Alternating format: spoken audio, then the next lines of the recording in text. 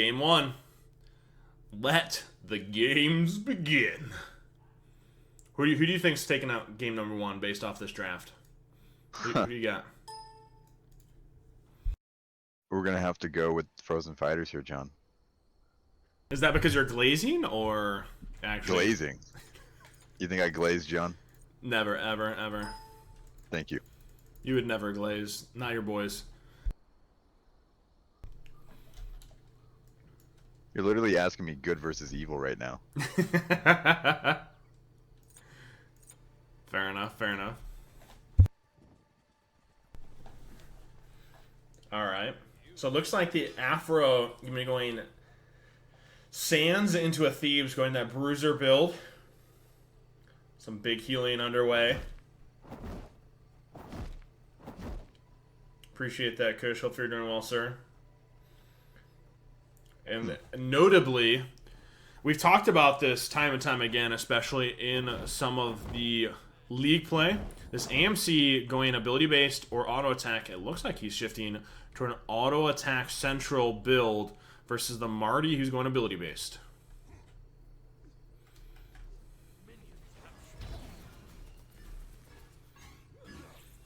That is a blink on Achilles and a horrific on this Fafnir, notably a Aegis for the Cthulhu.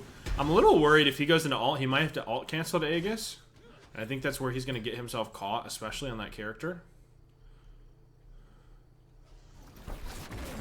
Yeah.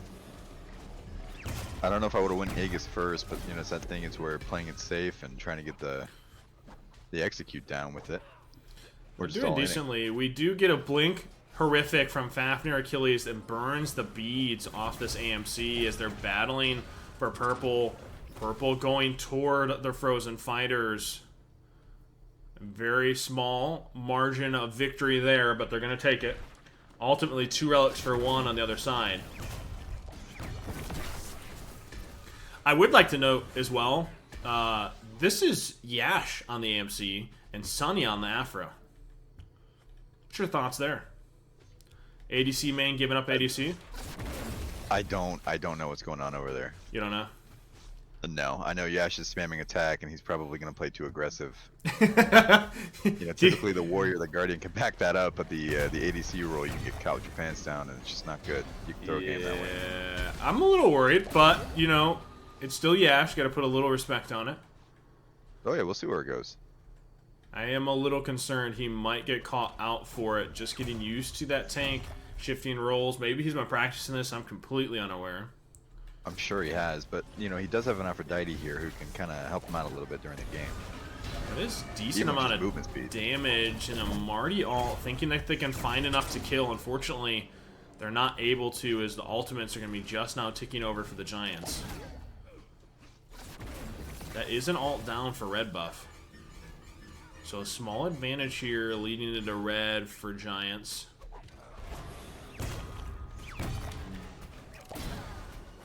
I'm just worried that sustain, especially second if not third item, is going to go heavily in favor of the Giants. So Frozen Fighters have to be a little conscious of that.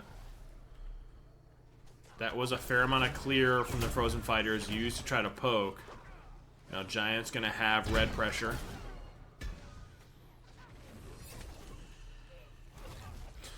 What do you think the win con for either one of these teams are? Obviously outside of Yash, W keying it. Oh. Well, I think you gotta get rid of the carries, John. There's the ults expended like I talked about, and he does it. He has to be able to ult cancel to get the Aegis off, and unfortunately stays in ult and gets executed. 2 ults expended. Unfortunately, just not enough.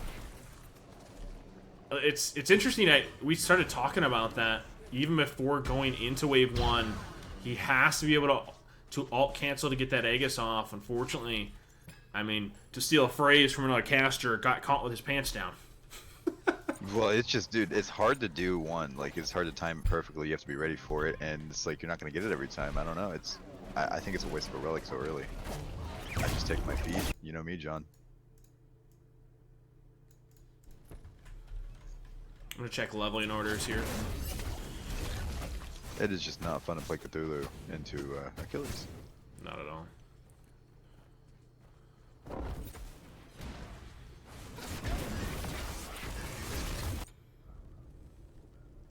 AMC leveling the 1. That movement speed, attack speed. Obviously going auto attack based. Should ask Michelle how she feels that Sunny's going around kissing other people right now. Well, it's men, so it should be okay. Okay, that's where we draw the line. Good call. Yeah, if my girlfriend gets mad at me kissing another dude, John, it might be on site type shit. Like, come on. How you gonna give the homies a kiss goodnight? Oh, yeah, that's how that goes. Okay. Duly noted. Horn Shard popped by this Afro, trying to get some cooldowns to help with the wave clear. So talking about the little bit of lead with First Blood. And ultimately, red-purple buff going in favor. Pookie with the big raid. Hey, girl. Hey, girl. Hey, hey, hey. Hey, girl. I love how you keep making fun of me for that. It's crazy. It's crazy. I love making fun of you. You do make fun of me a lot. It's alright. Accept it. Yeah, it's okay.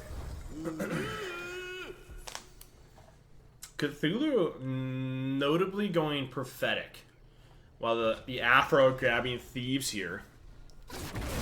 Appreciate the follow. Welcome, everybody. This is the first game of round number 1. All these matches are going to be best of 3s. So a long night ahead of us. Red spawning in. All ultimates are up. All relics short of Achilles' Blink is up. Red's pulled. It's being dropped as Fafnir zoning out this Afro AMC.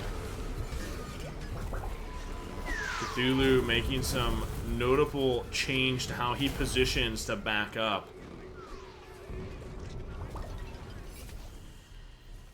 The damage from this Cthulhu as he pops Horn Shard. Red is picked up by Frozen Fighters. Excuse me, by the Giants, I lie.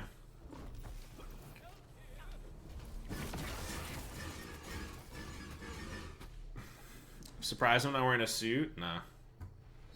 True, you should be wearing a suit, John. I appreciate you guys, but I wear suits at work, and I do not need to wear it here. This is my relaxation. It's not like I'm getting paid. At least the top, John. At least just the top, just the top. Yeah, Stand up inside my boxers. So yeah. No, I'm good. You might have to make a wardrobe swap before the final round. Oh, maybe I'll just like go grab a. Maybe you got plans right there. Yeah. Afro forced the ult just for the fear of the Achilles execution. I don't know if we needed to drop it as much as continue to hold it for the body block. However, not willing to take the risk. The real question I gotta know, do you think this Marty goes Blink? What's your thoughts there? No. You don't think it? No. He's not I think he's a... Not Giga Chad. No, he's not a Giga Chad. No, he's gonna be a coward today. That's where we draw the line. Are you Giga Chad enough? Fair enough. It's a double breastplate on the side of Frozen Fighters. And a Transcendence coming online for the Marty. I'm just worried. I'm worried this AMC Afro's not going to have the ability to survive this dive from this Fafnir Achilles with Horrific. Like, they're going to be able to facilitate this Marty so well. Red buff spawning momentarily. But they have Aphrodite. They do. But do you think the Afro finds the major value, especially on Bruiser, though? Do you have enough damage? I think she's just so annoying. Fair enough. Fafnir jumping into ult. We're prepping for red buff.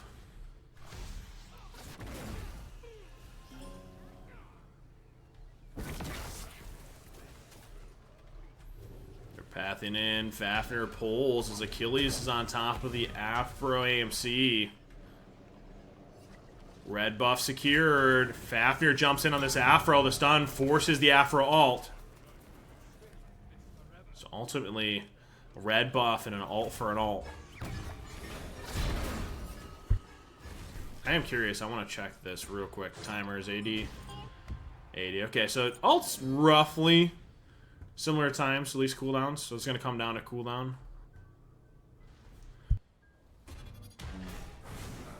The bait in. And the damage is there as she's forced to beach for the stun. The execution's blocked as the Afro didn't have ultimate up. Good body block by Cthulhu to make sure the execution isn't able to connect with the Afro. And unfortunately for the Marty, Cthulhu on top of him. But do they have the damage to still find it with this double front line? Is it there? And they're able to find it regardless. Horn Shard popped by Cthulhu, one member down.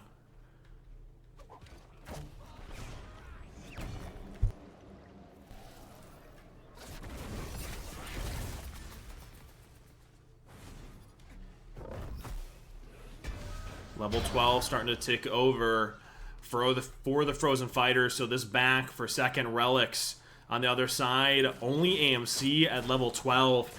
This spike could spell disaster for the Giants, especially when we start talking about these second Relics going into the bullfight. I'm a little concerned. Do we have enough damage between this Afro and Cthulhu to really kill this Marty? Or are they getting punished for this overextension on cooldown? I think it's got to come down to draft, right, Taylor? Absolutely. Absolutely. What do you think the way Frozen back Giants, in then? There is none. It's over. It's Jover? Is that it? Yeah, you have no words of encouragement. No, hey, here's the action plan for the Giants. Michelle's boyfriend dies. My boyfriend wins. Fair enough. My fault. That's where we draw the line. He's got to go down. He dies today. He has to go down.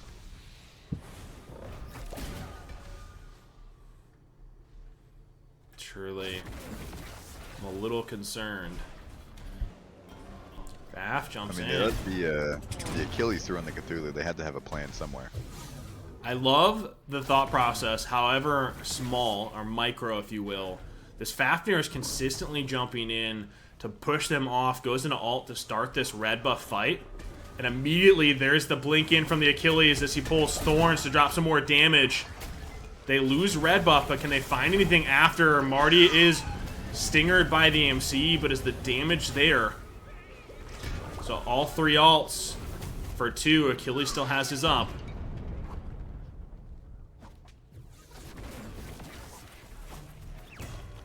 Fafnir jumps over looking for Johnson. What's your thought process now that Johnson doesn't heal towers? Do you think that's obviously a big healthy change for Joust? Yeah, it was kind of a silly feature, but there's not much of a point to get it now. Besides just having something to do when everything else is down. A little bit of HP 5, a little bit of damage, a little bit of extra XP. It's a little something extra. Yeah, it's just a little bit. It's not worth dying over. Before, it was worth dying over. True. It was worth fighting over that much. Cthulhu is being pinged out. He dashes straight into Achilles' loving arms. And honestly, they don't even need the execution when he's getting body blocked into a corner. They still end up using it just to secure one member down. And Fafnir Marty pull bull. This is that moment.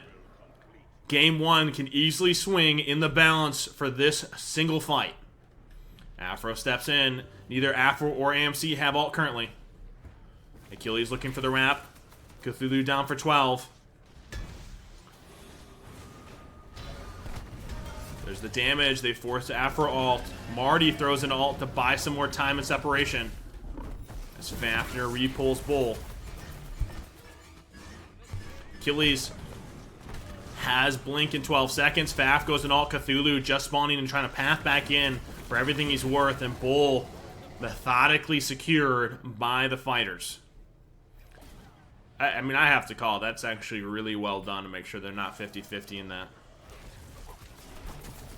I am a little concerned, however, when I'm looking at this leveling. That is a level 15 AMC when his other 2 team members only level 13.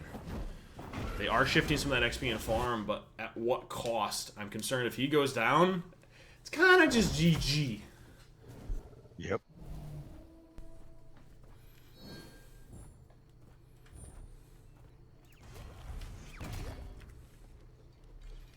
So we have Bull. T1 is neutralized. Can they secure it? Marty doesn't have ult up at the current moment. Cthulhu forced into all Afro, trying to get on top of this Marty. Marty, still no alt. Like, do they have the damage? It's a decent amount of damage on top of this Marty. Afro trying to close gap. Marty just gets alt and just in time as the Achilles Marty are chunked. It's actually a decent defense. They didn't get a single auto on that T1. You'd have to be happy with that if I'm the Giants. It's crazy. It looks like the win con for Giants is you just have to get on top of this Marty, force alt, and they continue to run him down, putting him in an awkward position with the sustain, especially with the Cthulhu.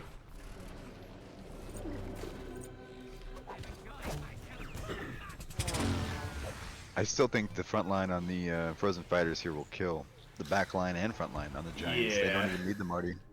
I do agree it's going to be a frontline diff, but it does come down to still execution. Bull is worn off, so that lead is gone. However, they are stepping in for a little bit of damage here.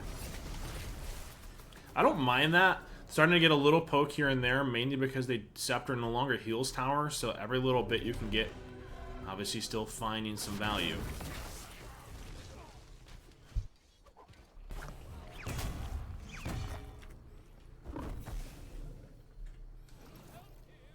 We are 15 minutes in. Cthulhu only at 21 stacks on this cloak.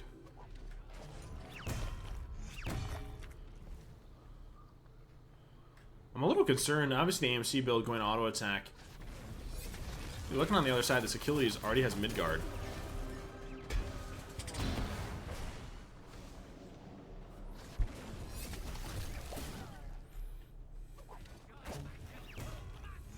I do love to see, and I would like to point out, look at the damage numbers, how it is staggered almost identically for both these teams. Giants doing exceptionally well to recover some of this mid-game. But how does that late-game scaling look? We might see a little bit of that difference, auto attack versus ability-based on these ADCs. Okay, half jumps in. Achilles has blink. He's hovering, almost lurking on the side.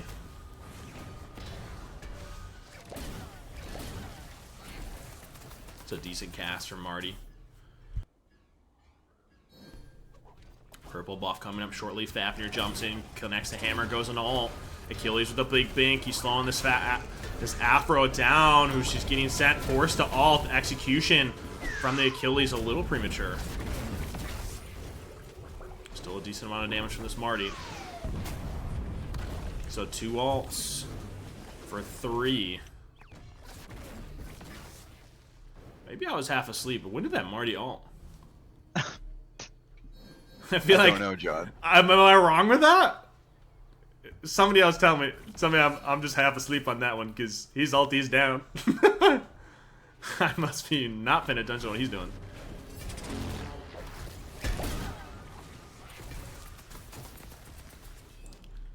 MC starting to do a fair amount of damage to this Achilles, even through that Midgard.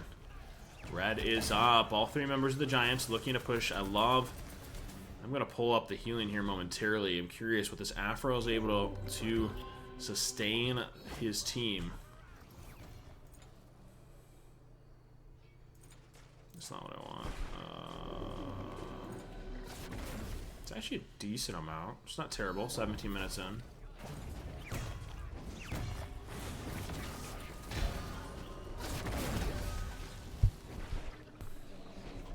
I'm actually still pretty happy with how Giants are doing here.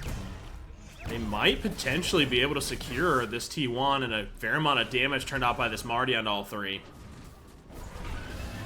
Marty goes into ult. Does he find the damage needed? Afro trying to close gap.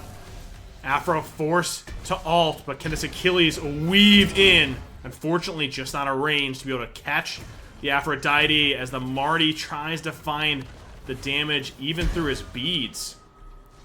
A little too late. Possible hesitation doesn't allow this Marty to catch the 1-2.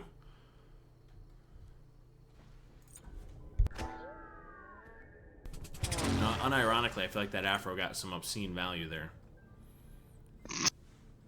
Listen, I know it's not something you want to be able to say, because I do not want to see Afros, but she did grab Marty, ult, Achilles ult, and Marty's beads off a little bit of a chase down on her. We've been seeing a lot of Afro recently in the ranked. It's not fun. It's not. The difference makes the is game there longer. is still one damage dealer, however, within the BBC rules. Within ranked, more often than not, they're running it as a triple tank, essentially. Right. So, And a just little makes the game different really there, because Joust just doesn't... Run out. They just want to see us die. Continue to play the unfun shit. I'm It's the okay. most fun, Michael. Oh, yeah. We can't take Taylor One slander in the chat. Not today. Michael. Thought you were in Vietnam. She has not left yet. What the fuck? Level 19 on this AMC, shortly going to be able to grab starter here. I love the positioning, playing this very slow, making sure the front line steps up long before this AMC ever decides to.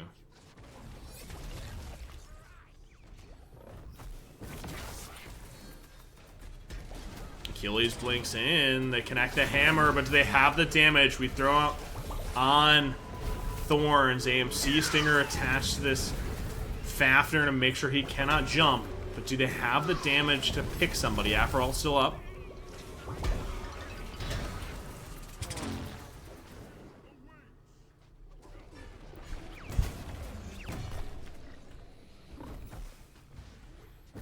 All three of the Frozen Fighters hovering like sharks. They're looking for a play. They are looking for a plate. Giants playing slow. They still have Aphro as utility. Both of these frontliners for the Frozen Fighters, both relics are down. However, both these ADCs, both relics are up. I want to start talking about this. Cthulhu went blink. What's your thoughts I there, would have sir? went that first relic. You First think relic. first relic? You don't need that Aegis. I would just flame the Afro if I died.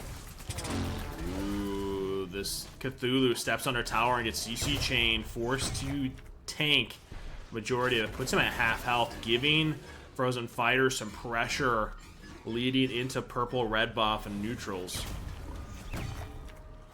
Alts are coming back up. I'm going to check a quick peek at what's his timer here, 23. This lead been somewhat staggered as the Giants, right around the bull fight here, being able to defend that T1 and neutralize the game as best they can to buy some more time. AMC level 20 now. Keeping an eye on when he's able to secure starter, while the Frozen Fighters, all three members, level 19. They're looking to push. Unfortunately not able to connect hammer. AMC's just now pathing back in. They're tanking an absurd amount for these towers.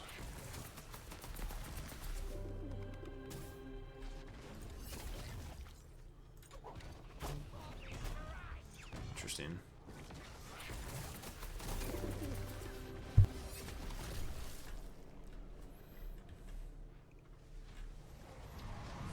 Red is up. Purple was placed on Achilles for the Frozen Fighters. Is anything that stands out in builds, Taylor? You like what you see, don't like? Looks like Achilles. I feel like they. Go ahead. No, I was just bringing back to the statement on AMC here: attack speed versus power. Obviously, your stance is you like the ability base, correct? I don't know. I think in this specific situation, it might help him more, but just mid guardian male, it's so impactful, especially with double guard or double front. I do think it's not great, only because you're playing into a Fafnir and Midgard. Fafnir with the disarm into his CC chain makes it so freaking hard to not want to go ability based. The big thing that stands out for me is this Brawlers and what I'm assuming is going to be a Rune Forge for this Achilles. Throwing on a little bit of damage late as they're trying to secure this kill potential going into these level 20s. All starters online for Frozen Fighters. This is a massive spike, while only the AMC for the Giants at current moment. I have to favor, if you're Frozen Fighters, this is that moment where you want to be able to see some progress here.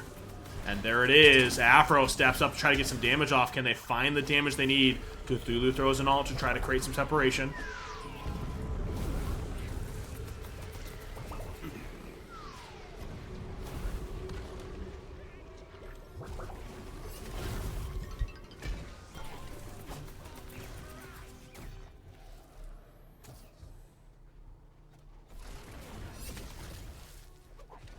Cosmo's statement right there is accurate. That is a fair one. Faf goes Midgard into ult. destroys Marty. They're looking for a fight. Do they get the chance to kill this Cthulhu? Marty forces Afro ult. Now going to be stepped up. A little out of position, but can they find the pick? Achilles forced to ult defensively as now the Giants are the one taking the counter engage. I do agree when you're playing into a double fizz, I would have liked to see a Midgard, especially on this Cthulhu, because it just absolutely screws over this Marticarus. Afro getting chunked down just a little bit. This T1 tower, only a sliver of HP left, and Giants want to step in to secure this. Af with a big jump in forces both relics off this AMC. You have a window of opportunity and a pause underway.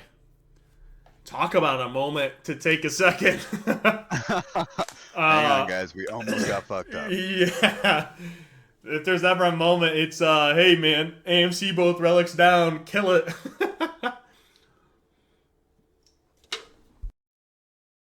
Surely Fafnir gets one more round of abilities. You just say go, right? Right. That's just it. You hit that go button. I mean, Achilles has blink here, so you have the ability to engage that. If Fafnir is able to jump in right away, he doesn't have ult. I mean, listen, you have 3 seconds. Surely it's a 3 seconds drop Sunder and you just full send. Pitbull loading back in. Giants have to recognize this all in. Afro or AMC could easily be the target. Do they have in those 3 seconds? You have 15 seconds. There's roughly a 10-second window, give or take. Or honestly, Frozen Fighters could just wipe Giants off the map. Unironically, a pretty decently important moment for this pause to go down. It doesn't heal anything. They made that change so it doesn't heal tower or bird. Waiting on Pitbull to load back in from DC. The Wi-Fi go crazy.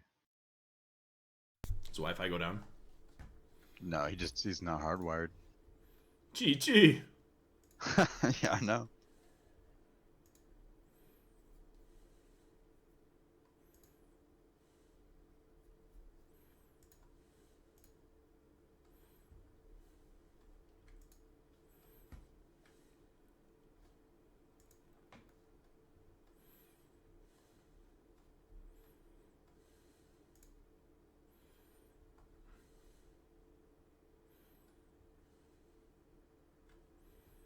Pitt has McDonald's Wi-Fi? True. Oop. That good. Alright. We have a window. Can they take it? Do they decide to take it? I mean, you have Achilles blink, right? Instead, they disengage. Fafnir jumps away and de-transforms. They decide to step in, and T1 goes down off those frontliners' backs. Surely off that, the lead starts to swing a little bit in favor, or at least back toward Giants as Red gets put on his AMC.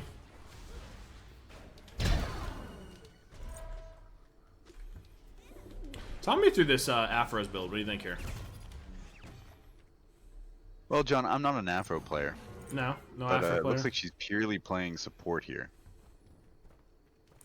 True, and she can go this alternate timeline because she's not the full DPS. So she has her ult, reset, defensive relics. Interesting. She's chefing. The Achilles execute goes through timeline, right? It does. Interesting. She doesn't. I think she's gonna save that ult, her ult for that ult, right? Predominantly try to anyway. And then have that alternate timeline for reset. Gives them potential to go for a big dive, especially with this Cthulhu blink. So a little something cheeky. This is only game number 1.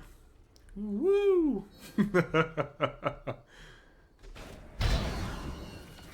These teams are gonna fight and claw for every bit of room they can get.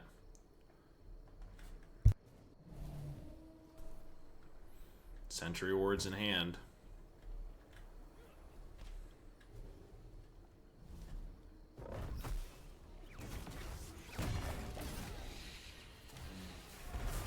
Big jump in by Faf. Actually forces this Afro ultimate.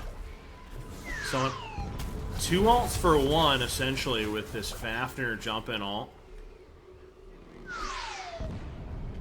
Can they find anything after? It's actually a decent window here if they find that opportunity. Marty getting poked out a little bit. Bull's being pulled. It looks like Frozen Fighters want to take this fight. This is round 1, game 1. And Giants actually stepping in behind. Bull's dropped. AMC with a potential look at Bird here. Decides to back off. Just them positioning to threaten Bird. Pulls Frozen Fighters off the Bull Demon.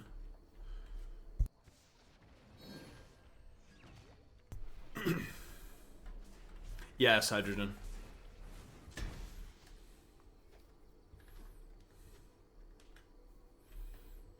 Giants pulling a red buff. Yeah, we're going to complete it. There's only, what, 4 rounds? I know it's not phenomenal for everybody, but just so I can watch a full set from each round.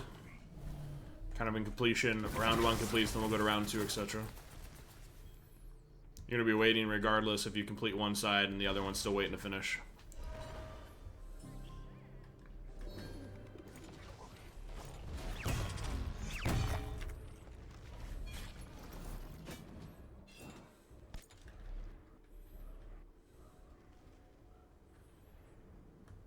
I mean, all starters, all builds almost online as you're just waiting on this final pickup here for this Aphrodite. Bull was at half, almost able to sneak it. Cthulhu looks like the target of a little bit of aggression. Marty getting caught out. It's the damage there, a decent engage as Cthulhu actually jumping in. Marty, a little bit left on HP, forced a relic. Is it enough damage? And Cthulhu able to find the finishing kill. Achilles execute getting blocked, and the damage comes through in spades. Wait a minute. Your boyfriend losing to her boyfriend. No, wait a minute. Here, this is fucking pissing me off. What is this bullshit? I can beat my boyfriend when he comes home. What the fuck? Achilles trying to get on top of this Aphrodite with a big blink. Unfortunately, it might be too little too late. 25 seconds on any ally coming in. Afro has ultimate up. Achilles just trying to do his very best to dissuade the Giants away from this Titan. But will it be enough, or will he go down? And the Frozen Fighters drop game 1 to the Giants. This is uncanon. This is just... It's uncanon? What timeline are we in? I don't know. I'm stronger. This is I'm not the smarter. real one. I'm better. I am better. Something's up. I don't know, man. All that happened is Marty stepped in front of his 2 tanks, get caught by the Cthulhu root, and they just said go. They just said go. And Marty just died instantly. No, I'll tell you what really happened. Pitbull, being the man he is.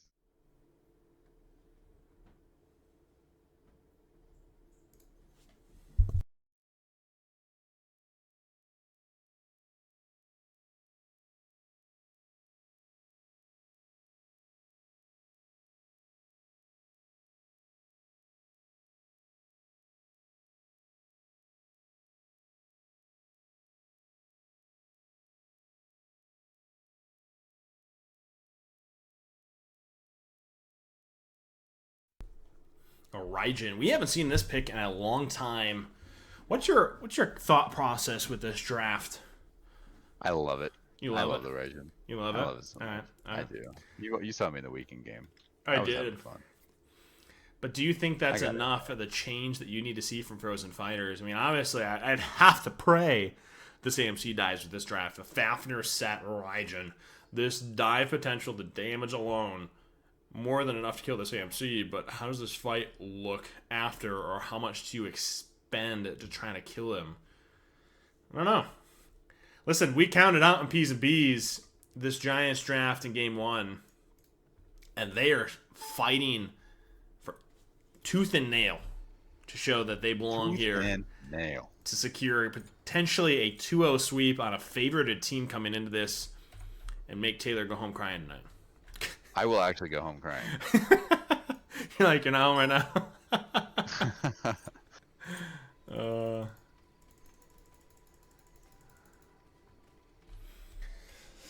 I mean, as you see it, what's our call out here?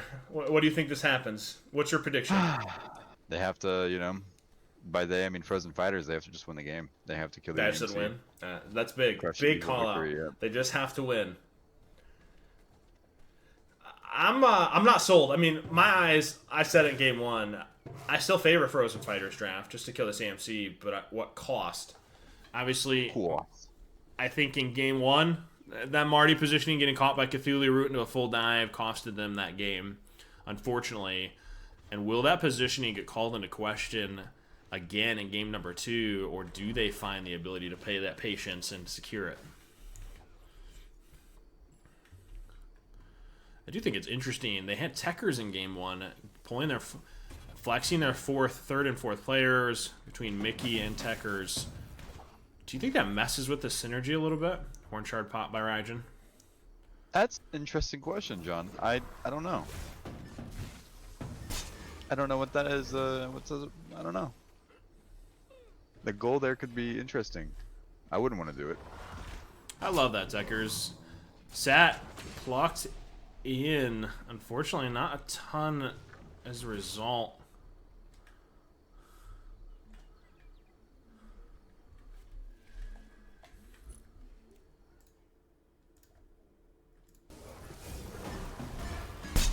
I mean, surely the build's just got to be... You're waiting for items, especially for the Sat, Fafnir, Raijin. Typically 2 items, they got to be running it down, right? You'd think. Maybe the set. I mean, you just need items for him. I will say, though, we talked about it prior... Oh, when Dirt was playing it, actually, but this Wukong going Thebes item 1 over a Runeforge Glat. A little bit of adjustment. What's your thought process in a double Thebes for the Giants? It's really hard to die on Sun Wukong with Thebes. You know, I know that. It's a lot easier with the Runeforge Glad, but... Just trying to give I do think himself a little Runeforge is a forgiveness. really good item, yeah. Okay. It's fair enough. All 3 backing for the Giants in preparation for red, excuse me. Well, Frozen Fighters able to get some wave pressure and potentially pull this long before Giants reach it. Actually not spawned in yet. Wukong gets pinged out. Is the damage there? AMC pulls red in the meantime. Wukong at half.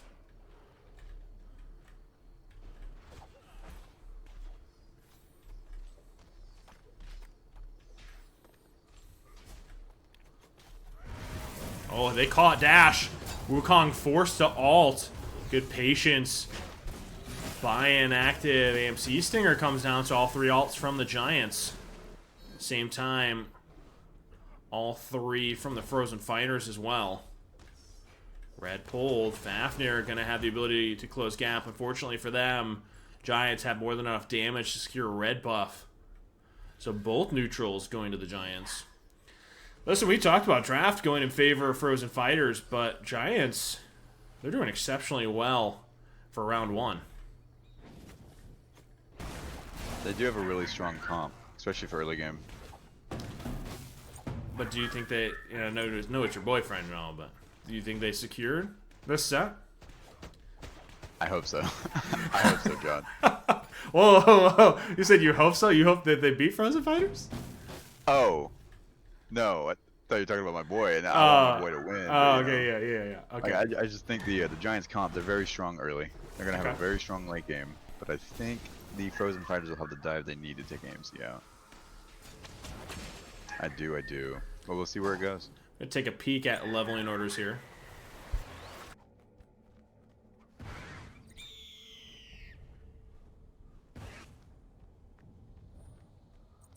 That's just not true, Michelle. That's just not true.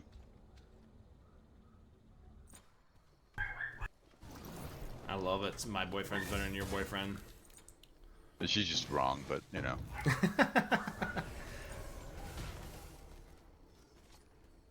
Johnson spawns in. All first items online short of this Raijin.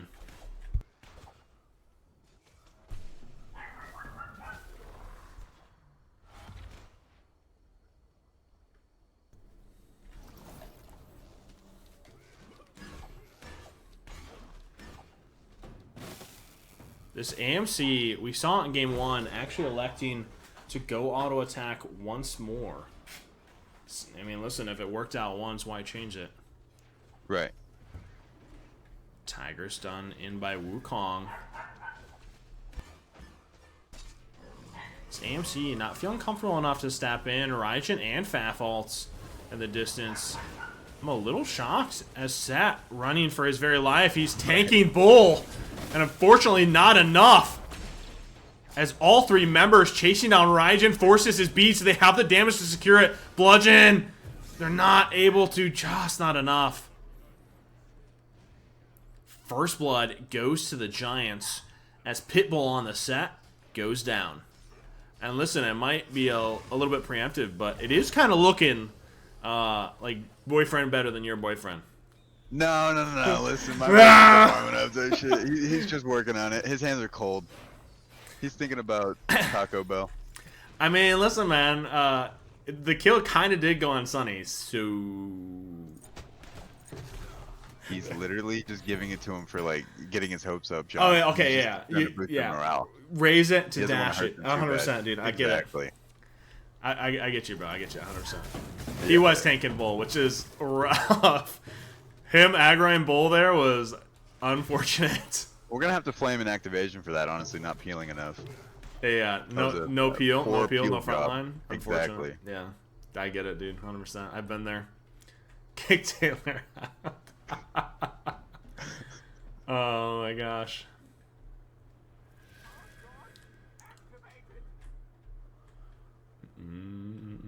Our boyfriend's crazy. Let's try to share it. They're getting some words on hand for this Fafnir for Frozen Fighters, as it looks like they're a little concerned.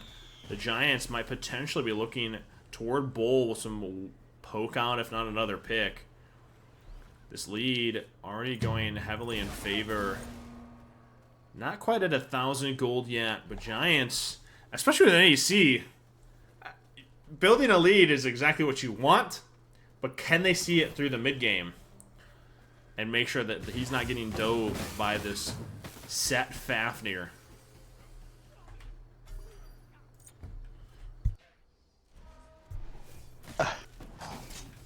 Faf trying to help his Raijin, but unfortunately for the Raijin, he doesn't have beads and puts himself in a position to get plucked. As Set trying to put any damage he can. I'm not...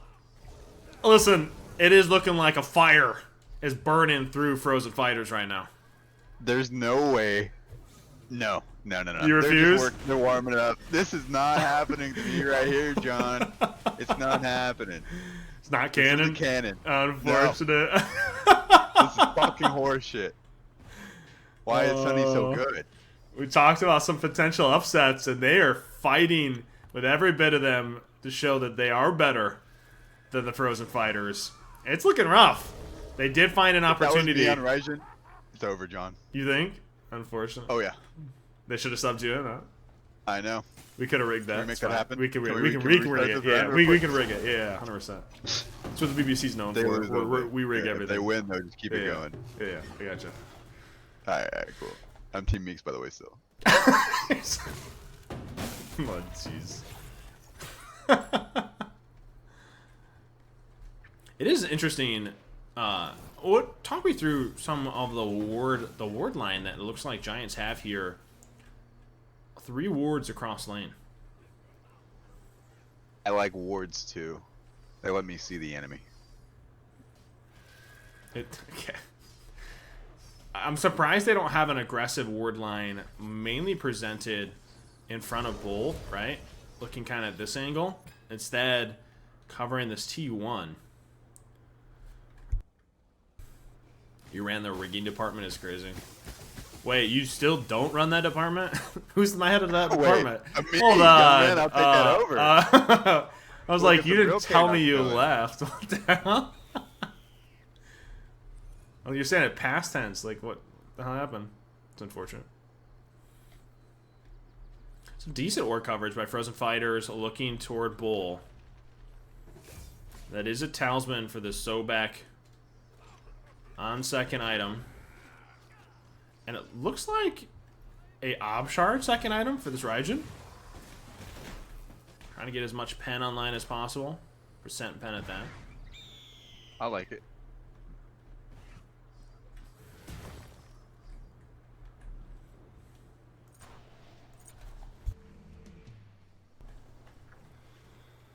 We talked about this in game number 1, and honestly, Cosmos was the one who alluded to it with this, more specifically with this Cthulhu. Going breastplate instead of Midgard into a double fizz. However, we could argue the other side of it, where Fafnir is so cooldown dependent. Grabbing this breastplate to get that 20% cooldown.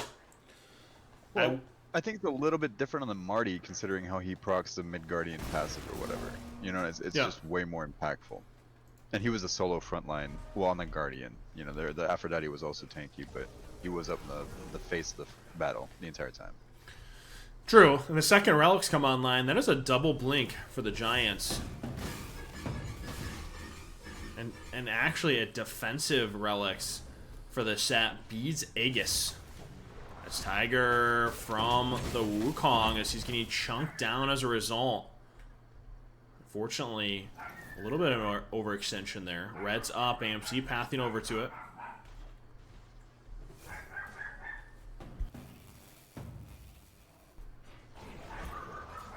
Sat actually throws into ultimate, goes over a wall, trying to look for that engage. Secures Red, but was trying to catch the AMC, lacking. Fafnir plucked into AMC, who drops ult. Raijin use ultimate to try to buy some separation for the Fafnir.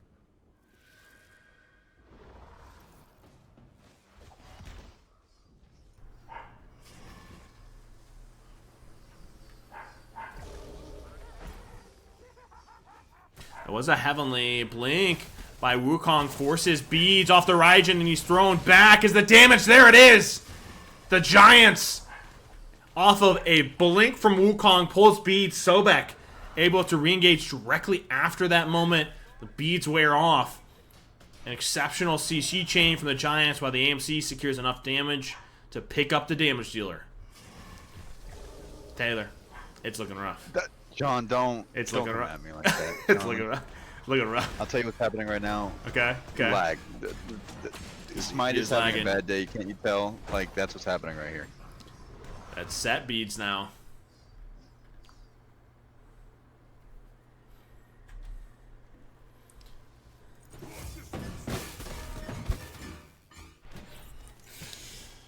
Kind of just dropping the ball. I'm a little concerned, and we haven't talked about it at all. This Wukong, he is throwing on almost full damage directly after this Thieves. You talked about some of that survivability, like he can't die with this Thieves, but do you think this is the build path? I am liking it. I mean, man, that Thieves makes you so tanky. You know, he's some Wukong. How you supposed to die? I mean, if it's putting in work, it's putting in work. He's putting in work. I'd have to say I disagree with at least not going a second defense item, but they are able to pick this Raijin off the back of it. But is it concerning late game?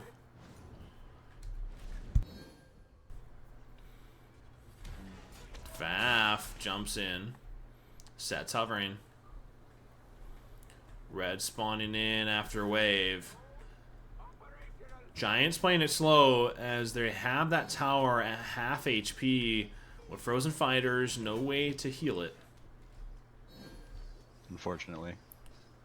No, fortunately. No offense, I do not want to see these towers healed. We called that the BBC strat, though. No.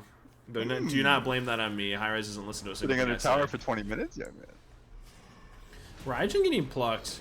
It's a little damage turned onto him, unfortunately. Sat's pinging out where this AMC is as he's hovering. Red is secured by Frozen Fighters.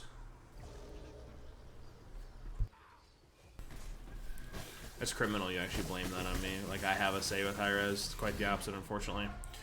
Faf jumps in. He's not able to connect the hammer to force it into ult. Wukong hovering as his blink is up. Sobek tanks a few shots to let this AMC get some autos in. Fafnir is going to be the target of the aggression from the Sobek AMC. Stinger was dropped by the AMC, forces Faf ult. Now, do they have the damage? Raijin forced to beads as Set's on the other side, looking for the 1v1. Faf goes in with this Set. AMC forced to relic. Is that more than enough damage is there? But on the other side, Sunny able to secure the pick on Raijin, forced to back in a distance. I was kind of worried of which one I was going to watch. Fafnir able to get jump off just in time, but immediately turns back around to help the Set potentially secure another pick on the Sobek. So both DPS trade, and both relics down on each. It's not a bad trade. We finally get to see a little bit of that double dive jump on this AMC. It's starting to come forth.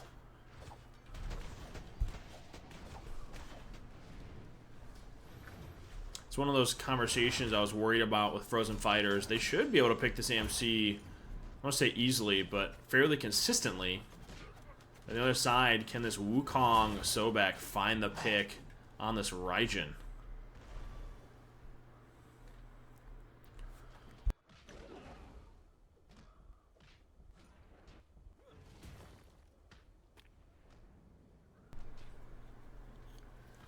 What is going on here, John? I don't know.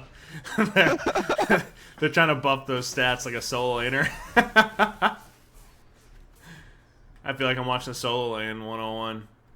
No, you hit me. I hit you. I hit you. We would have killed each other for it. True. Red spawning in momentarily. Raijin does not have beats for 30 seconds, and Sobek has blink. There is a window of opportunity. Set just pathing back to lane as red spawns. Wukong does not have blink quite yet. Raijin forced to sit back. If there's ever a moment to go grab red buff, I feel like now's that moment. Chevy Equinox would be pretty good on him, no lie. Chevy. AMC, neither relics available to him. He sees this Set lurking on the side. Wukong pulling red buff as Fafnir hovering red as well. They are able to secure the red buff and gets placed on this Wukong. Beads are up for this Raijin now. Seems to be an ever so slow of a game. Slow burn, if you will. A slow burn. We are starting to stagger this out a little bit. We're worried about some of it, but AMC gets dove by the Set, who didn't drop all. Happy 420, Jay Keen. Jay Keen? That is That's Jay my boy Keen. right there. It That's my is. boy. But You know, if he wins the tournament, he's buying me Dark and Darker. oh, is he? That's big. That's true, that's true. I need a burrito spin, Jay King. Your team needs it.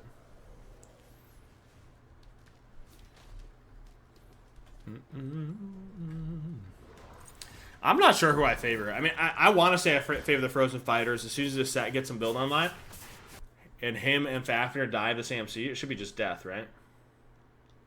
That's what we're hoping for.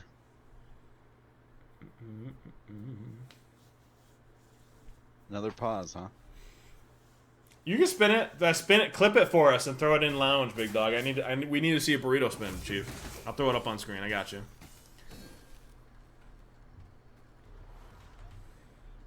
F you, Michael. Show with the sub for the tournament, i.e. League. Appreciate you, sir.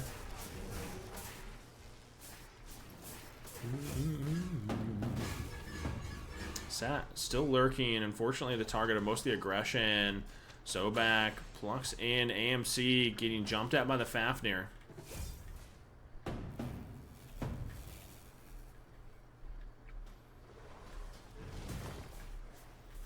Honestly, the big thing that's notable here is the level disparity, i.e. XP. Giants nearing starters. This Wukong level 19. These axe procs come online. Sobek with a beautiful blink pluck. Burns beads and ultimate off this Raijin. And Wukong getting talked back in, even though he only has thieves for defense. Enough, like you'd said, Taylor. Barely looks like he was it. I'm a little concerned. That's beads and ult off this Raijin. And Wukong has blink. I like this set's positioning. It's just enough to make it awkward. Unfortunate for this Raijin. Is he able to get dash off? He is on the other side, but does he go down? So one, can the set find the pick on the AMC, or will he go down and turn? So 1 for 2. Fafnir alone getting plucked as he's forced to tank this tower. The VOD will be posted later, yes sir. Faf forced to blink the Tiger Stung from the Wukong. I'd have to think with the damage build on Wukong, he should easily be able to secure this tower, which should ultimately a 2-for-1 and a T1 secure, and a potential red buff. That fight has to easily go in favor for the Giants, and does. Taylor, your boyfriend looking kind of rough. Boy. Sorry, if he pulls it out, we'll play the Giga Chad music. Don't worry, we'll glaze. It's fine.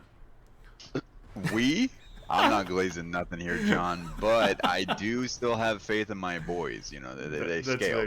They scale. Yeah, we're scaling. We are scaling for Frozen Fighters right now. It's all about scaling. It's all about scaling. It's all about scaling. How we doing, timer?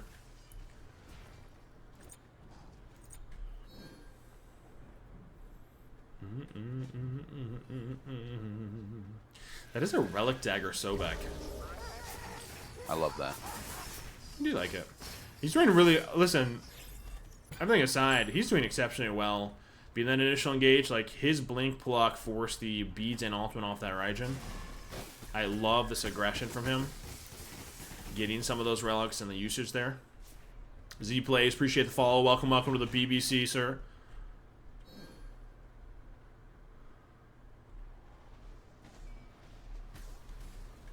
Wukong, excuse me while I'm kind of hovering here. They force Fafnir ult and set ult. So ultimately, that's 2 ults for 1 here. And Wukong didn't even use blink. That's a pretty large net win. I'm going to take Wukong ult for both set and Faf ult, because that gets rid of this kill potential on this AMC. With both of these ults expended, this AMC now pathing over to Bull based off that 1 play alone. I'm concerned they're like I mentioned, they're putting so much into killing this Wukong, but do they have enough here? The Wukong Tiger Stuns in. Is the damage there? Set. Does he survive? Raijin, just not enough damage to kill the Wukong as AMC secures Bull. Sobek running it down with Pride Wind proc. I'm a little concerned that Wukong is not dying. He's not dying. Him living there is so bad. I agree. Yeah. That's just... And you can't dash after it, because you dash after it and you're going right into that AMC's Lemon Arms, who is healthy from auto-attacking down. It's Wukong 4-0. On the other side, an 0-4 Raijin. I'm worried. I'm worried. That window, we saw their value. This Fafnir set have to go together, and they have to kill this AMC. They have to. There is no ifs, ands, buts about it. This AMC must die. Can they coordinate this together to secure that? And can the Raijin survive just long enough for that trade to go well, and for the 3-man to work these other 2 down slowly, as you don't have anyone who's auto-attack based. Raijin forced to beads, throws an ultimate now. That's both CC immunities. He's in a rough spot. The slow, just enough to avoid Tiger Stun. Here it comes. Set is on top of the AMC, and the damage is there. Sobek misses Pluck, but doesn't matter as he's in ultimate. The Pride 1 proc isn't enough. The bludgeon over the wall. Set trying to find it. Unfortunately for him, Mickey with a big pluck into securing a kill on the set. That dive did not kill the AMC. He is here and half health, i.e. healthy. Fafnir getting CC'd around, forced to double dive. They are trying to run it down. Can they find this AMC, or will it be too costly? They find him, but at what cost? As the Tiger Stun comes in, they're able to find a 2-for-1 once again and a potential bird. If this fights keep going that way, they're happy with this 2-for-1 because this Wukong is and has damage built in. 19 seconds on set. They could find some decent value. The Fire Blink's going to tick down this Titan at least to half health. Is this an end? This is 10 seconds. Do they have the damage? Is the damage here? Do Giants upset Frozen Fighters in round 1? Can they secure it off the double tank? And they do! Giants taking a 2-0 over the Frozen Fighters and a big upset. And Taylor, you're gonna be crying later. I gotta go for a walk. I gotta talk about something, John. I'll be back. I can't handle this defeat. I need to see the sun today.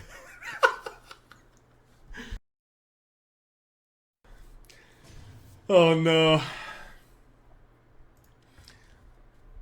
Damn. The fire beast size. They do lock in the Wukongs, so a Chiron, Sobek, some Wukong for debut, represented by Cody, Tasty Taco, and Voila, i.e. Yark 30 and Me Eat Crayons. On the other side for the heroes, Nano, Erupt Crimson, and Goopy B with a Jing Chen, Jingwei, and Bacchus. So double front line via double front line. Tasty Taco is in the league. This is his rename. Yark 30. Yark 30. I gotta pronounce that. We're gonna hold round 2, so no. All rounds will start together.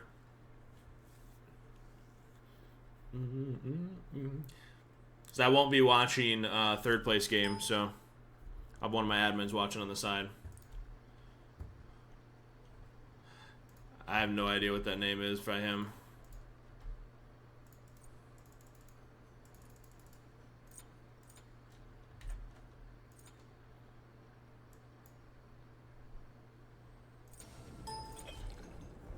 All right.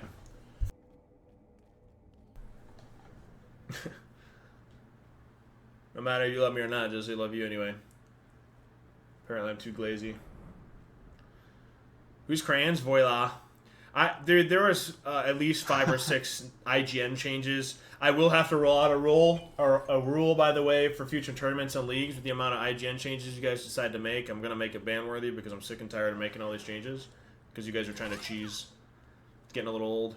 But ban them right now? No. It's just, you guys are actually just cheesy with that. Like, I literally had one person decided to change their IGN twice in one day. It's like, dude, grow up. Pick an IGN and run with it, please. I'm not going to change it 50 times. That rant's over. Game number 3, and a little adjustment already. We saw a Thebes from this Wukong, obviously giving them a chance to win. Instead, a Runeforge here for this Wukong. The Chiron going ability-based.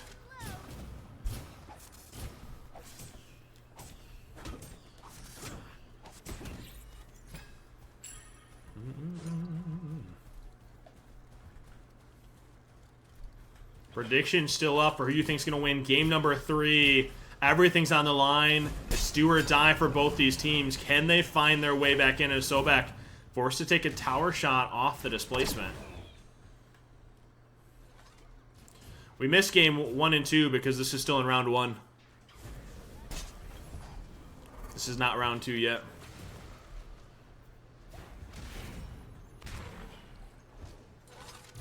Happy 420 to everybody in chat. Porn chart popped by Bacchus. I'm getting questions like it. Everybody is very clearly having that. Pot smokers. Disgusting. That's not even true. Jingwei actually plucked, and there's the value already. Being able to dash out of that displacement. Bacchus a little chunked out.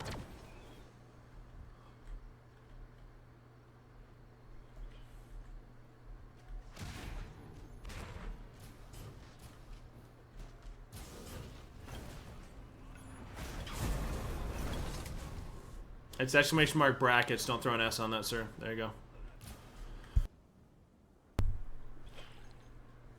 Purple pulled by Debut. I'm very proud of how fast you got over that loss, by the way. You did well. Well, John, it wasn't me, so it doesn't really. They actually caught a Wukong dash. Unfortunately, no damage, able to secure it. As Heroes doing their very best to clear a wave to go for neutrals.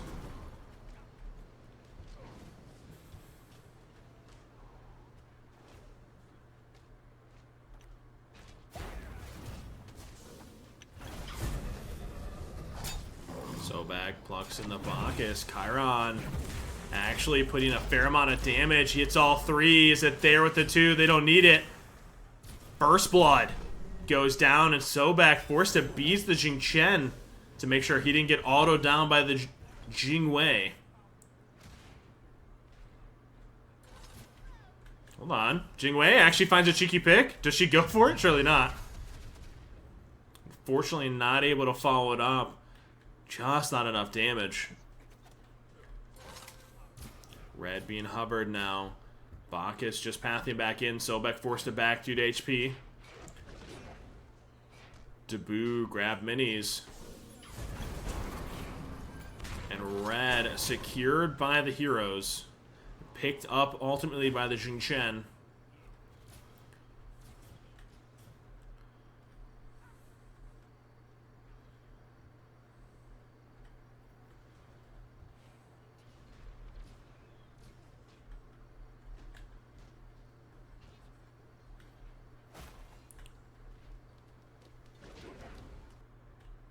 Another pause.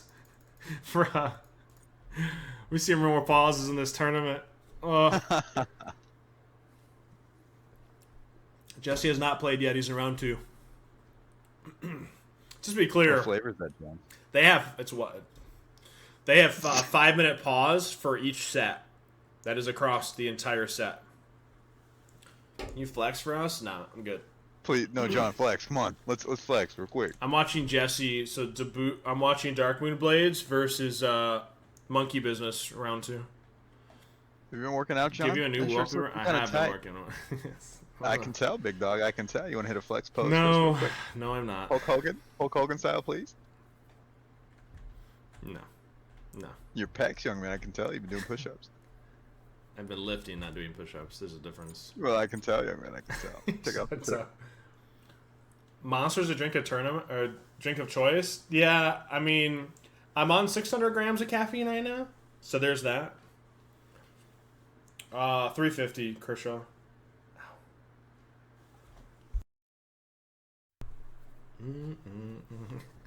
I'm 6'5" and almost 300 pounds. Yeah, it's a size difference, sir. Those are rookie numbers, truthfully. They're nothing special. That's why you don't talk about them.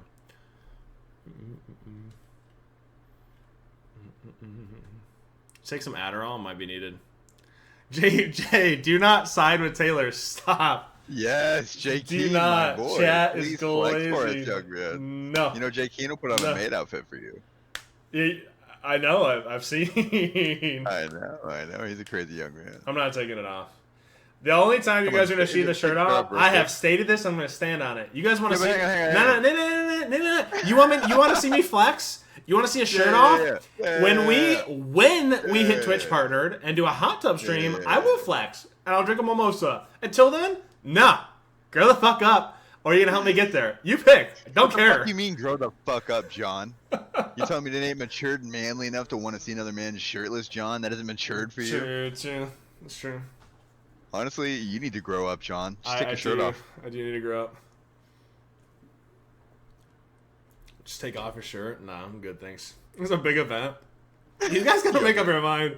What, you didn't wear a suit to this? And now we're just going, no, you should just take it all off. John, you should put the suit jacket over your shirtless body. It's a win-win. No. What do you mean, no? No. Alright, he's back The to DC. community wants what the community wants. Birthday suit? Jesus. Did you post your burrito spin in lounge? That's what I want to know. I don't see it in lounge. Hold on. Or did you? Oh, you did. Oh my god, hold on. Chat. Just we're on the same page real quick. Hold on. There we go, J King. Let's go. That's my boy. A brief intermission and a burrito spin by another fellow streamer, J King. If you're not following him, go drop a follow. Give him some love as well. Giving us a nice little burrito spin while we're waiting. Look at that smile. Happy 420, J King. That isn't 420. That's crazy. Right back into it. I do need that blanket. Man, wrapped up like a burrito, you know? It's crazy. I need one of those for sure. I know it's J King Day, young man. I do love your energy, sir. You do really well with that. Perma fried. So Dabu with First Blood being a little bit of the difference as they pick up a purple buff. We talked about it in our previous set. It's 1-1. Watching these rosters, watching the draft, what do you think the win con is here for either one of these teams to take it home? And which one are you favoring? I'm favoring Cody. His Chiron is just immortal. It's immortal. I do think it is a signature pick, but immortal is a stretch. You don't think he dies? If he dies, then what? We're on a cry? It would be a little rough. Nah.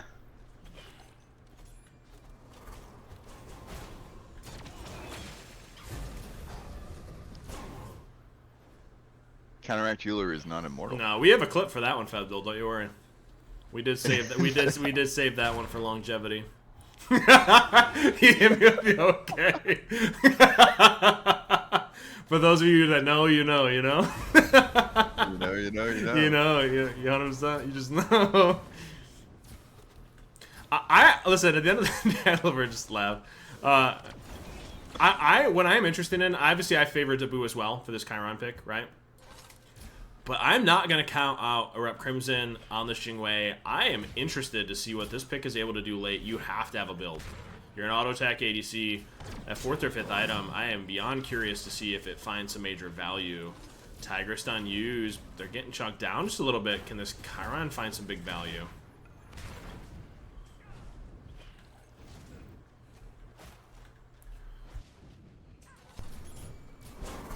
Rep Crimson is a phenomenal player. Fair amount of poke presented. Wukong stepped in to try to get some poke.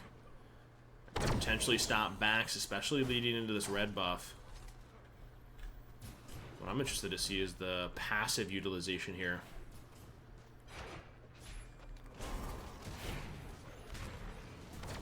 I'm going to keep it a buck. I do not know. Tiger Stun in by the Wukong. Jingwei forced to ult and retreat.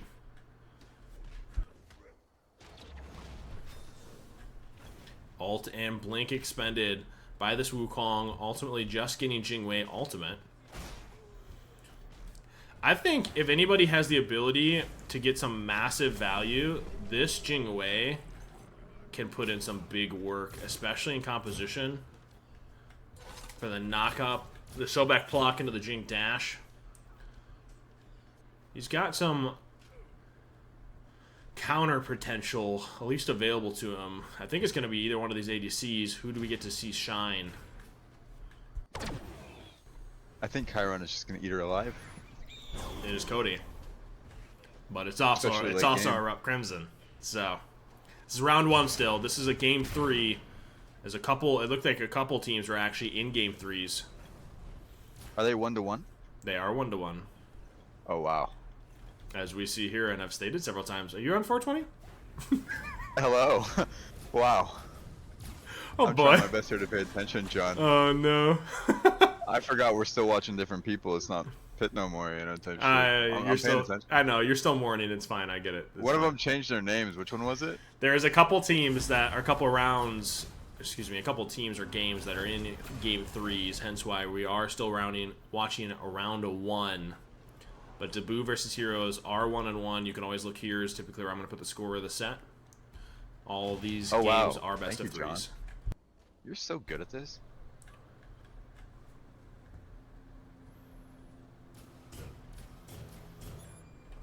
I'd have to think this Jingwei, right around this 3rd item, I want to see her putting in some big work. I'm a little concerned, though, on the other side of it. Is it going to be too little too late? As you start to get a build online for this Wukong, the lead already favoring about 1400. The XP actually surprisingly semi-neutral.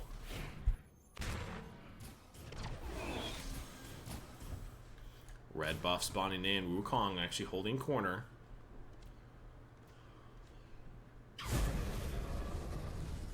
Nice little double stun here. Good cleanse.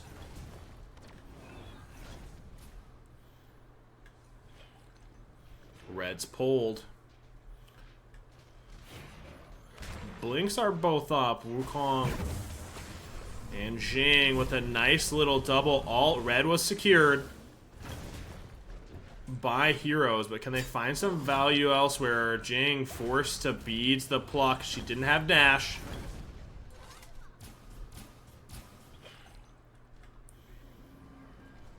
Good awareness there by Debut on this Sobek. The all-in, it looks like, on this Bacchus. Do they have the damage to find it once again? Might go down for the 2nd time.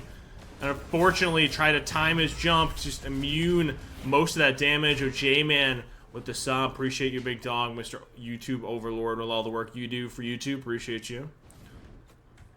We are still in round number 1. Watching a 2nd set of it. Forge procced. I love this attention to CC chain. Unfortunately, this Bacchus getting targeted for both of these kills. Goopy just not able to survive. You think it's the lack of Thebes going this breastplate into Pridwin? Do you think that's the argument we're going to make here, Taylor? I've seen a lot of people do it. I really like the Thebes, man. But, like, I understand if you're picking it up on another character and you don't want to get it twice over. Okay. But it's so valuable. I'm flickering through leveling orders here.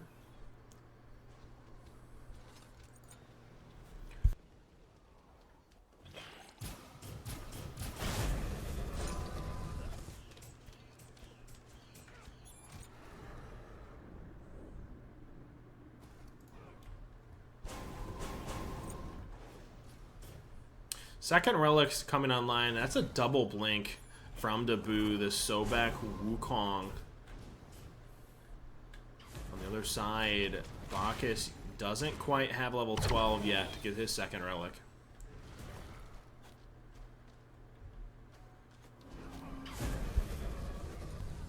The Jing passive to fly back in. Allow her to get some big backs off.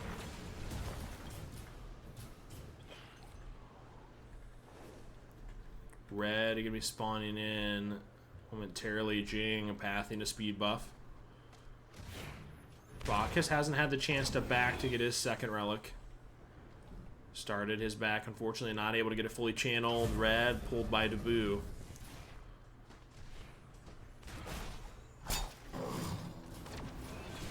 And Jing with the 1, able to steal Red away from Debut. More than happy to take that trade. Sobek paths in. Ultimate expended by Jingwei, thinking Sobek was going to pluck directly after the ultimate. Jing goes for a blink, but can he close gap? Tiger stun. Gets cleansed out. Really, really well done by Cody. Not even having to expend his beads or ultimate. You might just be right. That Chiron difference. Cody, a seasoned vet with this pick.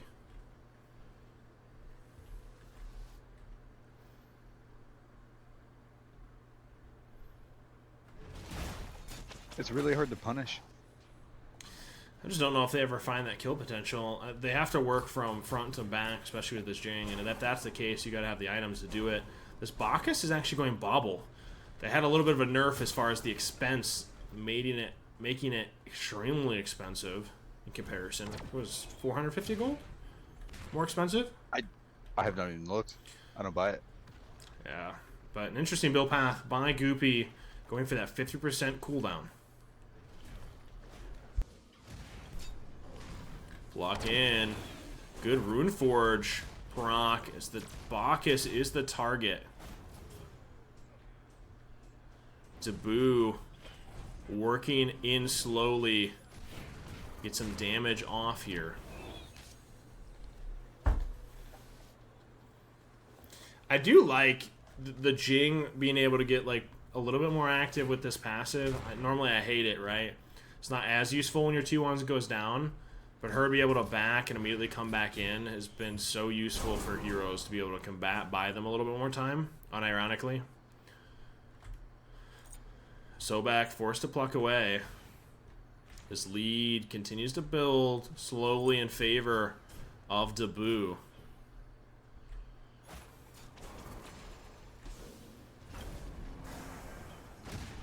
Oh, Chiron a little late on his cleanse, forced to beads.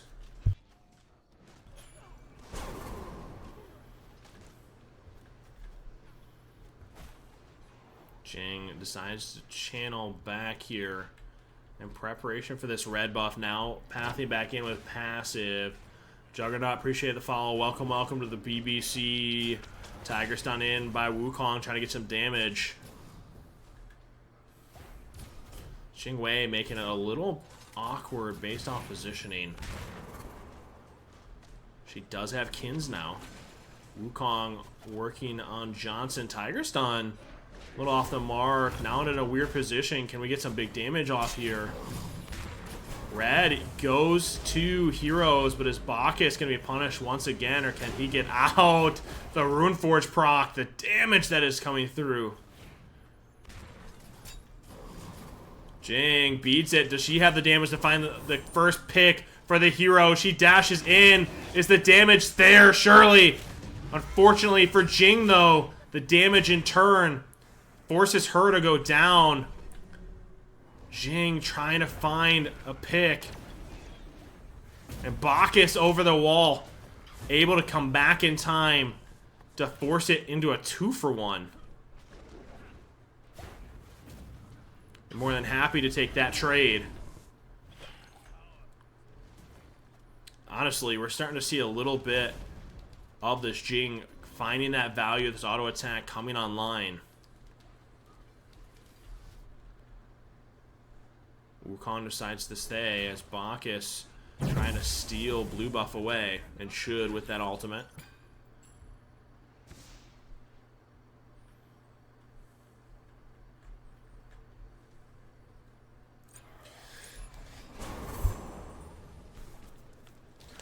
I want to ask you, this item we saw a little bit on, we saw a little bit of a buff. Talk me through Gemma ISO here, a pick up against Dabu being placed on the Jing Chen. What's your thought process here, Taylor? I'm not entirely sure what they're looking at it for here. Who built it? It's on the Jing Chen. The Jing Chen.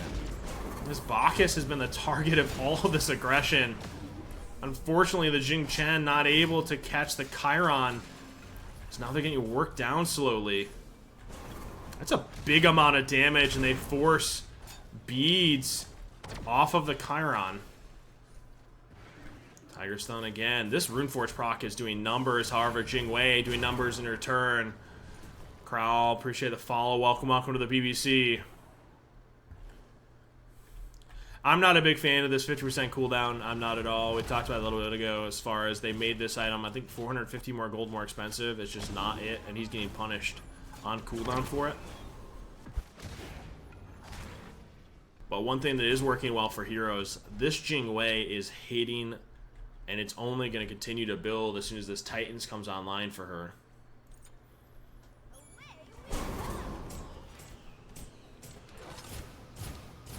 Wukong hovering with Bludgeon.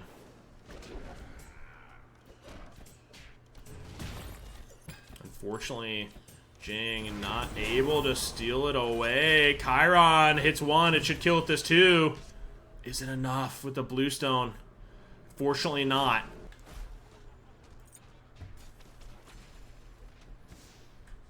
And, however, Jing pulling the Wukong back. Can they find this pick? They do. And a massive pick. However, can they find it again? Jing actually had his second jump to get out of tower, and Jing already back with his passive. That pick is insane, especially when you start talking about this passive for the Jing Wei to fly back in. Do they get the chance or ability to push here? Sobek's got to be careful. Jing actually dashed in. Oh my god. Dude, Krim is feeling himself right here. Does he find this pick? Bacchus goes for an engage. That 2 might be enough. Is it enough to kill? Aegis is forced. And the damage comes through from the Sobek with this Chiron ultimate. Taco able to find the kill, but does he survive? Beats the stun. Roar off the mark. And that should allow the Sobek to survive, killing this Jing Wei. This is gonna become potentially criminal. Oh no. Oh no. I can't unsee that. That's not, no. That is not good.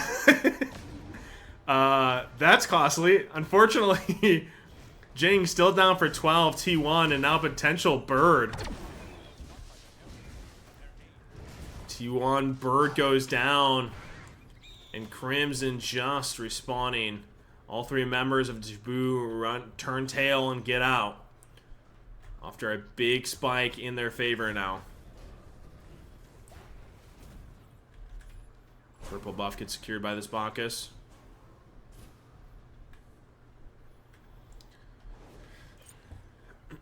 He is going mystical too. These gentlemen are deciding to cook in finals. They are cooking. They are cooking. I don't know. I don't know if I agree with cook, but they are chefing up something different.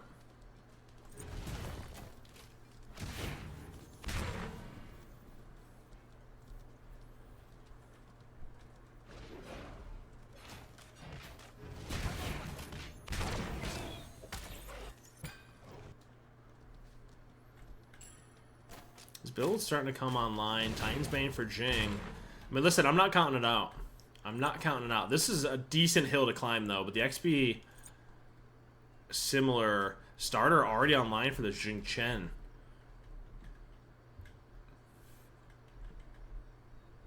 Surely it's just farm for starters for Naboo. It's gonna come down to that one fight, right? This auto attacker Jing Wei, if they win this fight, they can actually, if she survives, especially with this passive, they can run it down and win. I'm not gonna count out. Krim has the ability to carry it with this pick. It's gonna come down to how that fight actually happens. Both teams playing it slow as they're looking for these starters. Chiron just taking it over starter himself.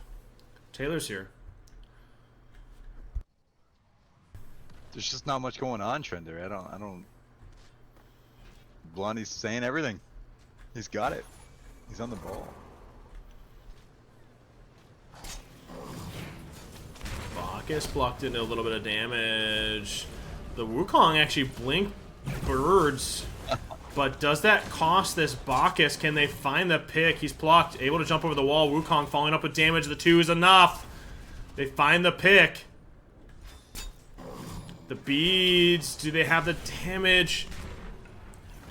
So double beads used there by the Sobek and Chiron. Can they find it? Is the damage enough? Tiger Stun comes down. Runeforge is there. The Jing Wei, the damage. The fire minions are here. Sobek missing a block. Jing Wei forced to take care of these minions. Doesn't have Oboe. Tailwhip pushes Jing out of Chiron abilities. Wukong actually backs. The bird comes up. Awkward timing as they're a little out of place, but is the damage there? Or does she have Aegis? She's able to Aegis the 2, but is the Sobek able to secure the pick in a pivotal one at that? 54 seconds. And unfortunately, just not enough Cody finds the second. Sobek gonna die to Titan it. And Bacchus, but the fire wave is here. 2 members strong. Bacchus is all that remains between Dabu and pushing on. This Wukong can surely solo this out. Bacchus is in a weird position. It has fire wave. Has to deal with this Chiron. And unfortunately for him, just a little too much to be able to fend off himself. Dabu secures set number 1 of the day and goes on to quarters. Yeah, that's expected right there.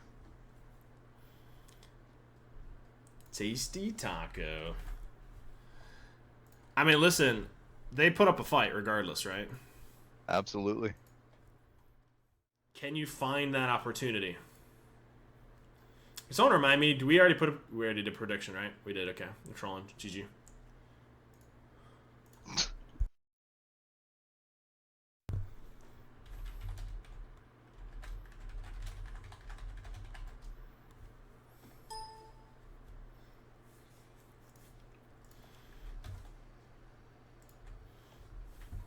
Alright. What's your thought process on this Dance of Burrow? Think it's troll? Do you think it's value? What do you think? I have seen it be troll, and I've seen it be extremely valuable. It is, like you said, the pilot. And who better? Hydrogen here. It is hydrogen. I was say, who better to do that than hydrogen? Now my eye is immediately going to builds, though, right? So it looks like the Danzaburrow is going to be that full damage. It's going to be going ability-based. I'm keeping an eye on builds here for this double mage. Are they essentially going 3 damage? Okay. Interesting.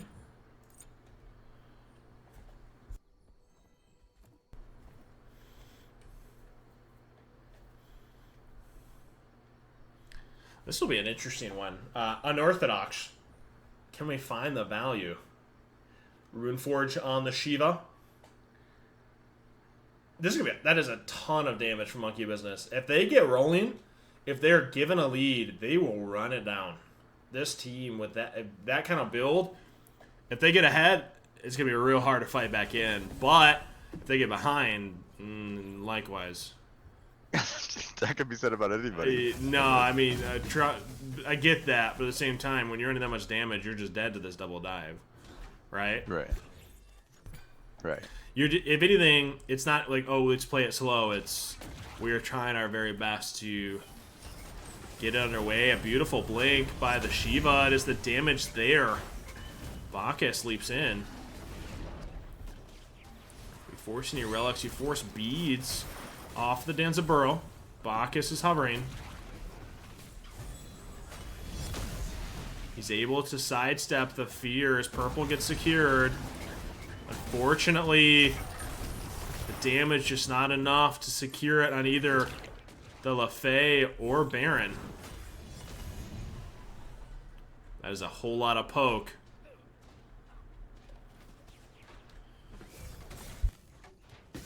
Oops, nobody yelled at me. Apologize.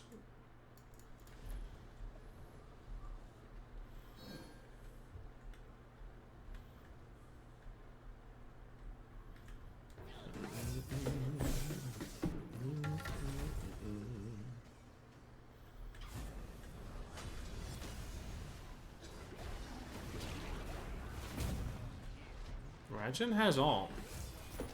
Ooh.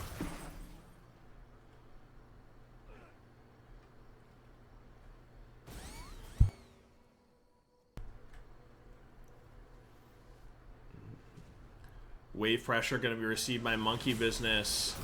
Immediately head toward red buff here.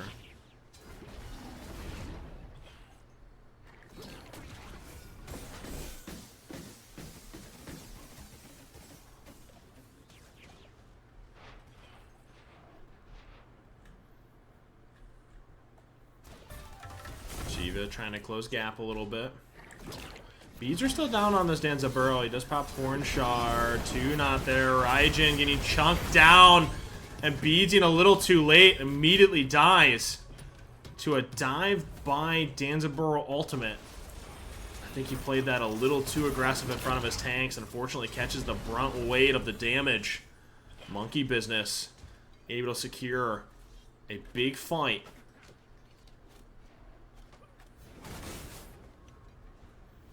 Bacchus jumps in, ults, able to secure the red, but does he go down in turn?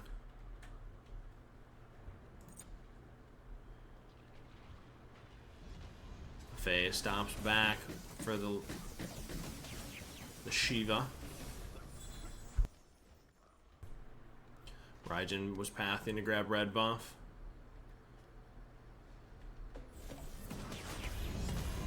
Red being invaded, or blue being invaded, excuse me. What do we secure by monkey business? We get the stun. Can we get a big damage? Oh my gosh, just not enough damage is there. And Baron criminally able to survive. Shiva now the target of all the aggression as Danza Burrow not able to secure the pick either. Oh no. The one with that bounce, the curve goes around the wall. Unfortunate. Butterfingers on both sides, young man. Yeah. His health bars are kind of wild. Checking level orders here.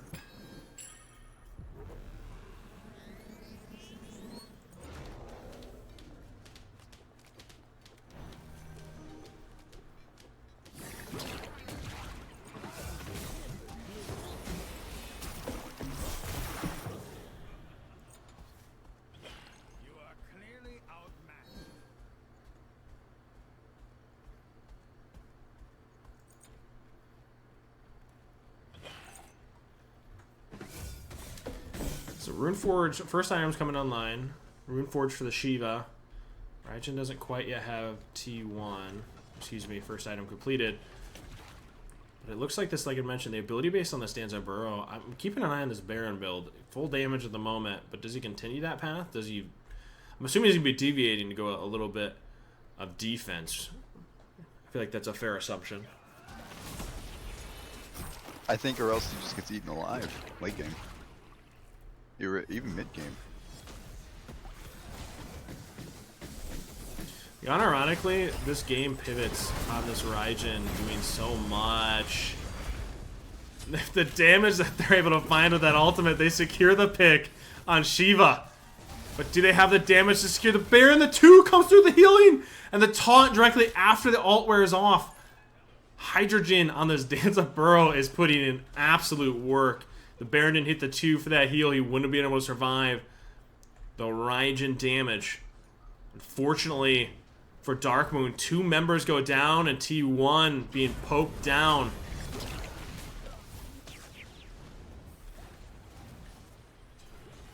Is Danza Burrow meta?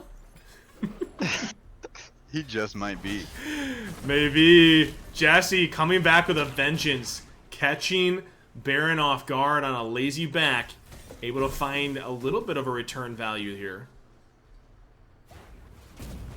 He might be. You think? Chad, do you think Danza Burrow is just it? Or do you think Hydrogen is just him? I don't know. Remains to be seen, I guess.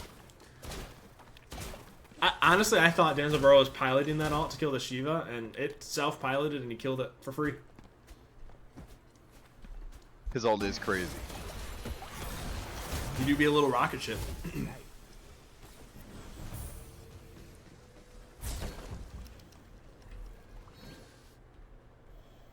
Self-peel, true.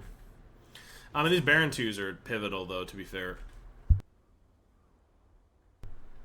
That is a breastplate coming online for him for that 40% cooldown. I do want to hover this. Talk me through this item pickup for this Danza Burrow. What do you think this value is going to find here? I don't know, young man. I don't know the Danza tech like that. I truly don't. I didn't even know he had a heal. Does. The Bacchus being focused, like I said, in P's and B's directly after that leap. But can this Danza Burrow find the value with ult? Unfortunately, it gets blocked. But do they have the damage to find that pick? They do. And they find a double. Darkmoon coming back and coming back swinging. Is the damage there to pick it? They're body blocking her in. Can they get a full deicide or does she survive?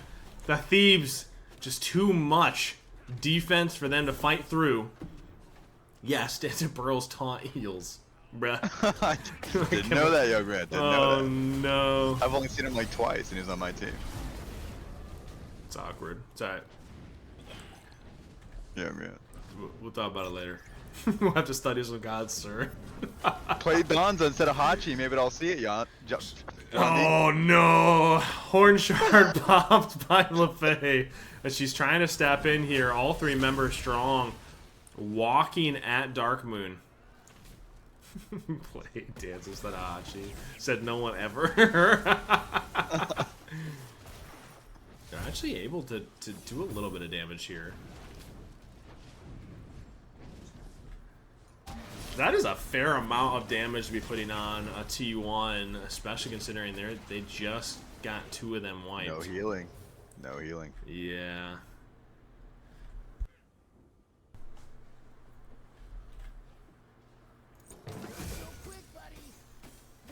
I mean, it's Bruiser Mages. I mean, surely these tanks hit 3rd item and then we just win that as Dark Moon, right? You would hope so. I think so much of this comes down to this Raijin. And how he's piloted, he has to get his damage off. I do like the Raijin pick. I do, but do you find the value is the question, right? Oh.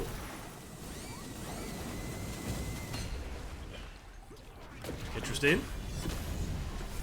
A little bit of aggression there. Shiva with the blink. Can he find the taunt? Oh, he needed a taunt there. The Heavenly was dropped to get away from the ults. So Raijin, ultimate down, throws backward because of the damage. Shiva is putting in so much work, dashing away from the Baron 2. Baron throws an ult for the CC immunity. Is the damage there? That is criminal. Shiva thought about going in to secure the kill. Unfortunately unable to. He is surviving somehow, some way. Bacchus able to steal away the blue. This is almost dead, even at current game state. All members looking to channel backs now.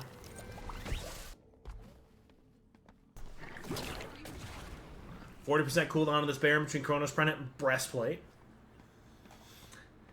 I have to see some magical defense on this Bacchus, right? Like, he's getting focused post-jump, especially into 2 mages, Bruiser mages at that, and all we have is the Steeps. Right? Would you have looked for Pridwin there?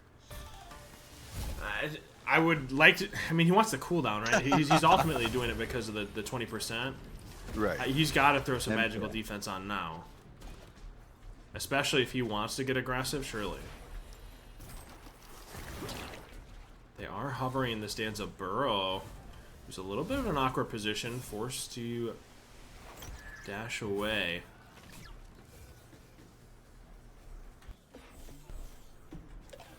They are looking for potential wrap. Red is secured. Shiva gets on top of them, and LaFay is forced to ult. Some big value there. The tanks are getting tanky. I know, it's white girl music. I apologize. I'm enjoying it, though. Jakin loves white girl music. He's doing the burrito spin listening to this song. Danza Burrow getting blinked on. Forced to Relic just to get away. Unfortunately, though, Bacchus getting turned down ultimately. The damage. We are getting tanky enough for Dark Moon to look at these dives. So much use, like we've said it before, a Relic Graveyard for monkey business. As LaFay is getting dove by all 3 members. Do they have the damage? The Raijin is able to find it, but the Danza Burrow did dash in.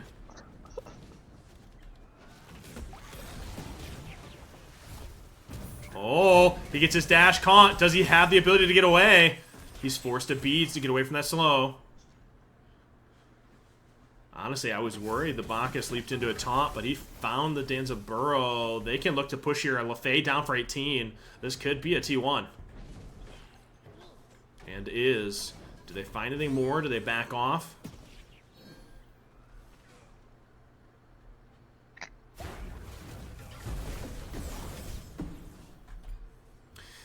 Dark Moon finding their footing. Obviously, Monkey Business had some good value early, but do they have the survivability late? Danza's actually stepping in. Can he secure this?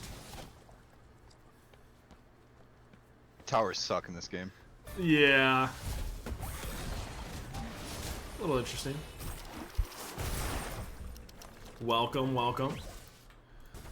Assuming they're pathing over to Bull here. Raijin does have red. Danzaburo just backs. This should be a free Bull Demon. As Bacchus is zoning. The Fae, I'm assuming, catching just an idea of what they were doing. So Danzaburo, LaFay, do they push T1? They don't. Okay, so they give, and they're just going to hover red here. Actually, Danzaburo looking to backdoor T1? Question mark? No. Okay, so Danza going down towards speed. Is he proxying? Surely he doesn't proxy, right? Okay.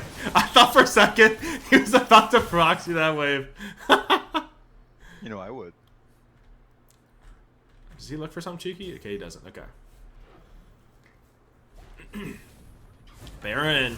I'm a little concerned. He's here alone. Good Raijin ult. Danza burrows in ult. Can he get on top of him? Raijin forced to dash away. And Danza burrow. Now the target of both these members. The Heavenly not going to be enough to get away. The taunt thrown to try to buy himself a little bit more time. Raijin's here. Dashes in. Is the damage enough? Good Aegis by the Raijin. Second member in a full deicide. Dark Moon wiping all three members of Monkey Business to secure game number 1. Nicely done. So Danzaburo is not meta. Confirmed. No, I'm just kidding. Sorry. No, that was just one game, young man. What's That's next? okay. Can't say that. It's rough though. Yeah. Dark Moon securing game number 1. What do you think? What do you think? I think draft, young man. I think draft. You know, I like that Baron first pick. They're just not scared of it. See, okay. We're seeing this together. I don't think they want to win. You're seeing that, right? Chat. I'm not blind, right? That's a Giannis into a Sobek. Right? I don't think they want the win today, Blondie. We have money on this game. We have money on this game. Okay. Okay. I mean, all right. Listen. They're cooking. They're cooking. Yeah. All right. I'm gonna drink some more Monster. Apparently, I'm not really sure what we're cooking, but we're cooking.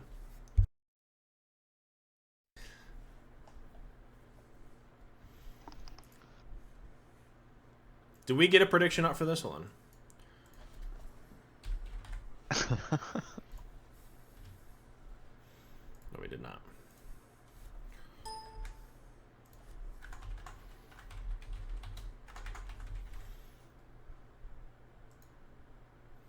I'll give you 2 minutes. What's your prediction here, Blondie? Shoot. Hold on. Give me 2 minutes on this. All right, there's your prediction. 2 minutes to vote on who you think is going to win game number 2. I mean, truthfully, I think you gave him Odin. I think you haven't learned your lesson on that pick. Odin right now is stupid. Stupid. Agreed. And I think you just picked 2 characters that can't jump over that cage. So, yeah. I think enough said. I think the bigger thing that's notable is you picked a Giannis into a Sobek. That's rough. Especially it being Kato, one of the notably better Sobeks in Joust, let alone this league. Yeah. It's gonna be interesting. However, you have T-Souls, right? On this Soul. This is his favorite pick. It's his. You talk about comfort pick. This is his god. This is his god. It's synonymous with T-Souls. So I'm not counting him out, right? We talked about some of the drafts prior, counting that out. I have to call this out, though. I hate it. I hate this pickup. You picked up a shell into a Sobek. That's a shell into a Sobek. And already, First Blood, as this Giannis is not able to survive into this double front line. And a beautiful call out. Dark Moon able to secure First Blood wave 1. GG go next? Yeah. Say I'm worried. I mean, we all know this, like, cash is on the line, right? I know this is quarters, but, like, boys. Boys. It's a little rough, a little rough.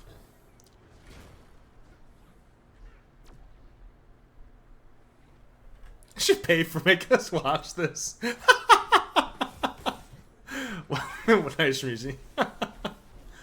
Unfortunate. I don't know. I love Giannis. Giannis and Scylla, probably, unironically, my favorite two gods in the game, even though people are like, you're an ADC main. I love those characters. They feel awful right now in Joust. Let alone just Sobek Odin. Listen, I'm praying. I'm not praying on his downfall. I'm praying they find some value on that pick.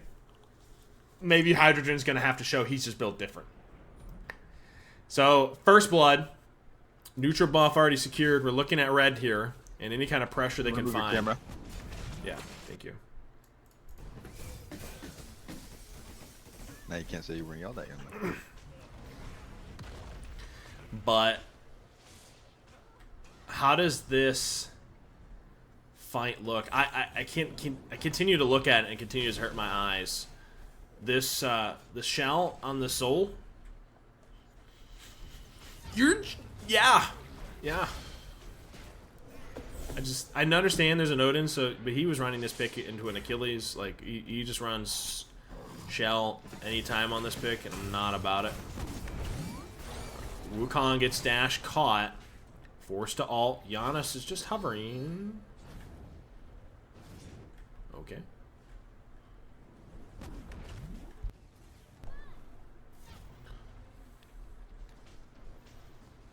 Raijin and Sobek go to speed. Fortunately, Giannis Portal not breaking Odin's shield. Check leveling order as teams are starting to channel backs.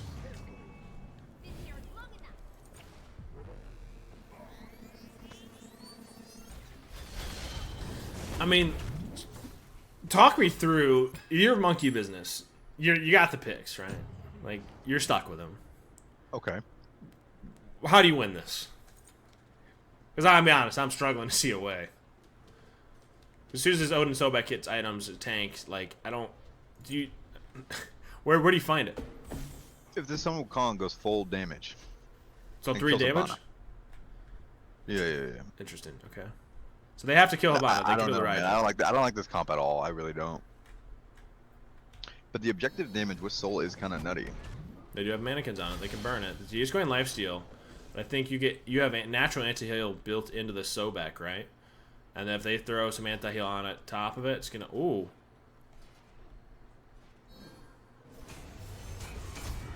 Huh. That's a tablet on Giannis. Okay. He's trying to get active, consistently poking to stack that. Okay. I mean, I can't question him. He's obviously a better mechanical player. I'm just curious in the build path we're looking at here. Proximity ward for the slow used on this Wukong. Red and purple. More so red gonna be looking at here shortly.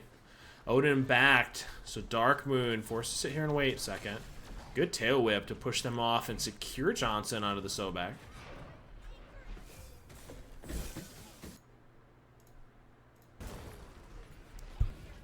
Giannis actually able to secure red buff. Soul able to get dash off to get out of danger. So red buff secured by Monkey Business. That First Blood going to be the difference maker thus far, though. Giannis continues to try to get some tablet stacks here.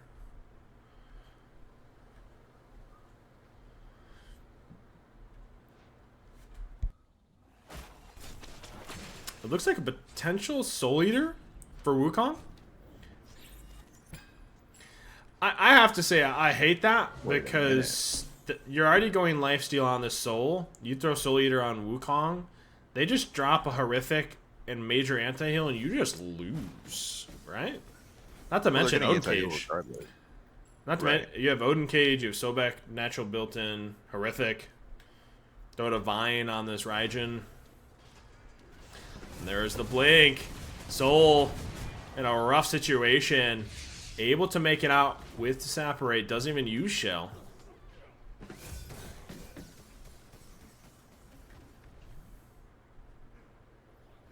I'm surprised we didn't drop more ults to kill that. The Soul? Yeah. That engage, we didn't drop Raijin ult. Ooh. Raijin standing up against the mannequins. Raijin is getting full dove. Good fear away to buy them some time. A Hydrogen from downtown with a beautiful Giannis snipe. Said I might not be the pick, but I'm him. That's how they win right there, young. That is how they win. Act like, appreciate the follow. Welcome, welcome to the BBC. Yeah. Listen, I counted out the pick, but it's still Hydrogen. That is a beautiful snipe from range. Giannis gets backstopped, but should be able to survive here for free. Just trying to portal away. He's got to be careful. Odin's waiting.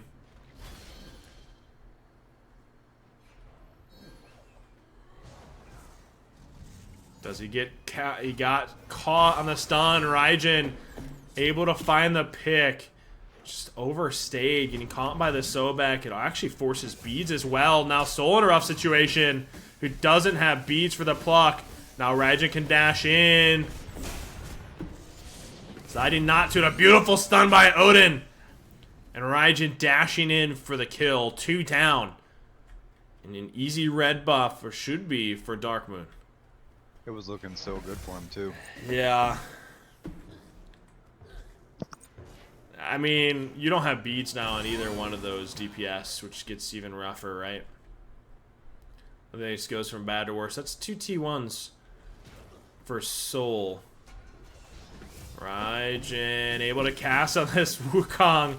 Odin drops ult and no Phantom Shell online yet for Monkey Business. It's looking a little rough. Looking a little rough. It is looking a little rough, John.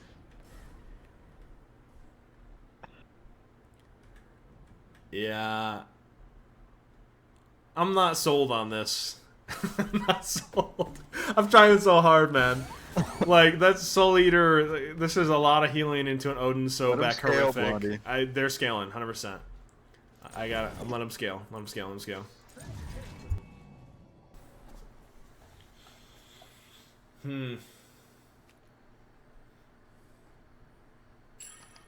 But I honestly like the late game of Dark Moonblades too.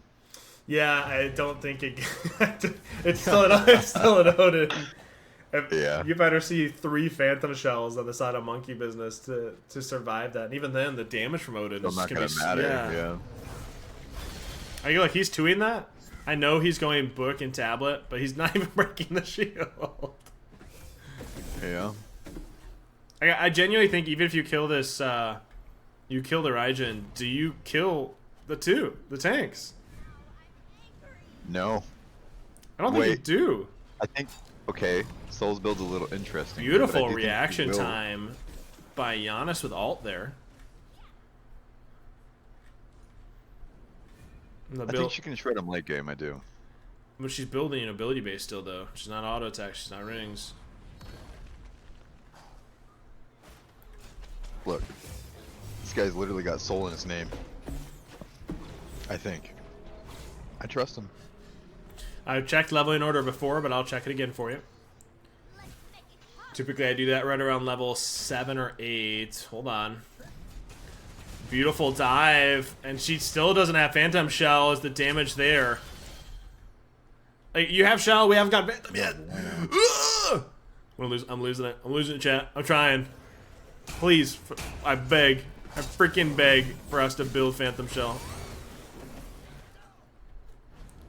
Horn Shard popped by Odin. The damage is going to be here, and Giannis is going to be in a world of hurt as all three are here. He's forced to Aegis. But now Raijin has got to be careful.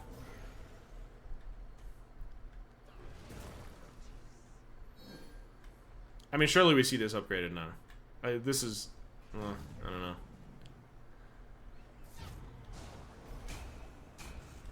Yeah, we're cooking over there. Yeah, Wukong forced to blink away from the Odin, who's still sitting here.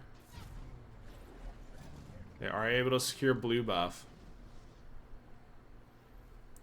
Listen, Monkey Business has been unorthodox with draft in their division, Group B. But I'm not sure the unorthodox is catching Dark Moon off. Almost like they prepped for this.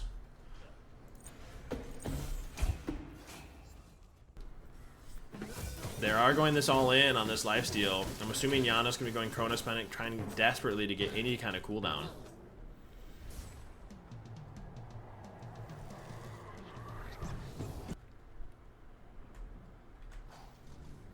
We still do not have a Phantom Shell, by the way. That's a Beads Aegis Giannis. Surely Wukong, second Relic Scrap Shell. Right? Right? Surely. Right. Yeah. I don't respect it. Yeah. There you Shell, let's go. Okay. Sorry. We didn't upgrade it still, so Odin still has some window here.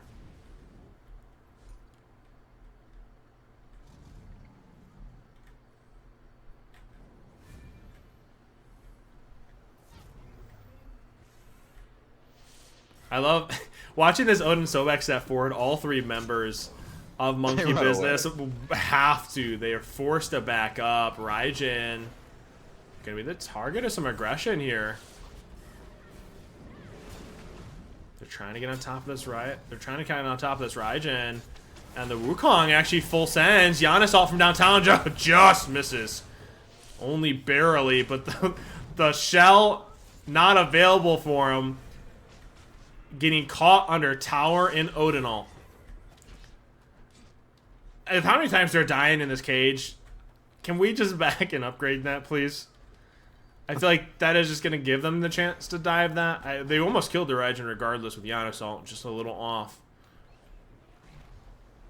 But I'm worried it's just not able to find those picks without it. Odin blinks in. Is the damage there? They find one. Can they find the second? And a full delayed deicide. Wukong up in 2. Wave spawning in. This should be a T1. Wukong does have blink. Dash out. Be forced to watch T1 go down. And all three members are hovering. They want a bird here. 2 DPS down for 20. Runeforge comes down. Sobek plucks in. Do we catch the dash? Raijin catches the dash. Is the damage there?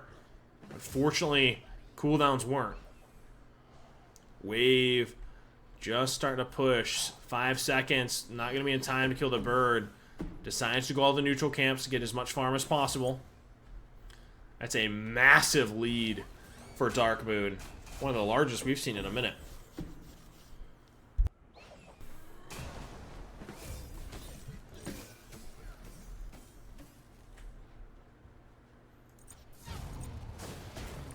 I mean, the only thing I'm thinking, we've said it, they have to kill this Raijin. They kill this Raijin. It at least looks better. They get a better It chance. looks better, but you still don't have Phantom Shell. This Odin still kills you. That's what I keep looking at it. I'm going. Backline up. I just until they get Phantom to like be able to fight into him or around him, like you can't show up to the Odin. We are 15 minutes into the game without a Phantom Shell online. There's the blink. Raijin stays in alt, and the Giannis ult just to the right. They made that call, but does it cost them the damage from these two frontliners? Even if they picked it, unfortunately lose one in the time. 30-second power play. Raijin pathing back in. Should be toward Bull. Odin does have ult, and you don't have Phantom. You can't step into this Bull pit. Sobek. Just messing with this Giannis as much as possible. Raven Ward expended. Bull at half. Sobek plucks to buy them some more time. And Bull goes down. Soul up in 5.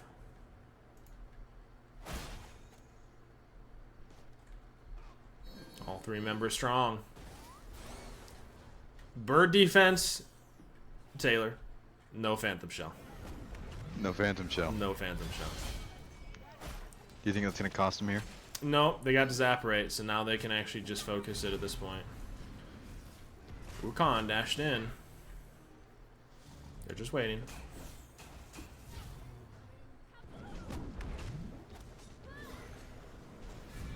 Giannis actually gets on top of this Wukong with some damage.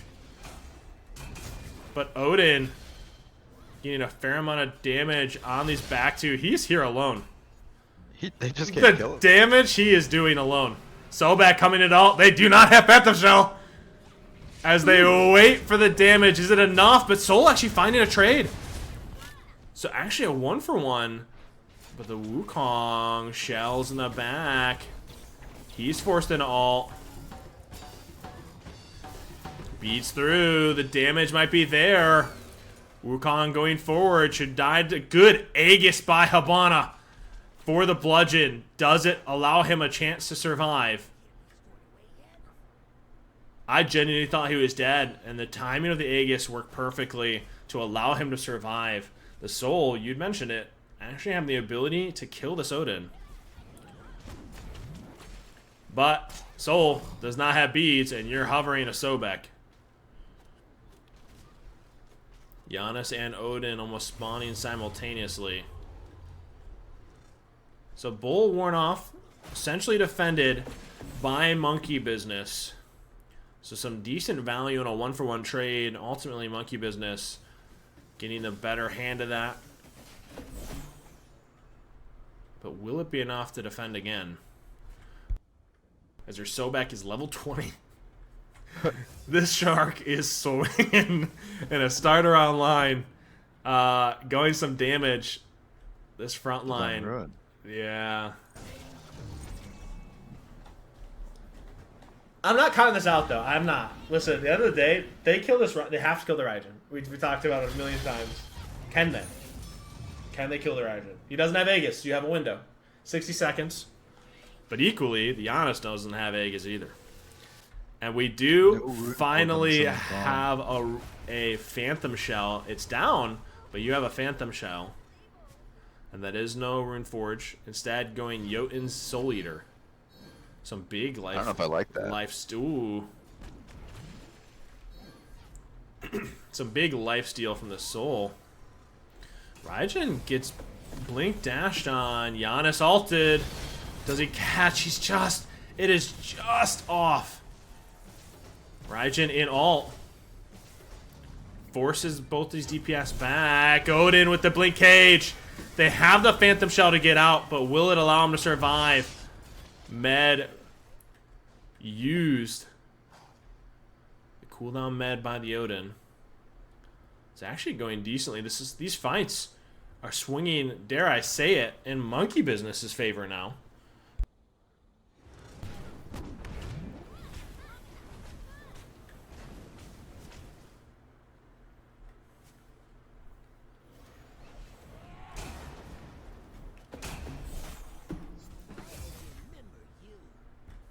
Level 20s, Raijin, should we go back here for starter. Odin gonna be hovering his as well. So they have a decent, I'm curious how far off you are. Okay. So a while. But they have some decent spikes here with starters online for 2 members. Pretty notable spike at that. They only have 1 Phantom Shell for Monkey Business 20 minutes into game number 2. Blinks not online for either one of these front lines. They're hovering Bull, trying to hold a corner here.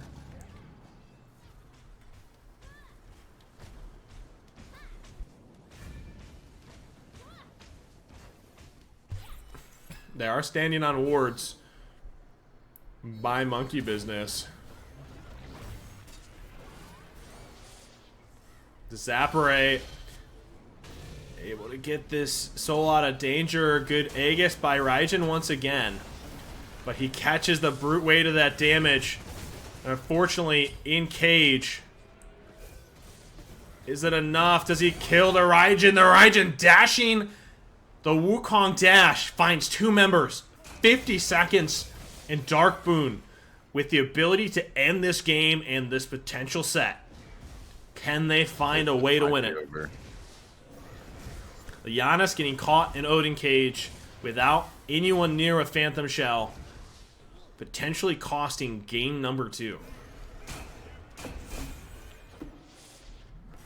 Kato just missing with the Sobek Blink Puck. Soul doing her absolute best. Desperately with any kind of damage she can find. Getting caught with a stun directly after.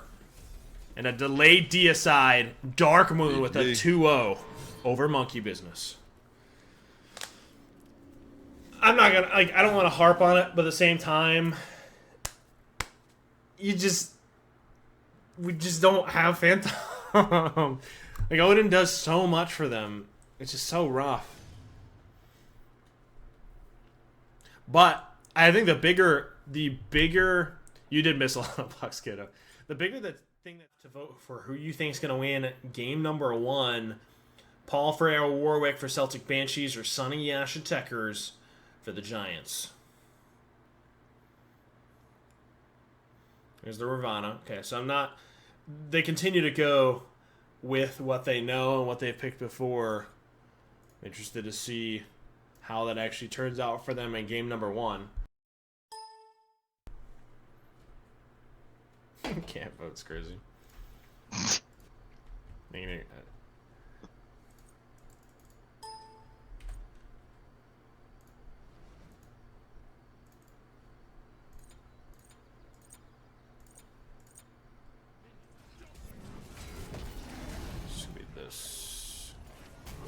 Yash Euler. Why does Yash suddenly went to ADC? Am I missing something? He gave up on tanks?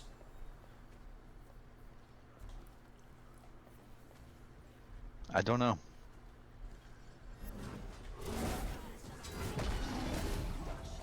I'm not sure I'm a fan. But they did win round 1, so I can't knock it.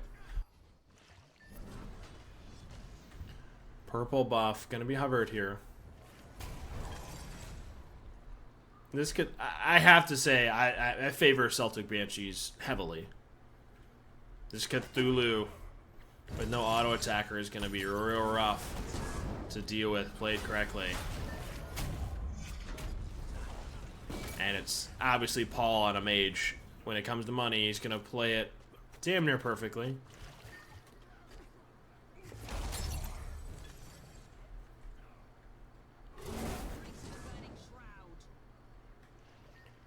Ravana going Blink, and a Heavenly for this Bacchus in response to Cthulhu's ult.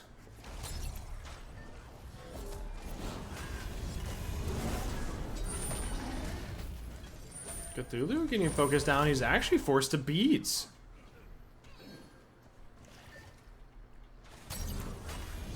Interesting. Bacchus gets a decent stun. Ravana's the target. Is the damage there to find first? The 3 from Uller. Ooh. Doesn't have the cooldown even though he pops the Horn Shard to look for it.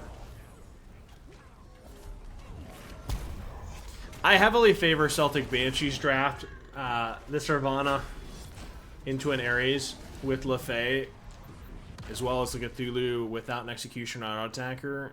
Celtic Banshee should win this mid to late. The early pressure, obviously, from the CC from a double guard is going to be rough to deal with, but not to mention who's on it. Like, you still have Paul as one of your DPS, right? It's going to be a real rough day regardless, but red goes in favor of Celtic Banshees.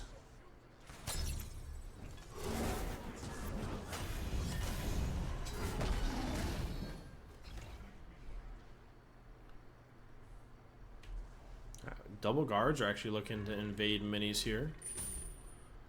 and successfully do so.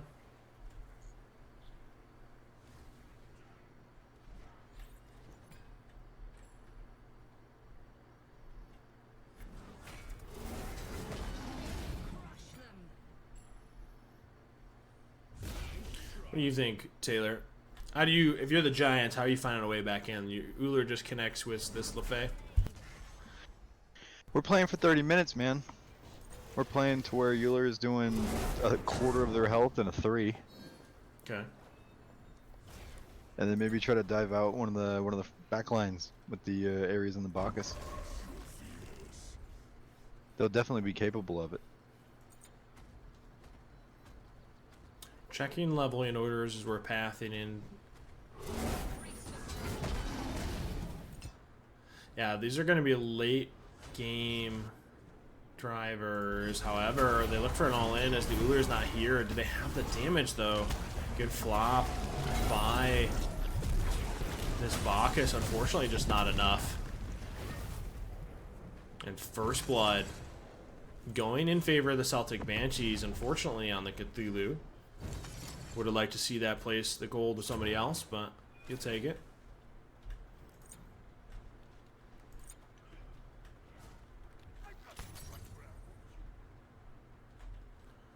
Checking. Burp. I think it was chains, right? Yep.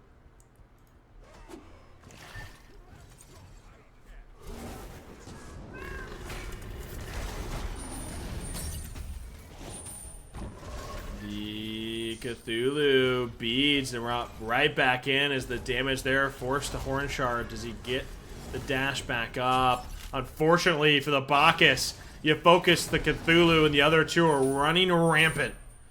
Do they have the damage or cooldowns to find yet another pick, though? Ares getting turned on. Celtic Banshees are firing on all cylinders. It's not looking so hot. Yeah, that fight's a little rough, but does Uller actually find a pick here? Oh, he wanted to jump there. Got to be a little careful. Red as well, going on to Paul for this LaFay.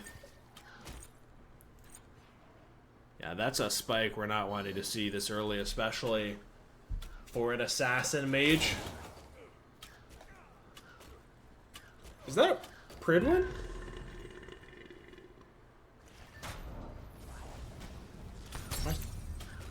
Sure, it's gotta be the other one. Erendite. Right. Really? You think an Erendite? Gotta be. Over Pridwin? Well, yeah. Maybe. I'm just not sure. I guess I'm not it, you know? The damage that's already coming forth. They're able to lock down this Bacchus and pick him quickly. You can't step into this team right now. These Guardians are not tanky whatsoever.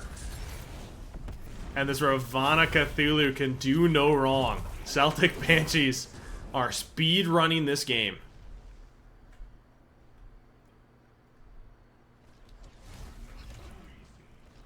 I think they might be a little upset about the 15-minute earlier. Yeah. You think? Maybe. Yeah, it's their best bet to get this over with quick. Don't even give Euler a chance. Oh, yeah, you definitely don't want to see this Uller hit level 20 to get to itemization, but given his Guardians going down so much, I doubt you do. So I definitely think it is going to be an Erendite.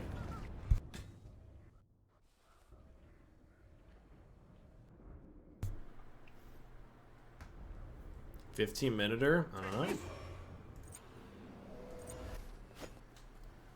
I guess we'll find out. Coin online for this LaFay.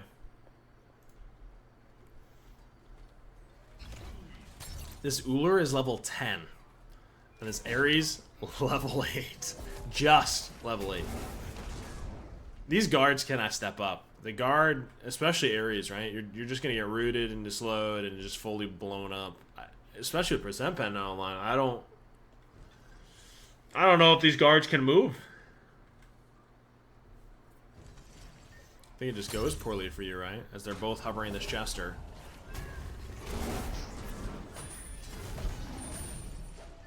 The damage that was on that Bacchus moments. He got Cloak on late, and that little delay is costly. Cthulhu zoning for his two Is it in time? They are able to secure it over the Uller 3. A little bit late. Really well played for this Chester, bringing to center for this movement speed. Ares trying to get rooted out. Bacchus wants to get active here.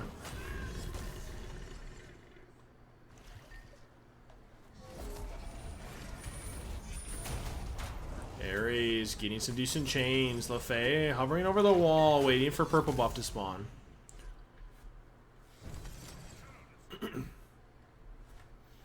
I just don't know. You can't really ban Paul out. Banning 3 mages early, I just don't think is it. I'm also surprised they gave the Ravana banning Kamazat's Humbats, knowing that Freya has been playing this Ravana on CD.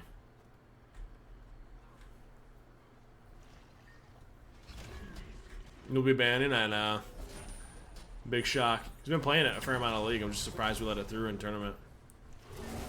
There he is. You're just gonna be dead again, right? You're just, yeah. You get rooted in the full set. You just don't. This Ares doesn't get to, you. I don't know. I feel bad. At first, and they turned around. They're like, wait, what yeah, are we doing? I feel bad. Like, you just get rooted by this Ravana, and you're dead at this point. You're level 9, and these are level 12s. Soon to hit second relic. They get Bull back. They get some T2s and second relic. This is rough. This is rough. The real question, Bacchus, without ult, can he steal this? Does an attempt. Celtic Banshees were comfortable enough with 50-50 in it, if it was needed. Decided to back here. Instead they stay.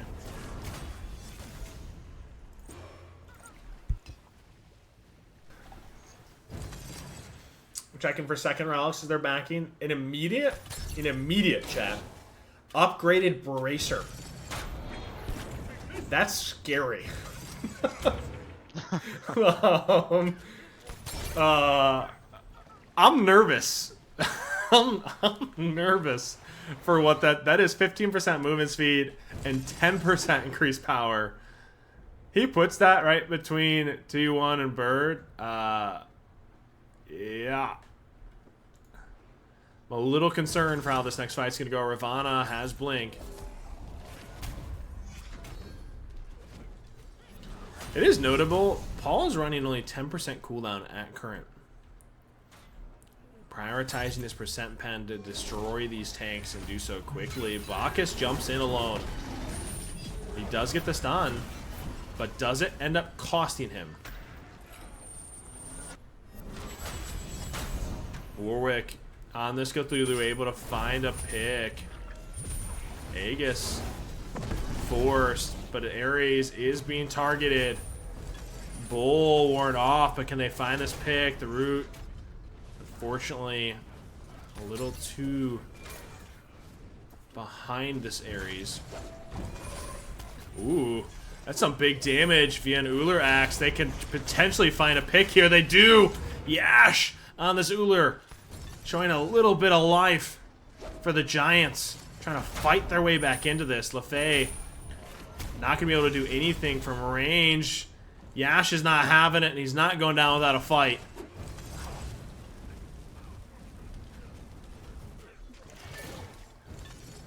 I think Yash does not want a repeat performance on a tournament.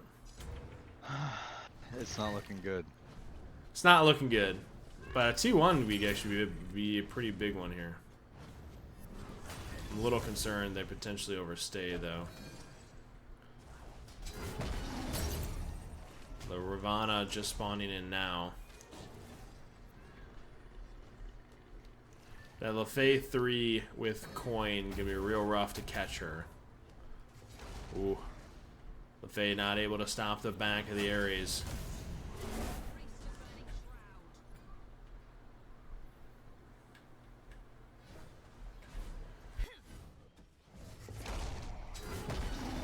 Bracer is up. Curious, do they look to push this? Do they go neutrals?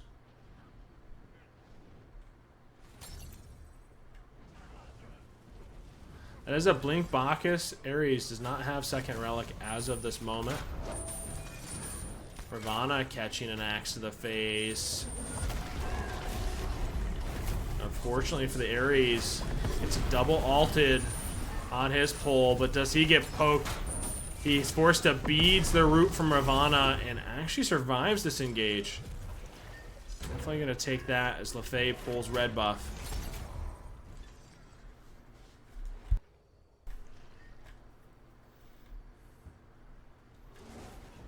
LeFay stomping Bacchus back. That was an Arid Knight for the Ravana.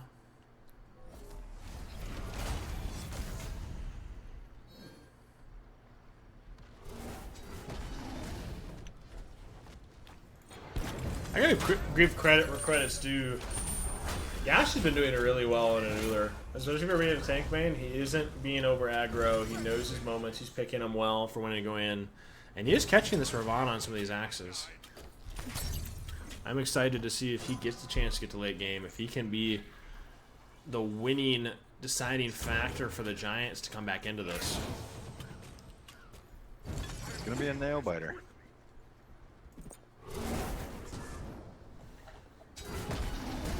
For the start and how it started originally, they have been able to slow what the Celtic Banshees have been doing. And a lot of it, I think, came down to that bold defense at T1, right? Can they have a repeat performance of that, though?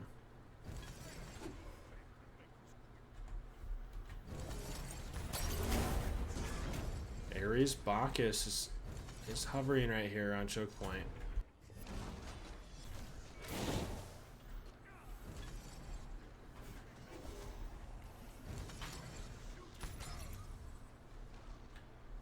They're playing it ever so slow.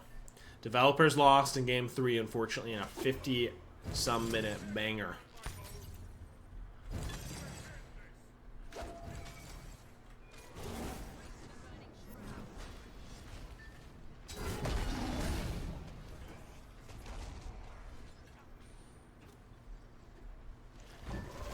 Cthulhu looks for a big engage. Bacchus responds. That's a double blink from both these guards. How does this fight look after those? The damage there, the Heavenly trying to get him out of danger, and Ares forced to frontline alone as Cthulhu tanks the majority of that tower damage.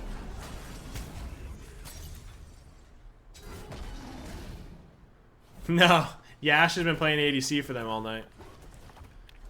It's on purpose, I know. He's been doing a good job. He's been doing well. I think this should be T1 though. Ravana with the blink in. Tanks tower for just a second. Is it enough to actually pick it though? Good root by Ravana.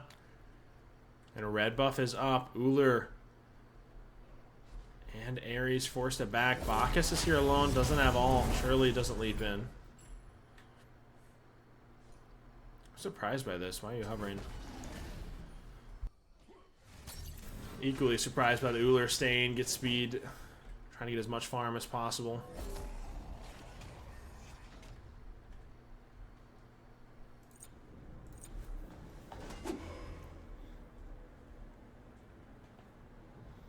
It's looking like he's going to make it to the late game.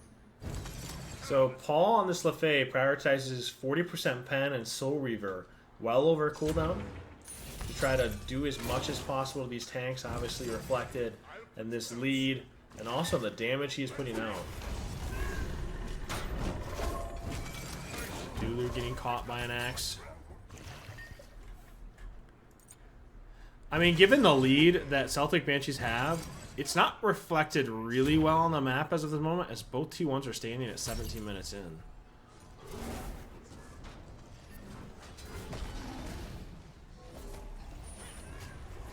Do you feel like Giants are getting a little baited by trying to go at this Cthulhu so much versus looking at Paul or Freya on this assassin? LeFay forced to ult for the CC immunity. Now going to be forced to beads to the Ares if necessary. But she's able to secure the T1. Finally a little bit of break there for Celtic Banshees.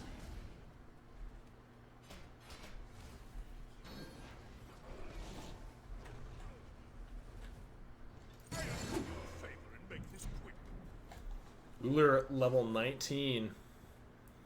Actually looks like they're making a big call here for Bold. This could actually stagger out this game a little bit more. I do not mind this call.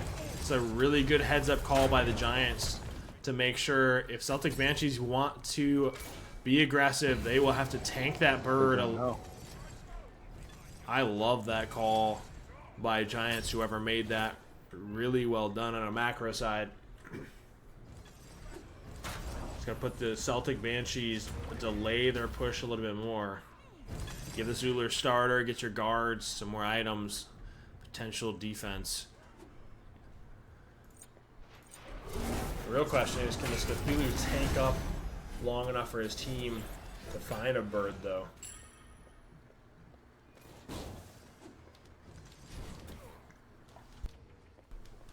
Looks like a soul gem being thrown on late for the cooldown for this Lefay. Looks like they're hovering in jungle.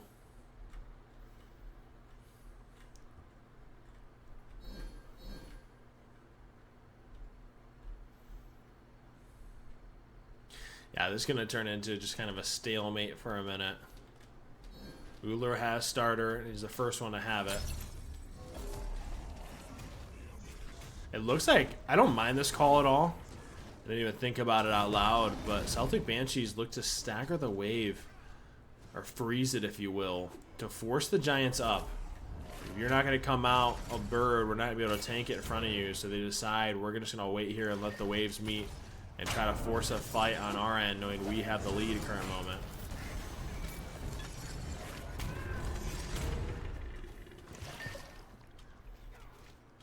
Not afraid. Good amount of damage from the Euler, man. I mean, you can't count him out. He's got starter, he's got build online. He just drops a Titan late. He's smacking pretty hard. The real question is, can he find the value, though? I think if he connects a combo on one of the backline, I think they're done. Fingers crossed, right? Shh.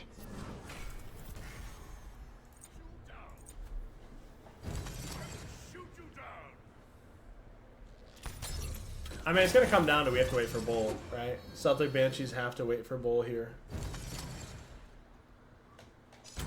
You can't push anything without it.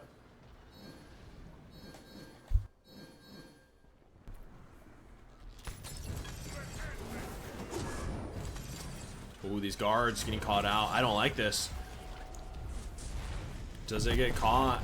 Ares beats the knockout from Cthulhu, but Baka seems to be the target, and the damage is there in spades. Yeah. They try to buy as much time as possible, but just that positioning again, it's costing so many teams. Just overstepping. You're getting caught out of position, blinking by the Ravana with the root. Forces you on a retreat with this Cthulhu ult. Bracer well placed to chase it down. Just, you can't overextend. It's not necessarily turtling. You're just in a rough situation. They're stepping up to tower. Is he able to do this? He's actually able to trade. Trying to get himself a little bit of gold.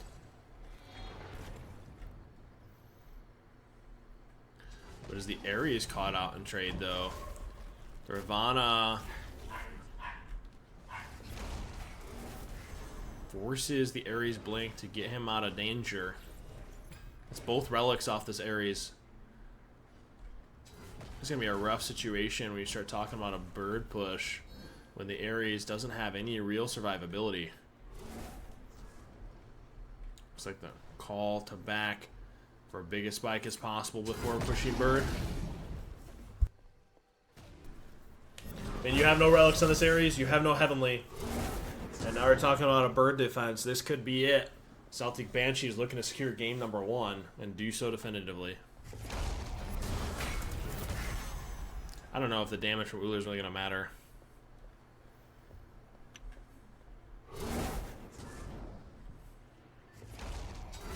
You can't stagger these blinks. You can't just send one at the Lefay. Bracer placed. Vano's hovering. He does have blink in 2. The damage that is proccing off this Lefay.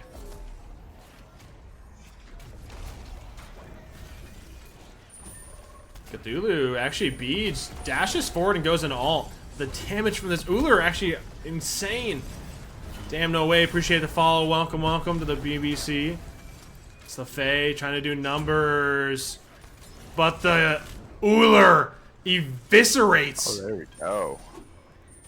Oh my gosh, do they have it? Do they have the damage? He's doing it. Yash, this Uller pick is putting in numbers.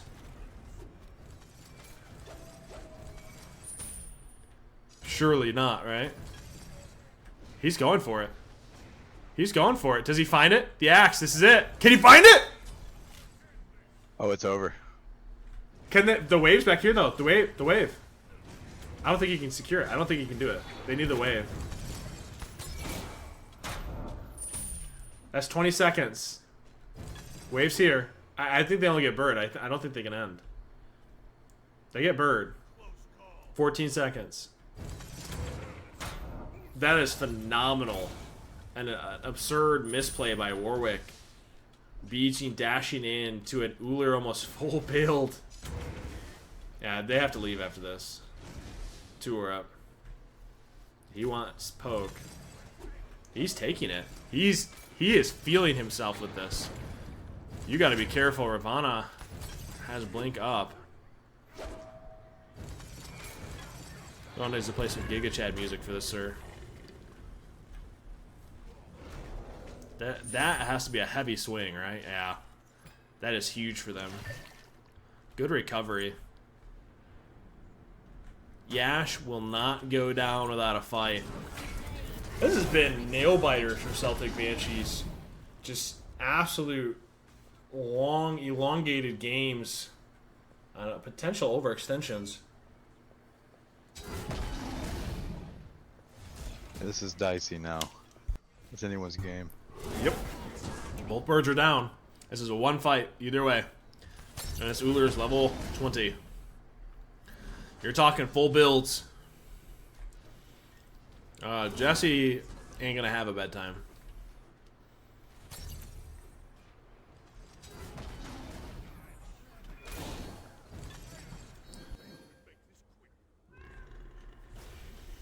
Bracers placed.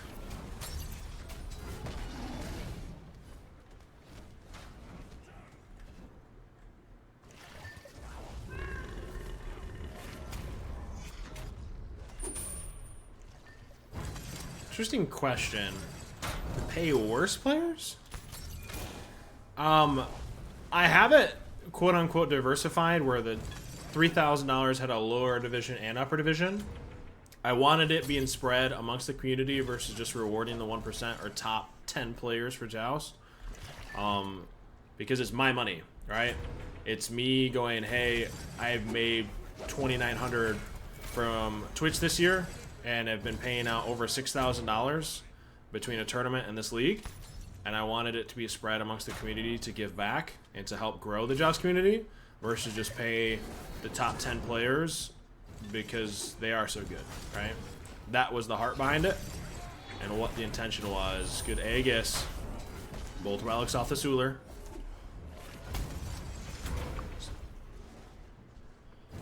What an interesting phrasing of that question, sir. Still feel like we're getting some really phenomenal top players involved. But, all right. So bird spawned 4 giants. Dare I say, a little bit of a recovery here. Bacchus being poked out just a little bit though.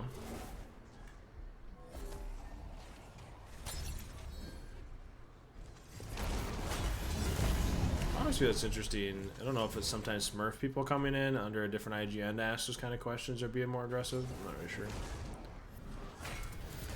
Red. Judging by that.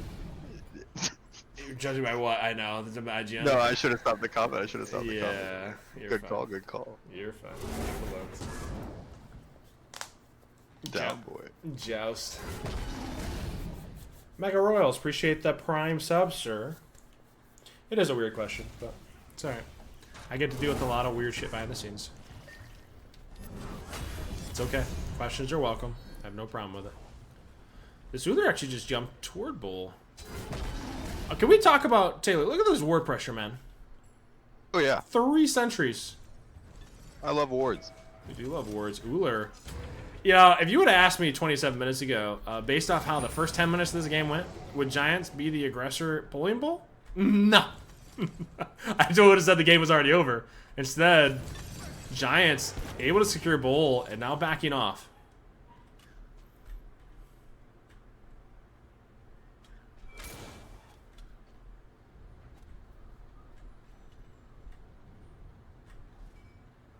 It's a Joust tournament. For Joust. Just leave it. Bro, my mind boggled though. It is a little boggled. It's okay. What?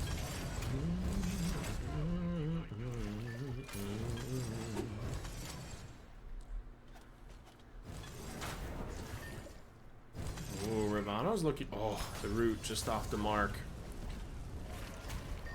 These margins are so small. This is 28 minutes. It's going to come down who gets picked and then just gets ran down. I'm liking the Giants comp here for the late game. Oh, yeah. I'm not gonna lie.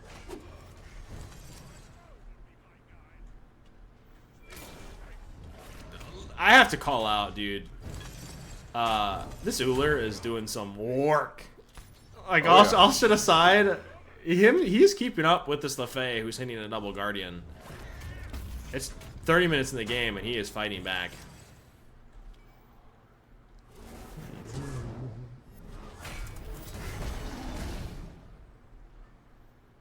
Yash is putting in work.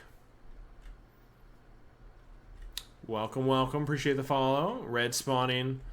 Ravana stepping in, trying to secure that, but all 3 of the Giants are hovering. Love to hate him, it's crazy.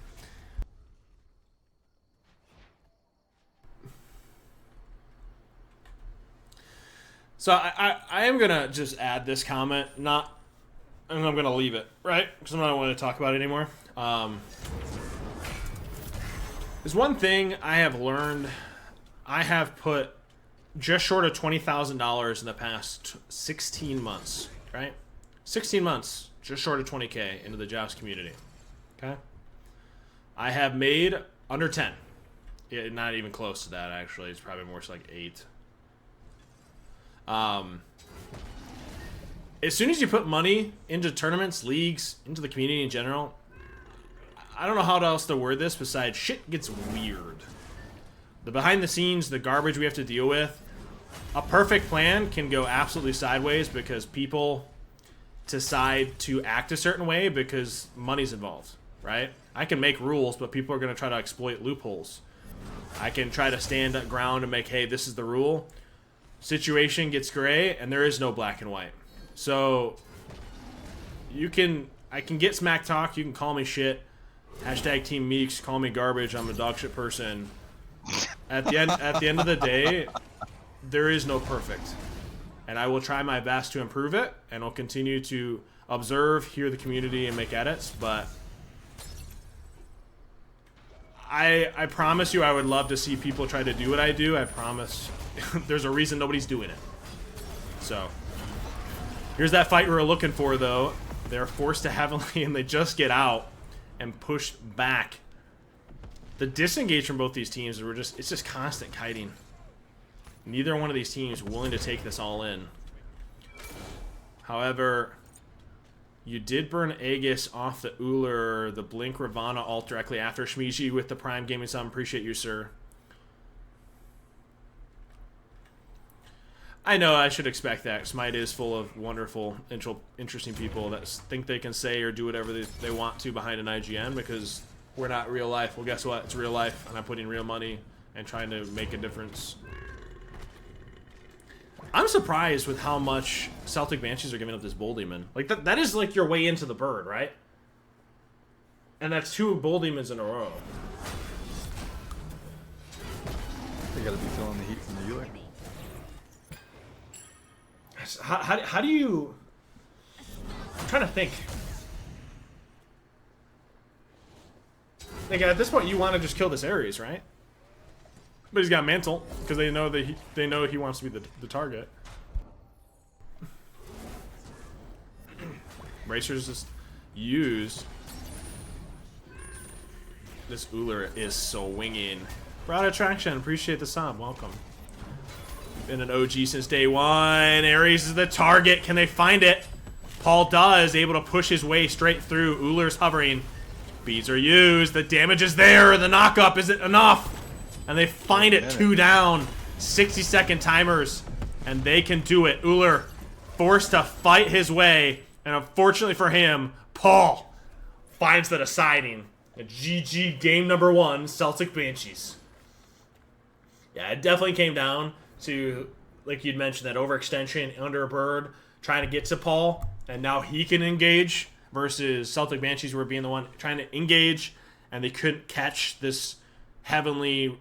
The disengage was really strong from Giants. Unfortunately, engaging just not enough. But big shout out to Yash. Like, whew. Honestly, big shout out to the Giants. Interesting. Okay. Okay. This is gonna get spicy. Yeah, we're talking a little spicy. Thank you. Guys, I'm gonna try to fast forward as best I can because they are at currently 14 minutes. Can I please move? Thank you. So I'm gonna fast forward a little bit, try to get us to the current moment as best I can. So bear with me. I know you're missing a lot here, but I don't want to lag behind too much. I think that's gonna be how it goes. Wow, we just missed a double kill. I apologize. Close your eyes. Look away. Look away, chat. Look away. It's quarterfinals. Second game 2. All of those best 3s. We're almost to semis. Of course. Close your eyes. Close your eyes. You're not looking, right? I'm not looking now. Appreciate all the subs and the hype train, guys. All the love. Alright, we're almost there. I'm looking away.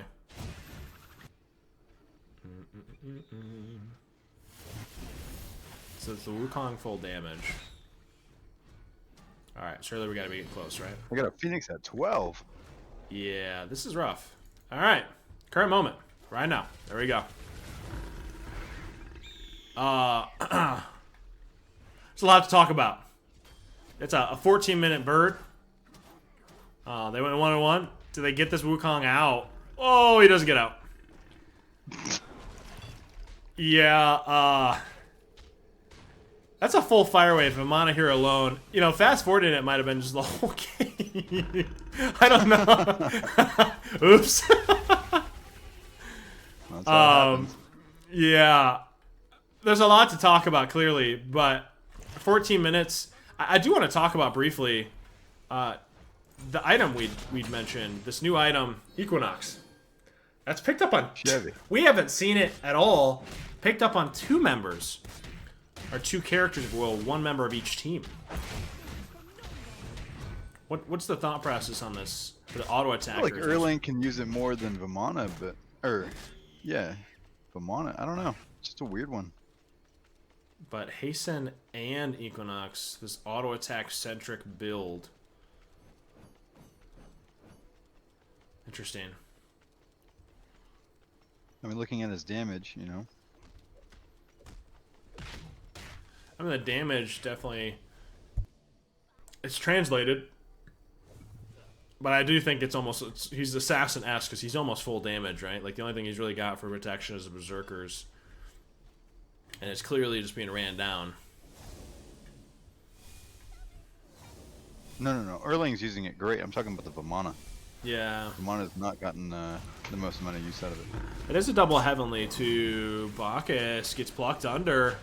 He's cleansed as the hell is trying to do his very best to try to get him out of a rough situation, and it's just not going to be enough. But can the Erlong find a trade on the other side? Sobek was forced to pluck away. That is a big note. That is a whole lot of healing on Celtic Banshee's side, and no horrific. And outside of Brawlers, no anti-heal. Troll? You're playing into hell.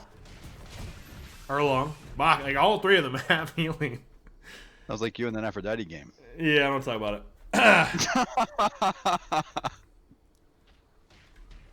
I did go Divine Fourth at the end of the day, and I top damage to the lobby. But that's okay. I was Arachne. Yeah, you kind of suck. So, I was Hal was forced to beads. Can they Wait a minute. Yeah, I'll be honest. Sunny disappeared from the damage off of the one. Unfortunately for Paul, the Vamana able to follow up off Blink. That's a triple Blink for this kind of a dive. And Erlong just absolutely eviscerating the Giants roster. Bacchus tanking this for the Erlong. Wukong down for 12. Slug King, appreciate the sub. All the Prime, appreciate you guys.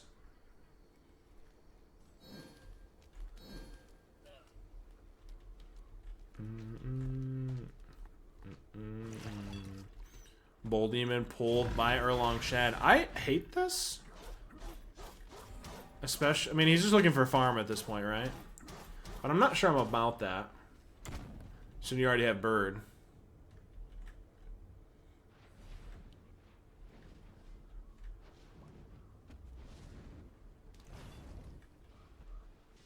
Erlong in the middle of 2. Bacchus trying to create some separation. Can they look for an end? Hold on. The mana pulled. Interesting.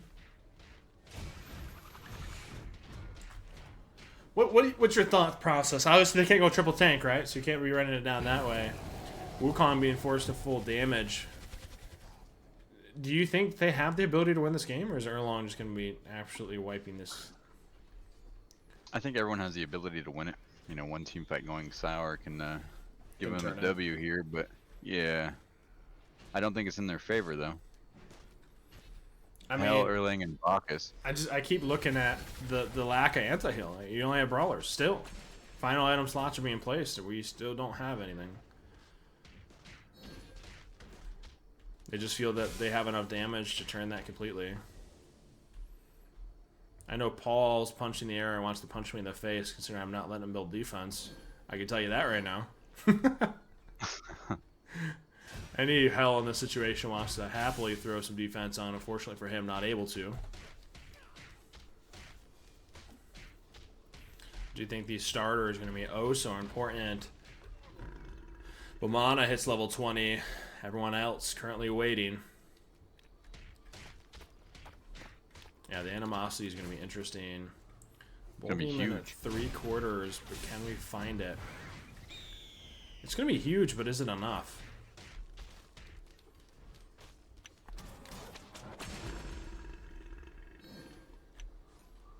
It's being pinged out.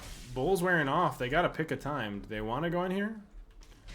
Hell, gets blinked on. Isn't enough damage. Erlong on the other side forces Wukong ultimate.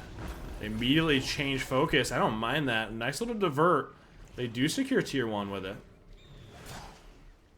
Some decent coordination. Don't want to send that all in. Their bird's about to spawn at Fire Wave as they're being rammed back down to secure the bird on the other side. Erlong hovering away, but Wukong on the side. They decide not to push that.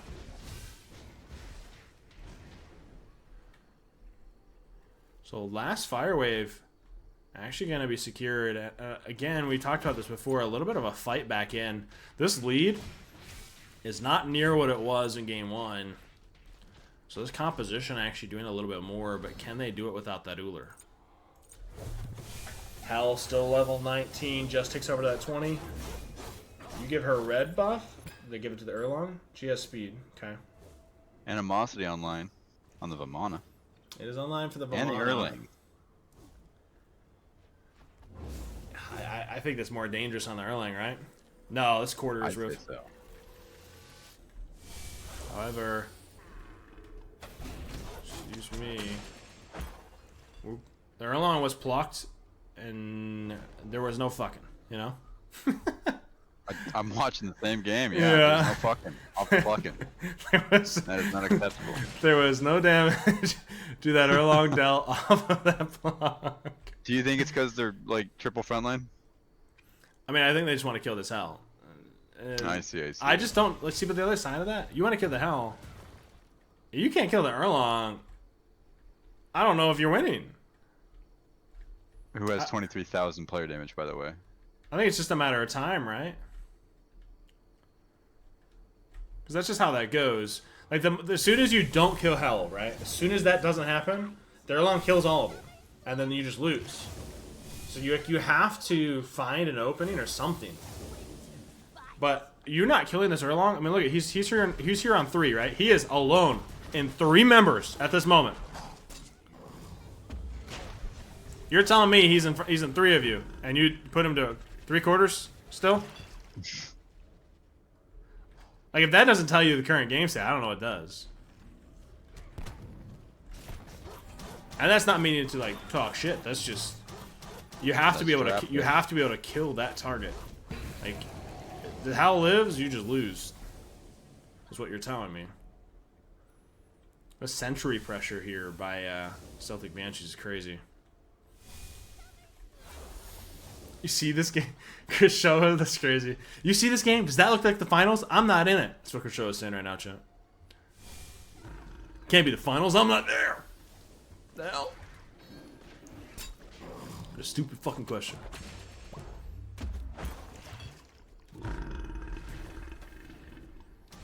Erlong was looking for potential wrap. This Hell is playing oh so slow into a triple link. She knows they want to run her down. Look how deep this is. Oh, it's deep, John. Oh, it's deep. It's balls deep. Hold on. They forced beads off this Erlong. Can they find value elsewhere? Do we throw anything? Erlong versus all. Ooh. A blink from Wukong. Didn't find the dash he was looking for. The damage! Immediately. It's kind of crazy, Chad. I'm not trying to call this out, but I am at the same time. Hell lives, and you're about to lose the game. All it took. Hell lives, you lose. Yep. That's Jeej. All 3. That spells defeat. Yeah. What would you have done differently? Not draft that. So which part do you think was troll? I mean, their whole motto, like I said, with the draft, why I said don't draft that. Your whole thing was kill Paul. Paul dies, dude. You can't ban out Paul. You can't just strictly focus him. He's used to that. That's all he does in SPL. That's all he's like. Cool, I'm Paul. Just kill the guy. Like it's all he sees day in and day out. Plays this game for a living. So you have to draft like you're killing the other 2, right? And go from front to back. That's how I see it. But when you can't kill this Erlong Shen and he's standing 3 of you, or you're plucking him and doing no damage, I genuinely think I'm gonna get more follows or more subs doing a hot tub stream with my shirt off than me just doing this, which is just stupid. You guys are just so stupid. Have you seen what happens on Twitch? Bro? I did. You take your shirt off, you profit, bro. That's really how funny. Don't.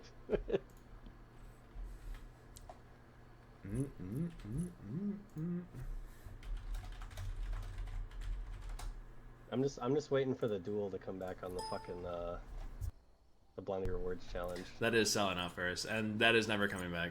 I'm not doing it. Yo, it's literally a trap. I'm gonna redeem 50,000 one day, and we're both gonna slam 10 beers and have a 1v1 and see what happens.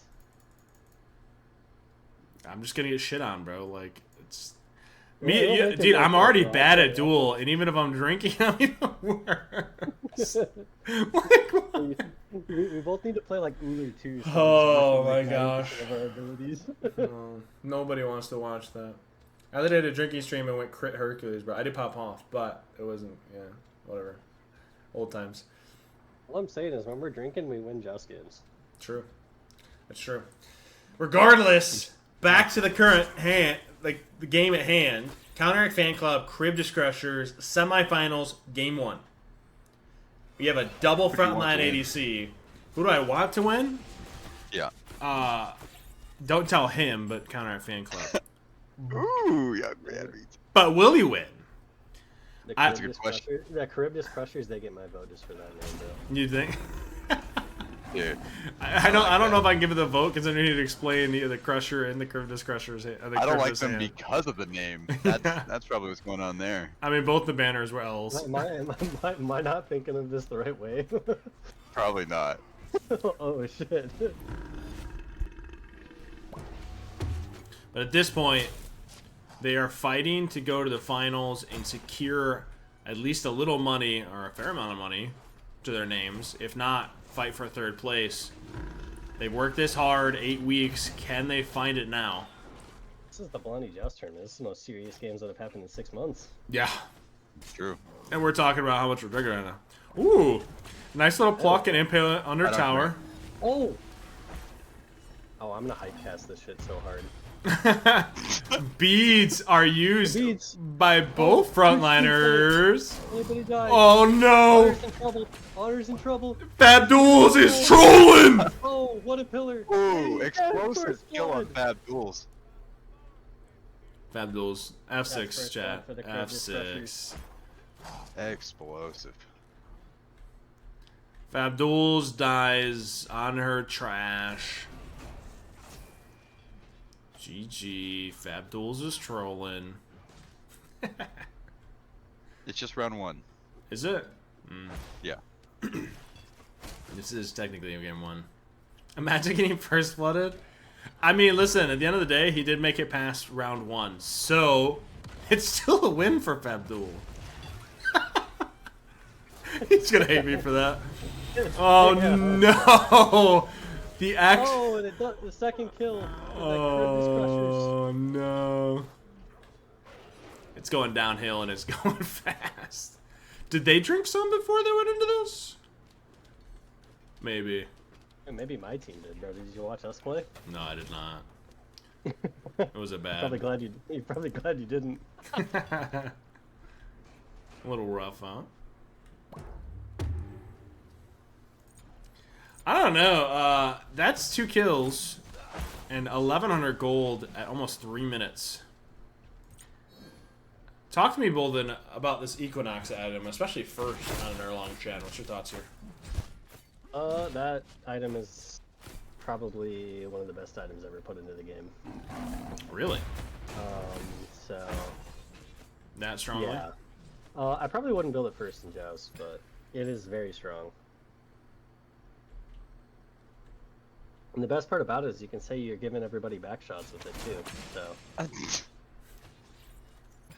Your draft second game was dog shit, and I talked about it on stream. You can watch the VOD back about it. There is a new item. Ooh, decent pluck onto this Erlong, but unfortunately not enough damage. He's still half health, and now full sending back. Mechanics, appreciate the follow. Welcome, welcome. Giga Chad music playing as Gribdish Crushers are running it down. Check leveling orders here. Back shot blade, yeah. I mean, no fucking way. You went a triple dive into Paul. As soon as you don't kill Paul, you lose the game. There is no fucking way. Like many have gone triple dive into Paul. Yeah. Many have lost the world championship. Is your like if your composition is strictly based off killing Paul, the dude plays the game for a living and has gotten used to playing SPL against people trying to do that. He's trained. Go for the people that aren't trained. I don't know how else to say that. True. Like, that should always be your plan going into it. I can't tell you the number of teams in the games that have actually beat Paul as when Paul wasn't the primary focus. No one else to tell you that. If you didn't know that, you messed up in the first place. Many teams have tried to kill Paul. Not many people have succeeded doing that. Yeah. Or find value post from, like, even if you kill him, then what?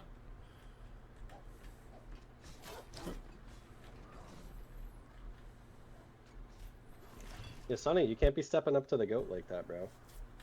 Yeah, you're just not him, you know? Almost 1,300. Sobek's wrapping. I'm a little Huge box spot. Is there probably a play here? No plate. Nope. Paul's not the GOAT? Ooh. Ooh. Auto speed's the GOAT? Uh-oh. Ban this guy. No, I'm not gonna ban him. Do not. He's definitely not the GOAT, though. We're gonna drop that comment before it goes too far. Oh, I'm definitely not the GOAT. Dragon Story? My man's a rager on that one. I think we gotta define what GOAT is if we're trying to throw that stuff. Run after a Nazi for our GOAT. That's crazy. Ooh, hold on. Odin drops it all, gets both in the cage, so they have the damage again. You know, Fabdul's kind of getting farmed. Unfortunately, they're not able, like, they're dropping everything on this Erlong. And look at what Erlong's HP is versus the Counteract Fan Club. Equinox, AP.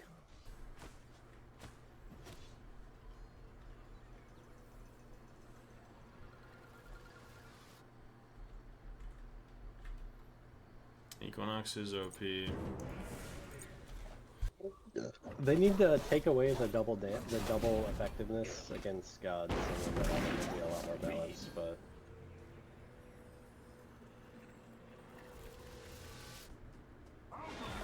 Yeah, I don't know. I mean, at this point, I don't think Hi-Rez cares about Smite 1, and I've been told from Hi-Rez employees, like, the game is just, like, it's kind of just written off, right? the game is a cash cow till Smite 2 comes out. Let's be real. I wouldn't even call it a cash cow, but it's just. I mean that's what it is, right?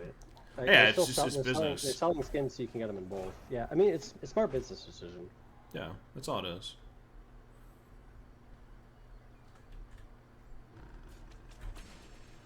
Bolden, explain Equinox for me. You're Mr. Backshot. Healing. It's Golden Blade stats with healing from the front, damage from the back.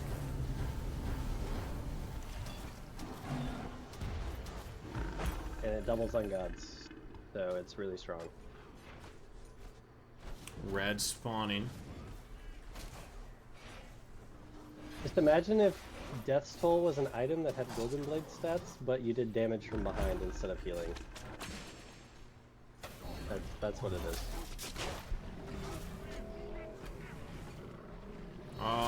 Honor's being pinged out. I'm not thrilled about his positioning. Oh. Odin forced to ult the X-Ball to try to buy his ADC some separation. I mean, based off this game, I'm not thrilled about how we're doing for Counter Fan Club. I feel like they're just in a really bad spot.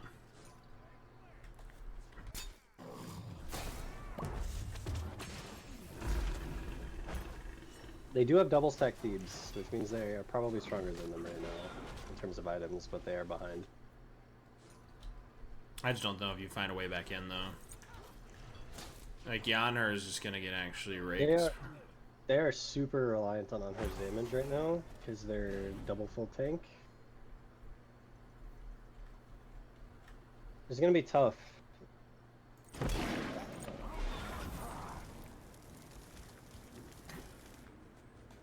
I mean, I think the only reason, I'm going to call it out, the only reason Cryptus Crushers haven't shifted to Bull or done more damage, quote unquote, is this Griffins. Because it delays that curve, the power curve. I mean, I'm not knocking the item, because the item obviously synergizes well with X-Ball, but it also delays any real pen or true damage. But they have Dom now, so they should be okay. Whoa. Stomach misses the pluck. Is he gonna go down? He ults out and he's fine. Erlong shifting toward Bull.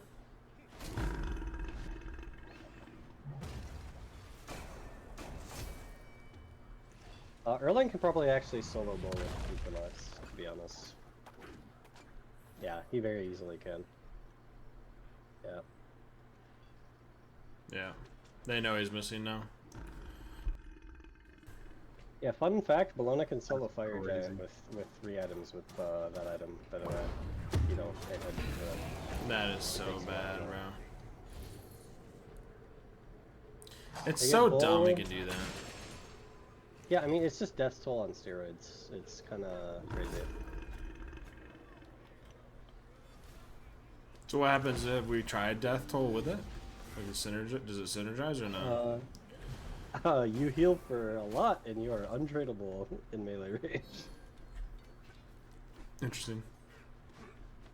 Surprised we haven't seen more of that then. Yeah, you go. I've seen some people go the healing death toll in Conquest and Equinox first item into Berserkers, and you are actually untradeable like in a 1v1 with that build. Interesting. If you build it on Bologna especially, you can block stack and you basically get whip sustain while you're block stacking the ADC. I killed an ADC without them doing any damage to me in a competitive game. That hurts my soul a little bit. I was full health and I killed the ADC. Ooh, 2v1, by they the might way. actually kill this Erlong. That's a big block. Erlong's dead. Can they find anything after, though? It's a big kill for a counteract.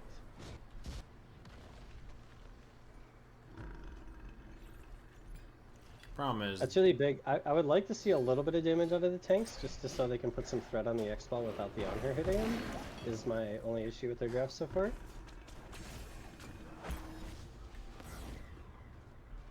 Bacchus is spam laughing them.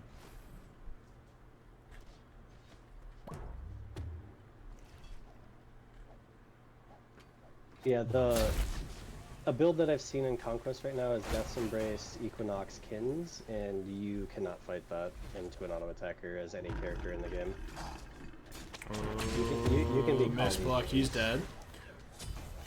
And directly after, ADC trying to trade ADC. See a blink, he gets the blink on her, surely dead. It's not looking good. They just don't have any threat on the X-Ball here with their draft. Yeah. The only person who can kill X-Ball is the on-her, and that's just probably not going. Well, the problem is you have, like you mentioned, you have Odin, Sobek, right? They're both setup gods. You want to cage them, you want to pluck them, but into who? Who's following up? Yeah, you want one setup and then one damage frontliner if you're gonna do that. X-Ball just can't be touched. Like, he doesn't have to care about their tanks. The X-Ball level 16 into an on her level 13. Yikes. I just don't see a world where they kill the X-Ball without honor ultimate. They have to all in, and they have to look past the two frontliners. The problem is, like you'd mentioned, this Erlong Shen's going that build. So, yeah. No, an ADC cannot trade that build.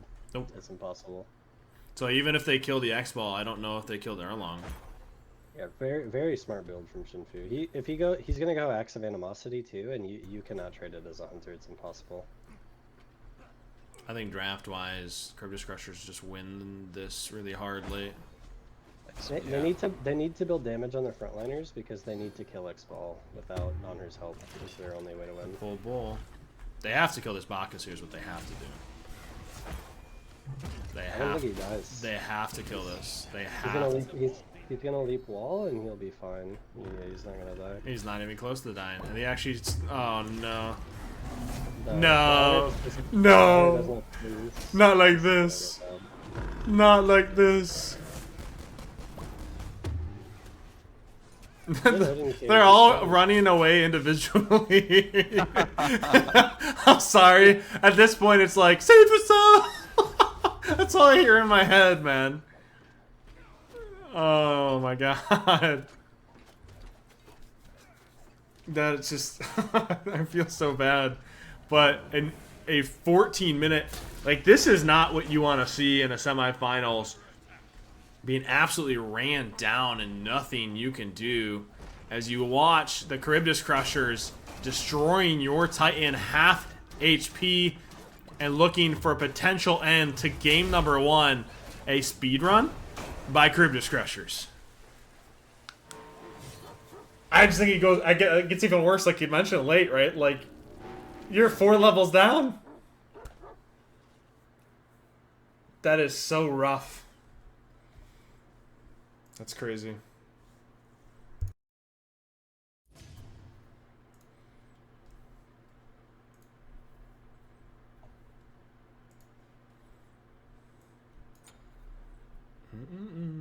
Keep the Baka off of the X-Ball, it'll be a lot better for them. But if they fall behind, this is gonna be tough for them.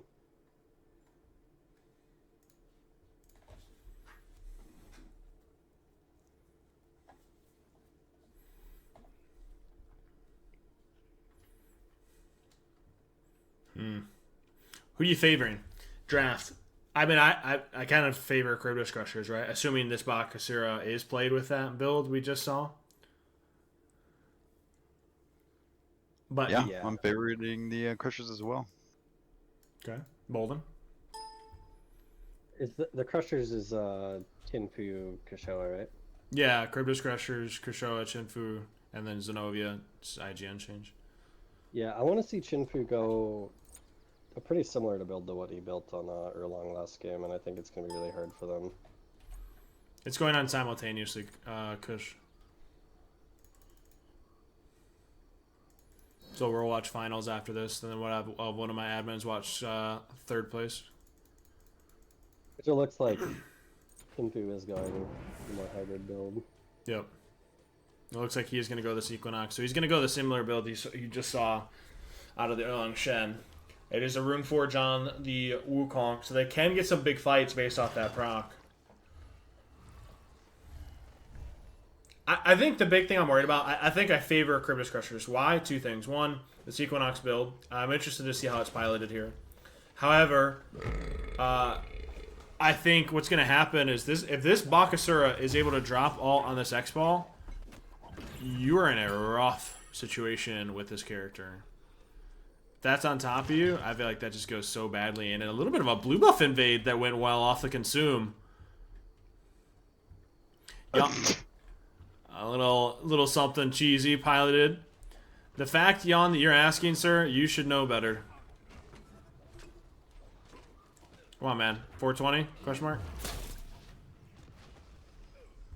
A little bit of cheeky invade, working well with the consume.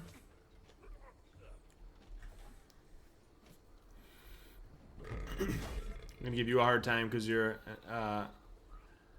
been around for a hot minute. Bakasura's getting kind of chunked out here.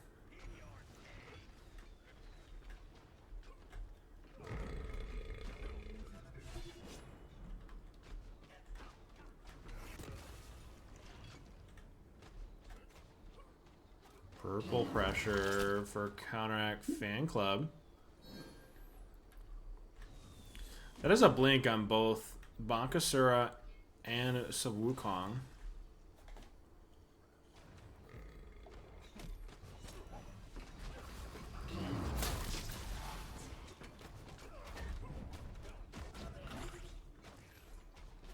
It's going to be the interesting part as far as buffs. Obviously, this consume. How are you supposed to fight around that?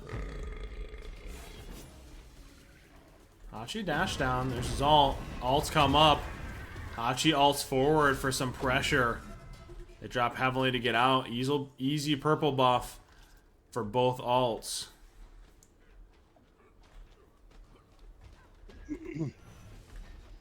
Red's about to spawn as well. There's Wukong not being here. That should be both neutrals.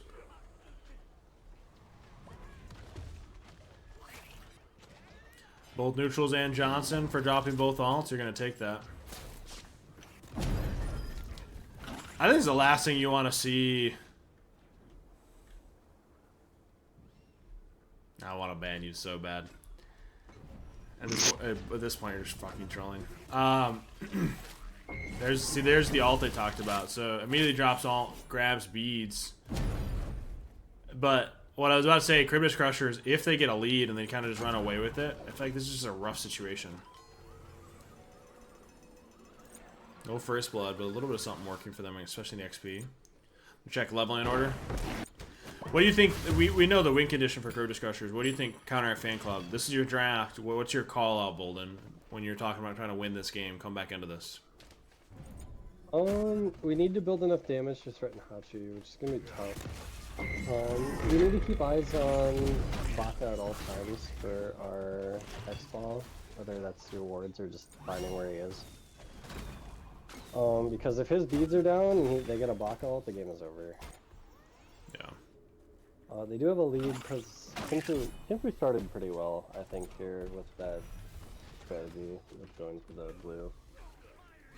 That like kind of is what he's really strong at, but he's really weak at fighting early games, so we got around that by doing that. You know what I'm wondering? When the Bakasura does a cheeky bull pull, that's what I wonder. Wukong, I think that if Baka goes Berserkers again, I think he can solo bull at any point after he gets Berserkers.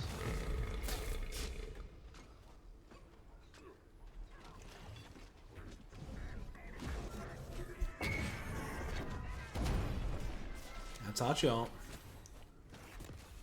It's a little unfortunate. If they actually got Bakasura in there to drop alt, they would have killed him because he didn't have beads.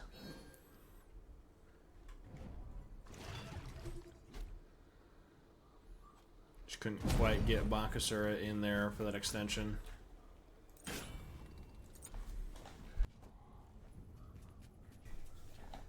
First items online for everybody outside of the Bacchus.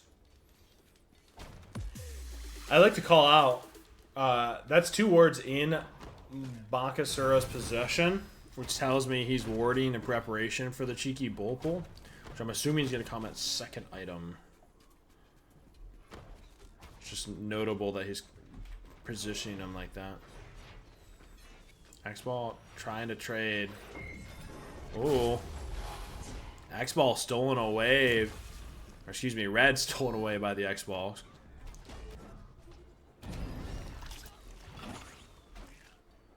The Bakasura just continues to hyper farm.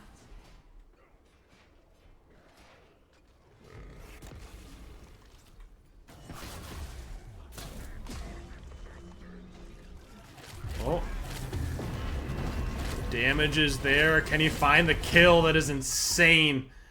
Between the Atlas alt. Does he get killed though in turn? I'd like to point out that's a 3v2 and they traded 2 for 1. Yeah, I don't think that's bad for the Crushers though, actually. No, I'm saying that went exceptionally well. You won it. Like, Yeah. you're in a 3v2 situation. Hachi wasn't there. They won that at an uphill battle. I think Chinfu's entire job is just to make sure that X-Ball can't play the game, and as long as he's doing that, it's so hard for them to fight.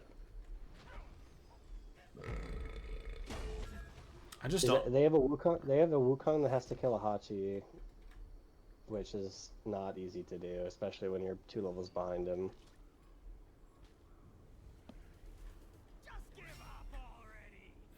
I don't like he's level 8 though. Like, he's trying to hyper farm or go for these side camps, and it's kind of costing him on the XP. Yeah, but he's creating space for his team, and he's preventing X-Ball from playing the game either way, which I think is exactly what his job is this game. If he's under farmed, I don't think it matters. I want to see the farm on my Hachi if I'm their team. Yeah.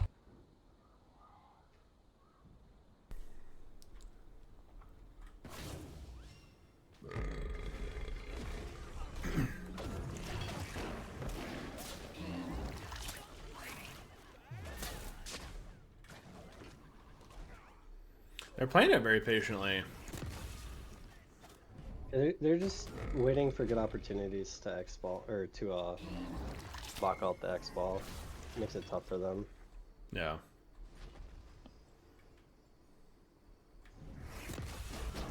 The Bakasura lie in wait.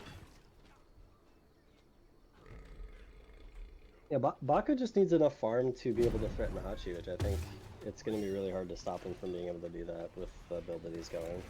He's going to go with his Berserkers again, it looks like.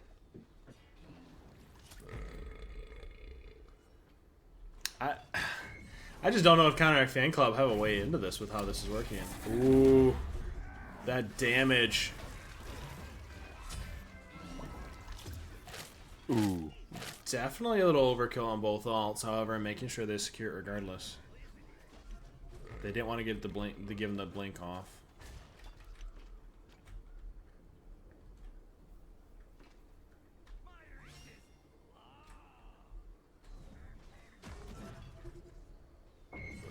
Yeah, I just don't know for Counteract Fan Club if they have a way into this at all, given how they've played this. They just don't have a way to close gap on this Hachi, considering how much the Bakasura is doing. Yeah. It's just so hard for Fabiola to do damage.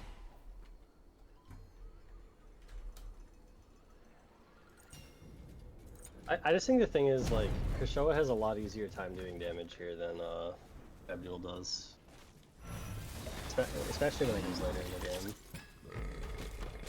'Cause if I'm this Baka, I'm just fully counter building the X-Ball and just making it so he can't do DPS.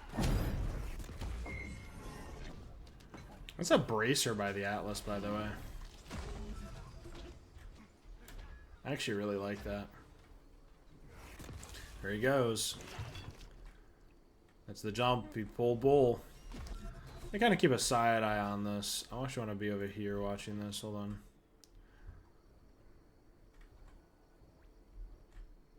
It's at half.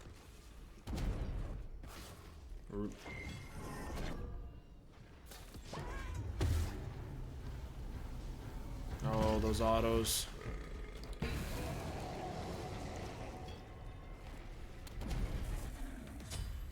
Oh, that's so bad.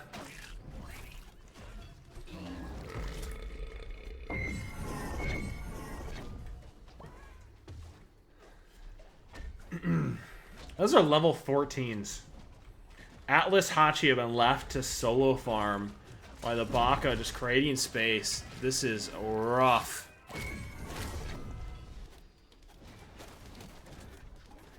That was a 2v3 because Baka was on bull.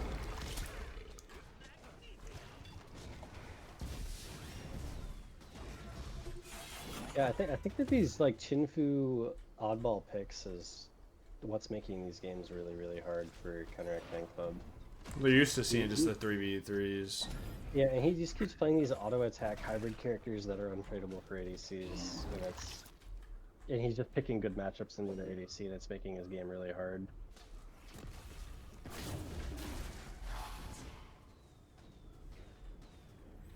I just don't know if they can fight. At this point, you're facing an uphill battle, auto attacker versus auto attacker. You can't fight that.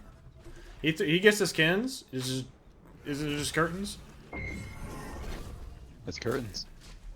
He might not go Kins here actually. I think he might go Shoguns for. Yeah, he does. I think he's gonna go Shoguns into Kins into maybe like a mid guard, and it's so hard for X-Ball to do anything to him.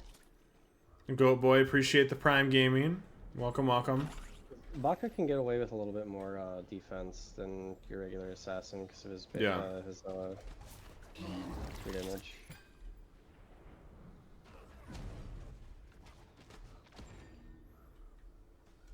Now it's just a matter of farming, building that lead, and why they're waiting for a bull. There is no absolute hurry. Cryptus Crushers have this game in their grasp. Potential 2-0. I think this drafting strategy from the Crushers is actually pretty genius, honestly. Because they can flex that last play however they want. Well, they're just picking an auto attack character that their hunter can't trade, and he's building to support the team, and he's just accepting he's going to be behind him. He's going to take Hachi with him. Yeah. Or sorry, X-Ball with him. Ooh, he's tanking that. A beautiful pull by Atlas and an insane amount of damage as this Hachi free cast. The one with Oboe just eviscerates the X-Ball. Unfortunately, just not enough. Atlas tanking up Bird. The Goat Boy, I appreciate that statement, sir. Obviously, you were more than welcome. X-Ball's pathing straight toward war. I think he's making a desperate call here, knowing that they're low. But does he know? I think he does. Yeah. Big play by Bakasura to recognize. Is he up down? He beats it. He's looking for that fight. Does he kill though? They have to kill this. He is fighting through this. Hello? Relax. Bro, no. Please tell me he doesn't win that. Please tell. Yeah. Yeah. GG. Yeah. Yeah. Yeah, Blondie, you know how I said that is one of the best items ever put in the game? Yeah. You see it now? Yeah, I know what I'm gonna be watching every ranked game for the foreseeable future is just this stupid fucking item being absolutely ran down in my face. I think that's the one negative from these, by the way, is everybody's like, oh, we see it's OP, and that's all you're fucking gonna see. Oh no. Oh god. Oh. You know how much that item costs, by the way? How much? 22? Tell me it's not 22. It's less than 22. No, no, not like this. Not like this. That item's 2150 gold, by the way.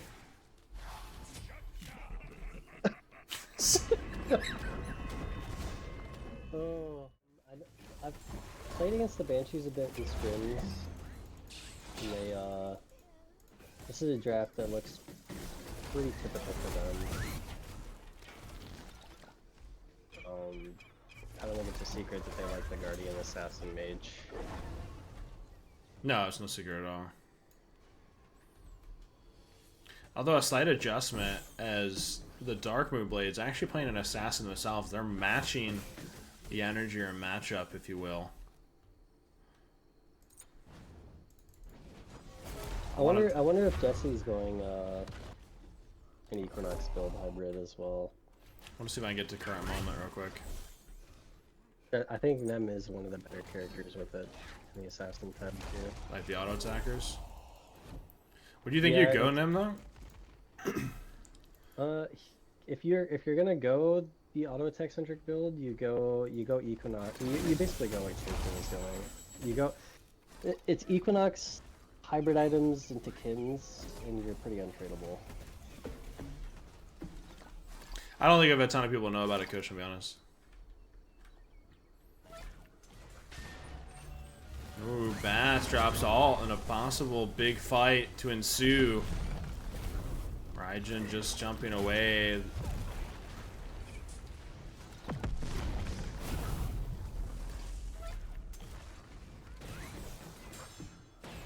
All going coin first is a little bit interesting. It's a little bit. It is Baba Yaga, so I can see it. It's Paul. He does what he wants.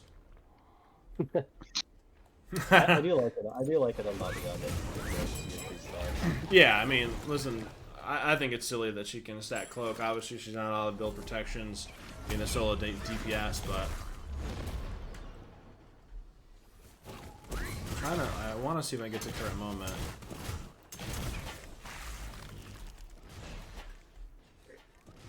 Because I don't want to like delay his finals. And I hate how it keeps coming off.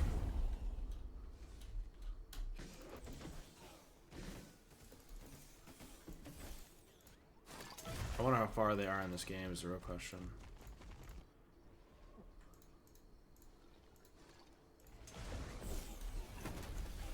Maybe that's as far as I can get.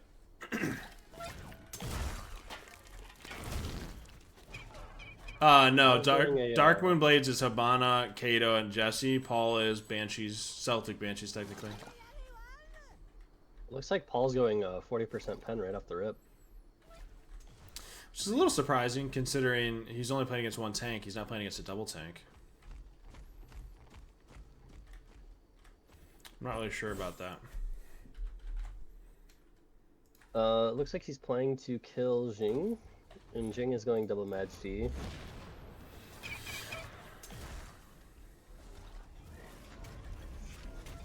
Jing being Kato.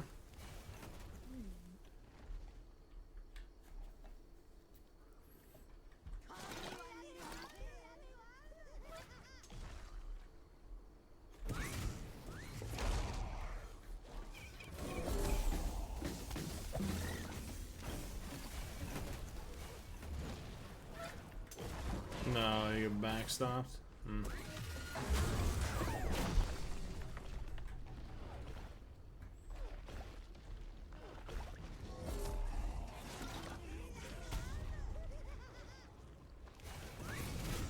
I'm interested to see where Paul goes after these first two items. I'm assuming some type of cooldown, what that ever looks like. He needs it desperately. He's got none.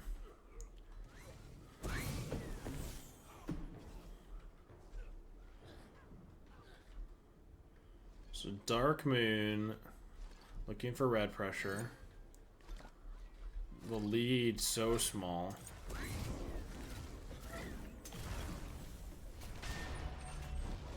Ooh, hold on. Nemesis, the target of a ton of aggression, heavenly drop. Should get him out of trouble. These alts just like everyone's getting away.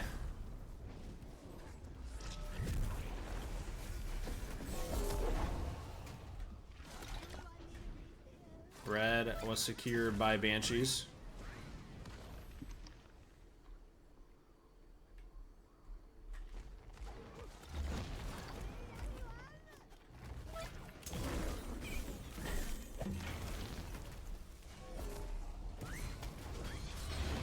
Nam with a beautiful blink ult, but just not enough damage. Both relics expended. It's both relics off ball. That's a pretty big win. It was a good play from them. What team are you favoring here late?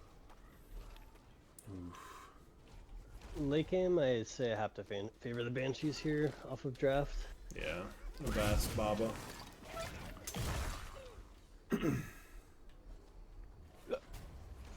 I'd have to agree with that, to be honest.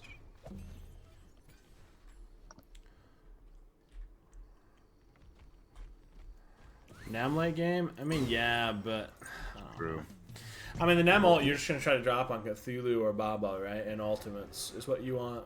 Either one's going to be big value, but... I do think this game is on to Jesse to find a priority target. Probably Paul late game if he can.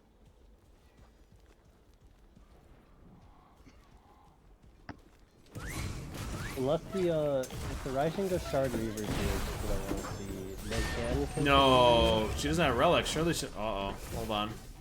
She's dead.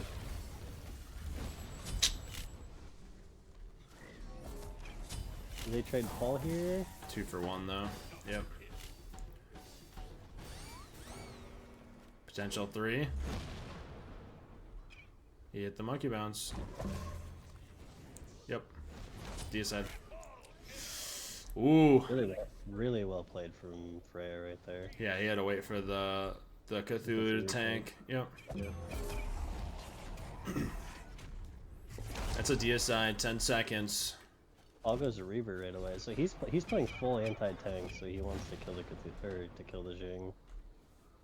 I think it's a pretty good idea because it makes it so you do damage to everyone. Yeah. I think Paul was tired of not doing damage to tanks in Joust in the early game. It might go to game 3. We might see. I don't know if Fab Duels is in chat, guys. There is going to be a third place game. I'm not going to be spectating. I'll have one of my admins just confirm it, place results. You guys can decide if you want to do BO3 or BO1, obviously how late it is. But the finals will be a BO3. And I'll tell these guys the same thing. But I have to think this is going to be going to a game 3 very easily, right? It's looking towards it. It's not guaranteed yet, though. Yeah.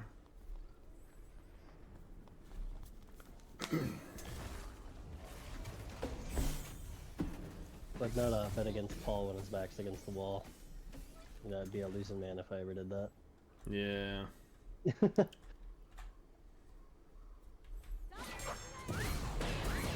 Ooh, that's a double dash. But that monkey bounce connects it. That is rough.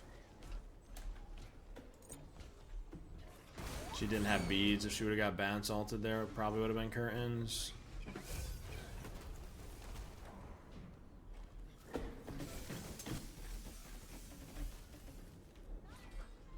It's interesting that like the starch contrast, by the way. He's dead. Yep. Raijin goes down to this double dive. Can Jing survive now? I was gonna say this is the cooldown from Raijin versus the percent pen Soul Reaver from this Baba Yaga. Yeah, the Baba just does more damage on her first cast, is the big difference. Raijin has better sustained damage, but... Should be Bull. And it should. I'd have to think this is looking like a game 3.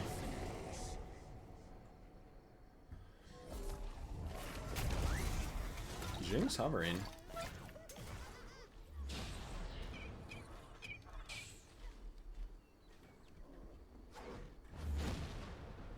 Jing doing his very best to stop backs here.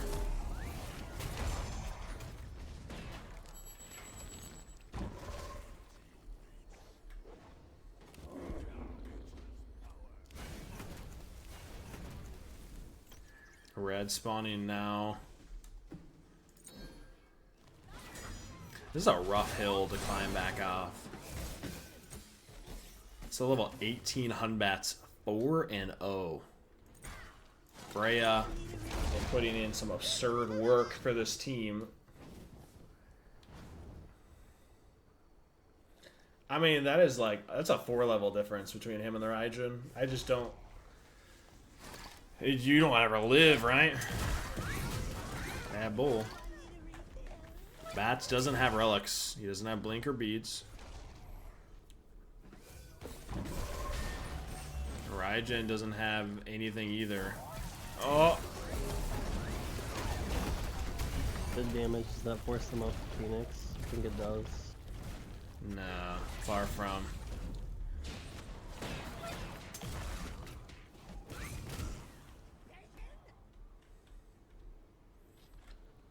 Hmm.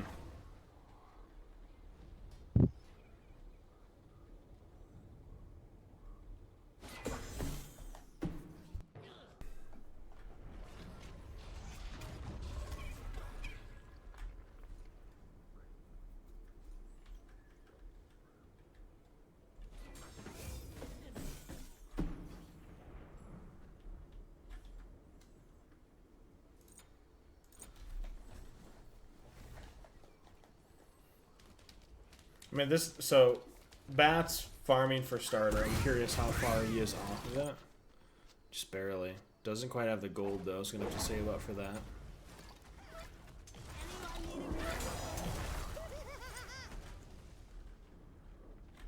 Surely it turns into we want to get as much Titan poke here as possible.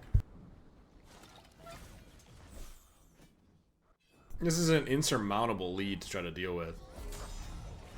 Bats with a big blink. Reclaps backwards. Now let's just get as much Titan damage as they can. And be able to get away. Very little to their name there.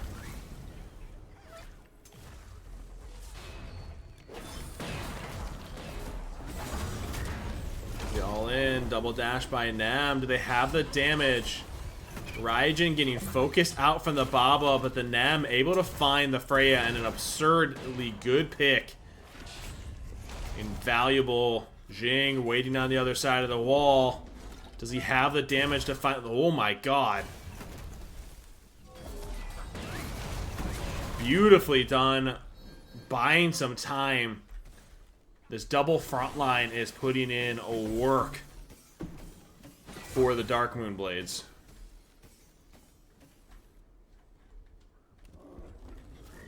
That's insane. I got a shutdown onto Freya too, which is gonna make it a lot more even. Look at this drop. This is about to even go bigger. They can get bird here. 10 seconds on Humbats. Cthulhu doesn't have alt dealer. That he's got to be careful not to ooh, that's a fair amount of damage. But he's got to be careful to not he beads for dash to not stagger deaths here. That is wild. One fight. Completely recovers it to neutral. Those are level 20s now. A level 20 Nemesis. Able to grab starter. They secure red. They're getting chased down. Bats doesn't have blink for 15. He's trying to close gap. Being pinged out. Ooh, they're getting desperate. They're trying to close gap. Beats dropped. Raijin dashes away. I think you take the Raijin beads though there. They're fine with it. They have, yeah, they have bats on, right? Mm-hmm. Still a net win. Ryzen has to be extremely careful with how he positions his beads. I think he just has to, like, he's just hovering alt. He has to alt that. He's got to have the reaction time. The thing is, bats might just be able to kill him in his ult with beads. Yeah. So like, even if you react to it, if he just beads as your Fury, he might just kill you anyway. Not disagreeing with that either. 90 seconds though, and a rough play at that. Nem didn't have the gold to buy starter here. So no starters effectively bought as of this moment with 2 level 20s. Ooh. Talk me through this. That's a Deathbringer. Full item Deathbringer last item on a Nemesis. He's playing against 2 full squishies, so it looks like he's just trying to explode them. If he does get a Hyder's Deathbringer crit on one of his auto cancels, that does increase his kill potential a lot. There's the blink. Yep. Didn't alt or Aegis. But can Nem find anything? If she dies here, that could be game. She's getting ran down and almost surely does go down. 50 seconds. It's not good. The thing is, I think even if Ryzen ults that, Frey's just going to bead his sphere and he's just going to die anyway. Agreed. My worry at this point of the game. Got Powder and Proc. They have Fire Wave, but he cannot die here. He dies there, it's certainly a game. He cannot die. It's probably a game anyway. 15 seconds.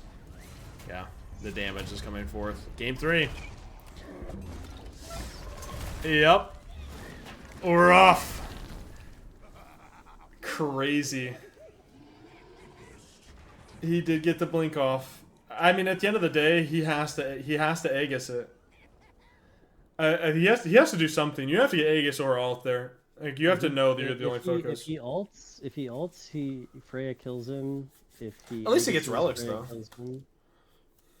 He just can't be there. No matter what he does there. If he gets blinked up by bats in that situation and bats pushes He's dead. Yeah. He's dead no matter what. If you ult, you die to beads. If you Aegis, you die to damage after. Yeah. As he just jumps on you and beads us, and you die. On the tier. 4 axes. I'm not surprised by that. And there's the Equinox for their Long Shen. That was what I was looking for.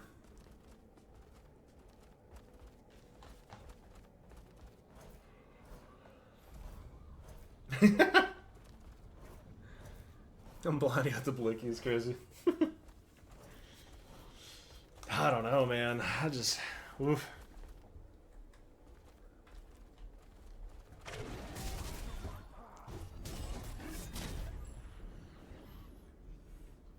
Listen, I have to believe.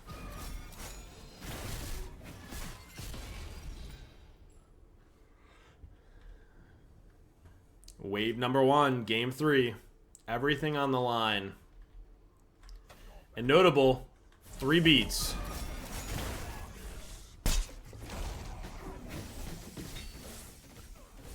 I do like that I'm seeing some damage at a tier right away. The Rune Forge. Yep.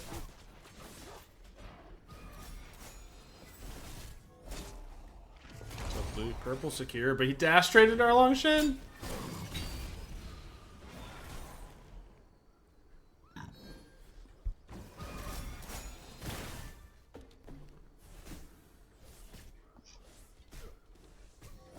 I'm surprised.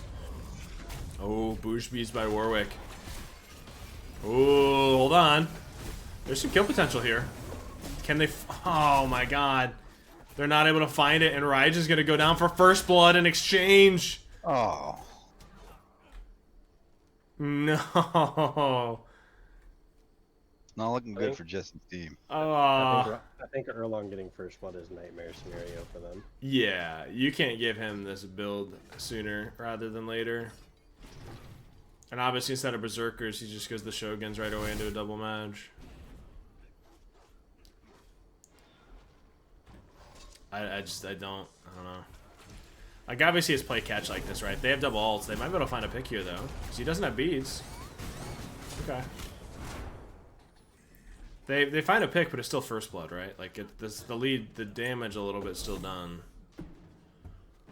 I don't think that putting Cthulhu behind does anything. No. You need it to be Paul or Freya. Mm-hmm.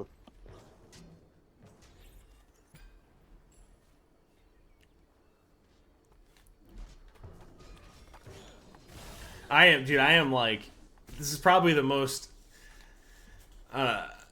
engaged I've been tonight as far as a tournament game, mainly because I'm shocked that we're just going 2 displacement gods with this tier Sobek. They believe so strongly, game 3, that these are the picks.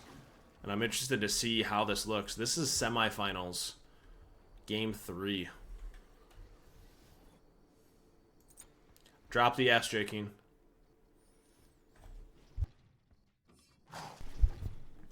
Krisha. Just say it, Krisha. Say it with your chest. Does it look like I'm in this finals? Am I in this game? No. Then shit the fuck up. What a goddamn stupid question. What the fuck?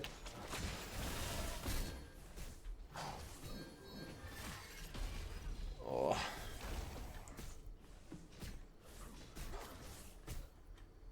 My fault. You're good, dude. I'm just giving you a hard time.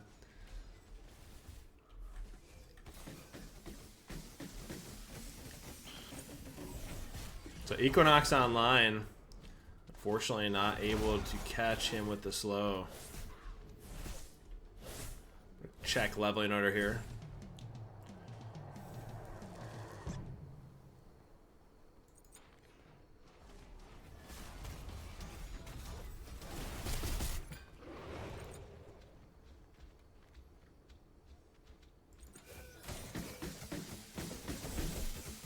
You're good, Michelle. Hopefully you travel safe, bro.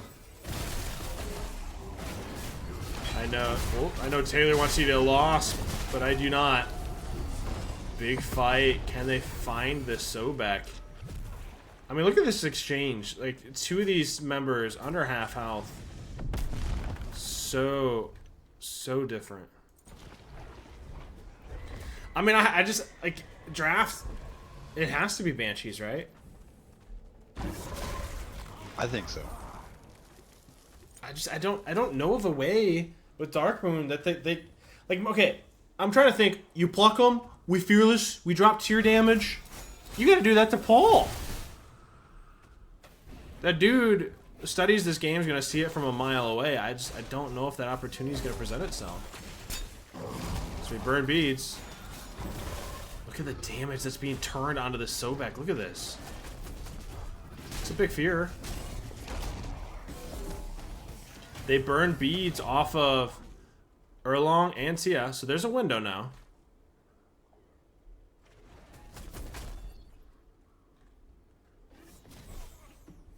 I just think the later this game goes, the more in favor it gets for the Banshees. So I think they're picking up taking these roughing trades. Oh, 100%.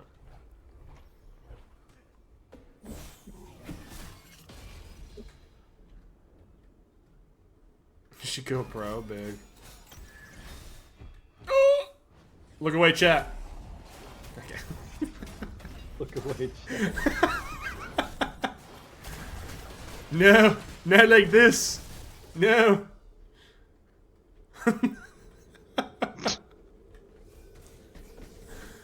Oh, we're getting goofy.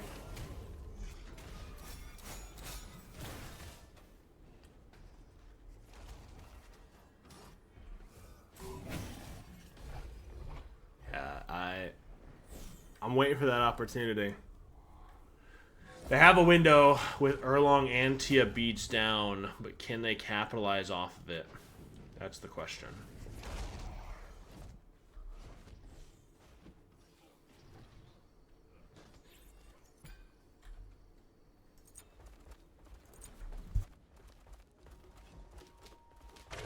I'm a little surprised by going back to the Berserkers. I think he's sticking with it. Is it always going to be this Equinox Berserkers Kins into Shoguns? Is that going to be just the build?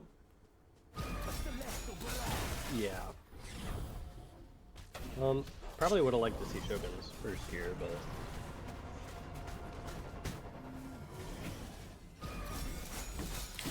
Yeah, but I was about to say similar to Bolden. I don't know why you don't go Shoguns for the magical. You're playing into a double match. No.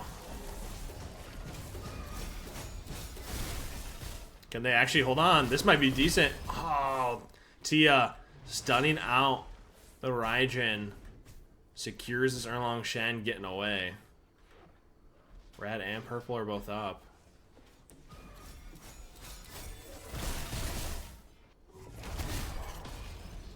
Them buying some separation might actually be the difference here. Ooh, almost stole it with an auto on a 48 HP. Does anybody else feel like Paul's abilities are just heat-seeking? Dude, I don't know, man. He's just doubling everyone else's damage in the lobby. Meanwhile, Bull at half HP.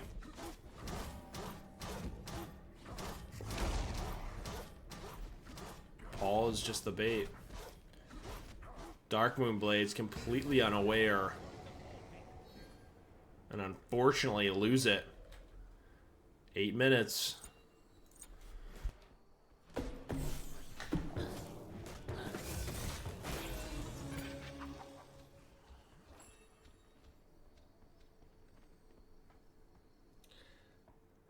So a lot of people are going to be biting their tongue if Warwick wins this.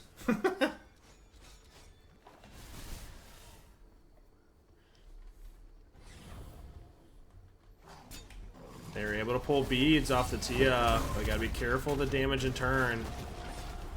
Tia, the blink in forces the Tiamat backwards. See, that's what I'm talking about. So, like, they get beads, right? They get this engage, but, like, who's gonna kill it after? You're setting up for somebody. I find it so hard to believe that that's the call.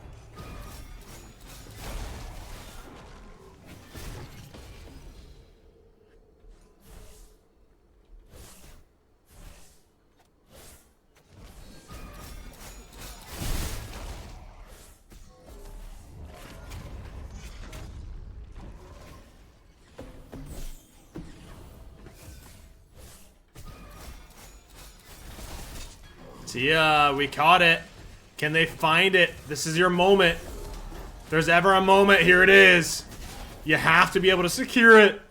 No. Oh. No. No. Tragic. Oh no.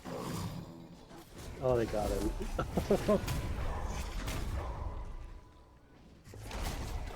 No. Not like this.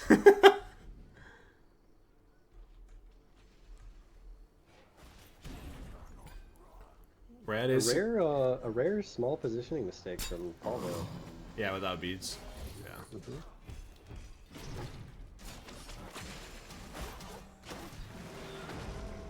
Can I catch him? Oh, okay. You force beads. Can you tank it though? Waves here. Can they get T1? Ooh. Ooh. Blocked by... No! Oh. Ooh. Small misplay by Paul, actually, with the jump. Hold on. Tier might get this. No? No? No? Hold on. Hold on. There's an opportunity, chat. There's an opportunity! You gotta... Yeah, Paul's just got plot armor.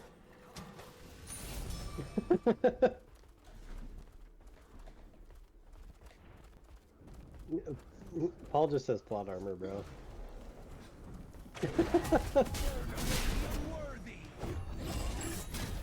What the fuck? How is he living?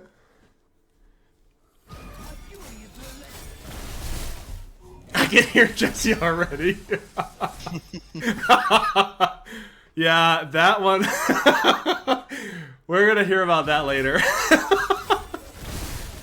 Oh no.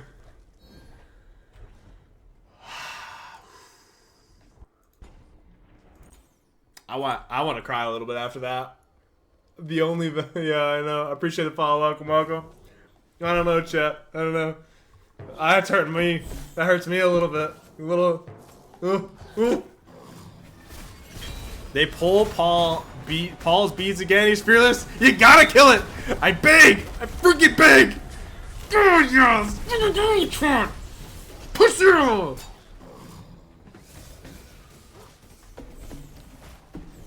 Hold on, chat. Chat. Is this fucking chat? Is this fucking happening?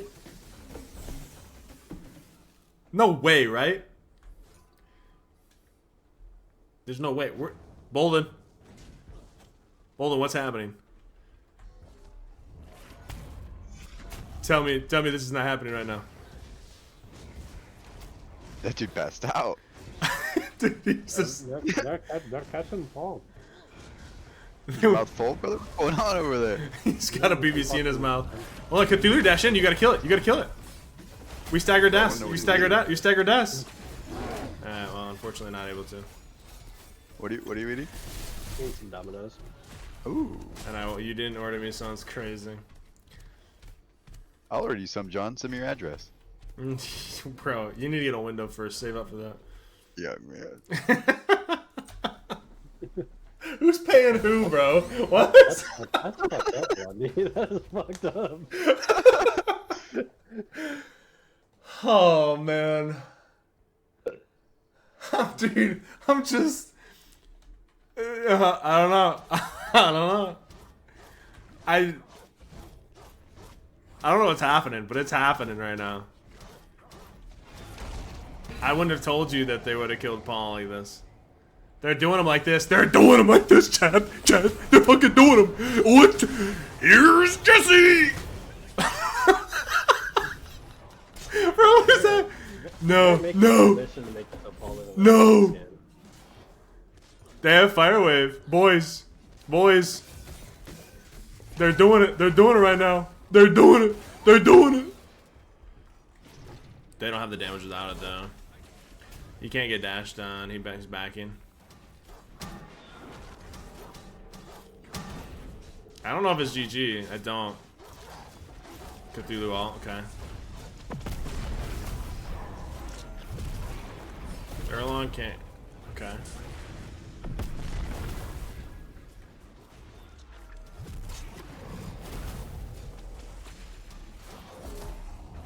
You gotta be careful if you're the Erlon. Oh, he's 1 HP. He's 1 HP. Oh, he doesn't even know. Bro, what is happening? I don't know how this is working either, chat. I genuinely don't. You're staggering in. They're staggering into this CC.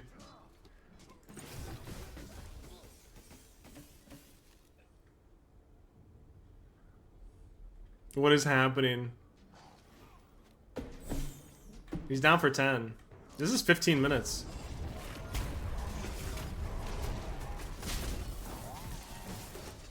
Is this all in? They got beads. He's half. You can't die. You can't die. You can't die. You can't die. You can't die as Regen. You can't die as Regen. Oh, Warwick just went huge. BO3. 1 and 1 to 1. Phoenix back up too. Yeah. That trolled the heal now. That's a big mistake. Yeah. They tunneled so hard. Birds up, Titan heals. They can push, clear the last fire wave. If not, get T1, get bold. That is such a bad fight. Oh, Jesus.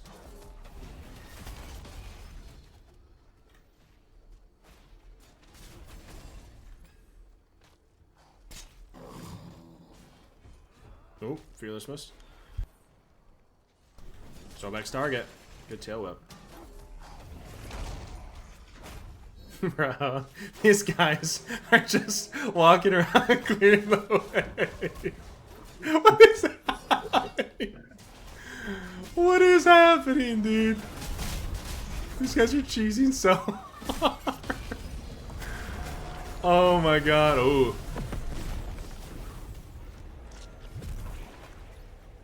Oh, there's a lot of blunders on both sides.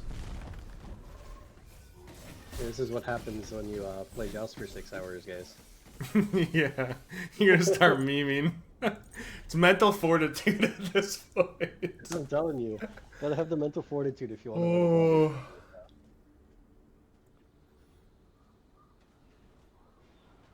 I love how Taylor asked if you're falling asleep when you're eating Domino's, and he's the one falling asleep. No, sorry. I was reading something on the phone. Oh, you're good. There was a text. No, this game has been a nail biter back and forth here, John. I love you, Taylor. That's crazy. That sounded like a fucking sportscaster line. I know. He's biting his nails right now. I was doing that earlier. I clipped them all. We're fresh out here. I think it's partially because John is like the most generic, like, Yeah, you white guy. like John white guy Madden sportscaster yeah. name ever. Passing over to you, John. Hold on. They kill Arlong. They can do this. They can do this. Holy They smokes. can do it. Nah. Holy shit! They burned Oh Tia's my beads. God, John. Tia jumped in. Tia jumped in. The fire blink. What does it spell, John? You can't die. Wait a Oh, we minute. missed the two. We missed the two. You can't do that as a Raijin main. You can't do that. That's half your damage. Doesn't matter. Oh, Doesn't no. fucking matter. John, tell me it ain't so. It's so. It's not. No, I don't John. think it's GG though. I don't think it's GG. I genuinely don't. I'm passing it off to you, John. It's not. It's not GG. I'm not passing anything Oh, off. they're able to defend Cthulhu. here, John. Cthulhu has ult. He's gonna go into ult. He's gonna defend. He has to do it Iron before the wall archers. defense He has to do it strategy before the forward. archers. He didn't do it. He had to do it before the archers, bro. They can take. It's over. You didn't do it It's before the over. archers. Warwick. Yeah, it's over. WTF? He is playing a different game. He is on a different page. Honestly, different game completely. I'm too high for this shit. You're like, it's 420, bro. I'm way too high right now. Oh, no. What the fuck is happening, dude?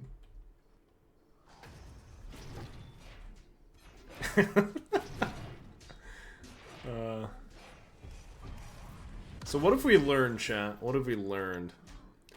I don't know. Don't pick hunters. Is it though? Is it? Dude, Stovek, he wanted to grab this so bad, bro. You see him hesitate? He's like, my plucks go pretty hard right now. I'm looking at this. I'm looking at this number, and he's just going, I see a red bug. You thought about it. No. Oh, if that isn't every tank ever. Oh, God. I haven't done the most damage on my team in the last 5 fights, but I'm him in the next fight. Fuck. Alright, here comes this tier. Double blinks are up. Fire blinks at that. This can be the end, chat. This can fucking be the end of the It could be the semifinals. end. Or Come on. we could just be here for another 20 minutes. Probably not, but we are going to be regardless for the finals. Oh, beads. Tier bolts in. Come on. Do it to him. Do it to him. Alright. Okay, we have the damage. You have the damage. You have the beads. You have the beads and you dashed in. Does he have the damage? Oh! Good Aegis, but you're still dead. John? I don't know. They still die 600 though. milligrams of caffeine. It's Yeah, not. brother. It's not enough. Come on. You gotta kill it. You gotta kill it. Don't die. Oh, go down. No! No! No! Not like this. Not like this. Not like this. Not like this. Paul's Wait a different. minute. Paul's different. John. Oh, Paul's. Paul's That Paul's spell different. defeat. Wait a minute. Paul is different. It's What's F6 the right most now. amount of caffeine you've had in a day? I don't recommend that number. I don't recommend that. No, like what do you hit? Like what's your top? you know? 800. 800. Young man. Paul just has Could you- plot armor on the last 100 HP, bro. I swear. I know. You can't Feel like kill him. your heart. I feel like you could be able to. Like, Oh, you feel can everything. you can genuinely hear it. Like you can hear it, and it like Oh it's my beating out God. of your chest. That was I don't go 3 above like nights. 200 milligrams. Young man. I do. I'm at 6 right now, huh? Dude, that's crazy. Me personally, like I couldn't go above Oh, 2. that's fair. I feel like I get jittery. I get a little like shaky, you know? Yeah, Like, 100%. You're like your hands are always shooting. can't trust myself. Can't trust myself. It's the safe amount, quote unquote. That's why I said I'm gonna die to caffeine. How did you think? Okay, Dude, what a way to do you go. guys recognize? I work full time. I work out, and I stream 30 to 40 hours a week to do this. Why the fuck do you guys think I say, "Hey, I'm putting money, time, and energy, and I need your support"? Why? Because I'm gonna fucking be dead in a year, bro. I'm gonna be dead by caffeine to even do this. Bloody needs- Hell yeah, bloody Bloody needs- hell yeah. Bloody Fuck. needs an energy drink sponsor, bro. Live fast. Live yeah. fast. You might be the most deserving person in the world of an energy drink sponsor. I'm Dude, not we seeing the can get you on efforts, and don't talk to me about efforts, sir. You especially. Just kidding. Dude, Celsius is fire. I drink that all the time. 200 milligrams for those who are wondering.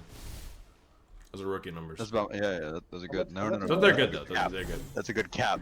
That's not a good cap. You drink one in the Good cap morning for and the you drink day. one before stream. That's what you do. Bro, I'll drink 200 milligrams and be like, all right, I'm good for 2 days, bro. Like, Yeah, I'll go a day Taylor's without drinking wired. nothing. For a point of Yes. reference, a cup of coffee is 60 for the record. I don't drink coffee. So Monster is 86. No, Monster is No, they're like Monster. 250, No. A white Monster is 120 for the Okay, well, I small don't one. drink the A white large one Monster. is 160. Okay, I actually got a Monster right next to me right here. A Bang, if you drink a Bang caffeine, like a caffeine drink, is 300. Those taste like chalk. Don't do that. But Celsius are 200. Yes, I looked into this and all the. The standard Monster is 86 milligrams. Of caffeine, the white ones are 120. I'm telling you right now. Is there a way to fucking change? It just says Monster Energy. Are you googling it? It literally on the. This It's on the. Monster It's says on the 160 can. Milligrams caffeine, Why 160 is that milligrams. Why does it come up with 86 there? My first. Hold on. Google Man, I- there's different monsters out there. There's man. different monsters and different. Like, is it sugar or sugar free? This is some propaganda. For me. Hold on. We're seeing an end. Paul's just built. Do it! Do it, Paul! Do it to him! Do it to him! Paul. Paul's him. He Dude, might. that He's might be probably the play. looking for a serving for sure. Come on. Proximity word slow. He's actually brought his team so. Surely Warwick, don't die. Surely. 60-second timer. All right, hold on. Let me Oh, I heard that cap. Slam it, John. hold on. Then rip the shirt. I'm trying to. I know it's on the can. It's in the very bottom in the ingredients. It's low. You gotta look down What, there. I what, just are you, did. what are you drinking? What are you drinking? It says down there like caffeine at Yeah. the very, very bottom. 225. Nutrition. There you go. 225 and that big. Yeah, one. like we're gonna be able to read that, Blondie. I don't know, whatever. Stop even Sorry. trying, asshole. I don't know. So the regular one's like 120. 160, right? 120. A 120. Because that's like the big one, right? Yeah, that's a big one. Hold on. This is it. Chat. Let's go! Celtic Banshees looking for an end to a 3-game set to push themselves to the finals to face Kershaw and company and find it all. No. Shot. GG. Paul's OP. Yeah, Ja. that's the way to win the game. Shut the fuck up, Nate. Yeah, honestly, Band-Aid, I'm on it. Don't even worry Paul about was it. any other way than his back up against the wall, bro. That's crazy that they won that. Putting this whole thing together. For those of you who didn't know, this whole thing's rigged. It's planned. Yeah. Pre-recorded. It's all scripted like the WWE. You fucking Hindu man, bro? Where's the script at? Let me see it. Oh, I've been writing it on the It's behind side. the scenes, you Don't wouldn't worry. understand it. Yeah. It's above It's you. too deep. Appreciate the follow. Yeah. Welcome AI everybody. generated. But why we're banning the E-Shell and Joust, especially on Paul, he's got heat seeking. He's built different. But the burst and healing from his ult just does way too much. And has been banned away from Paul majority of this tournament. E-Shell, Tia, and somewhat of LaFay. Obviously, what they're coming to find out is you just can't ban out Paul. So stop trying. Stop freaking trying. But we haven't learned that in Joust because we're just dense in the head. And clearly he made it to finals, so we're going to see it again. Appreciate all the follows. Welcome everybody to the BBC, also known as the Big Blondie Crew, where we drink big black coffee. Yeah, careful. And hang out with the Big Blonde Coward, so you're welcome. Don't know where that came from, but I'm we're no here. coward, John. You're a coward. Shut up. I'm no coward, John. Oh, man. It is a Paul thing. To be fair, these teams have been playing together for a really long time. I don't know why I was about to go into the Hoya. Solo Malo. Okay. Eggshell's great unless Blondie's piloting it. Then I mean, you might as well stick socially. That is. At You're this not- point, it's nothing's anything gonna I happen. pilot because I am so out of If the you're show. against an Aphrodite, he won't build anti-heal. No. You're gonna wait for next game. It sounds personal. It was pretty fucking personal. Because I was trolling that game until I wasn't, and then you were trolling, and then that was upsetting. Oh. So what's going on here, John? Anyway. Anyway. Game Forget about that. number 1. Celtic Banshees versus the Charybdis Crushers. Underway. Bolden's like, what the fuck is happening? Just my last ranked game, young man, that's all. I'm just trying to imagine someone like on like an NHL broadcast. What's going on here, John? What is that? What is happening? Horn Shard popped by the Ravana, excuse me. Was not expecting that. Blinks on both the Fizz, Ravana, and Osiris, looking for some big engages. Ooh.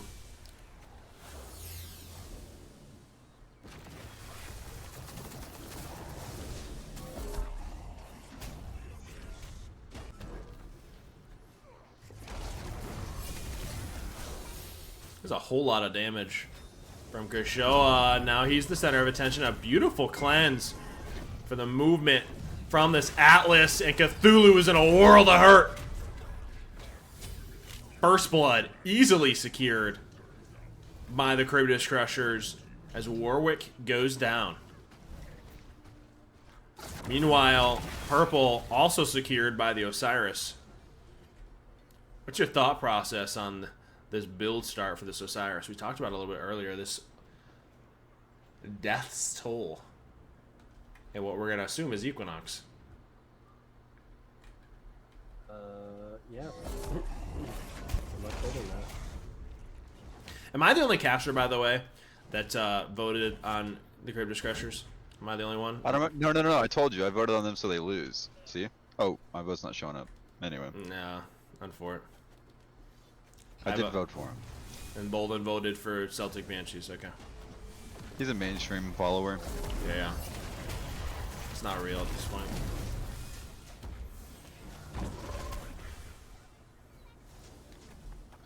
So First Blood and both neutral buffs. A hell of a start. Osiris got to be careful. He's going to ult, and they're going to ult directly after. Is the damage there? It's not. Death from above. Kershaw puts down Paul and is looking for blood.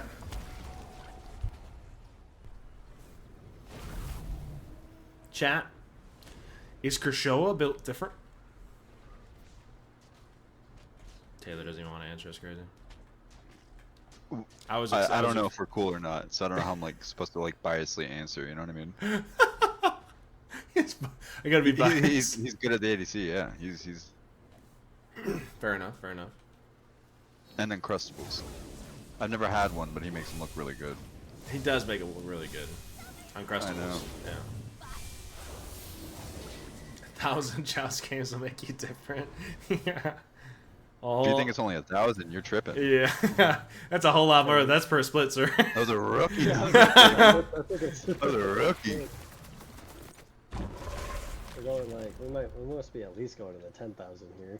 Yeah, I think I'm at just about 10k. Just checking leveling orders as I shift through this.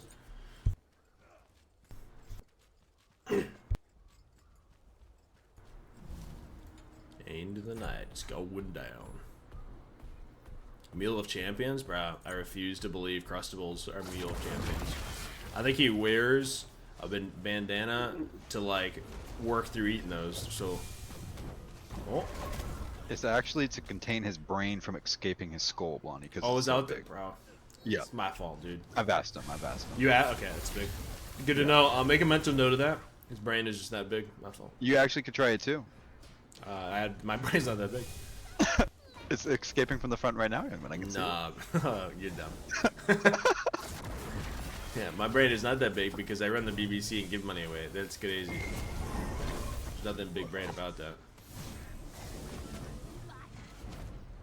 The only problem with that is BBC, young man. True. I'll take money all day. How you doing?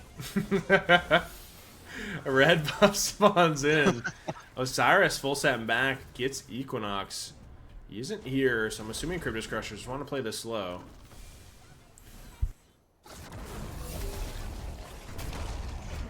I'm assuming Jesse's in game, I bless.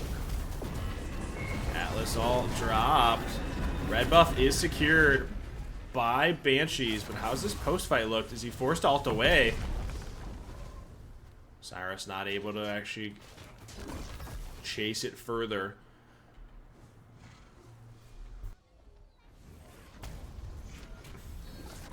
Paul's really enjoying this coin into Obshard build.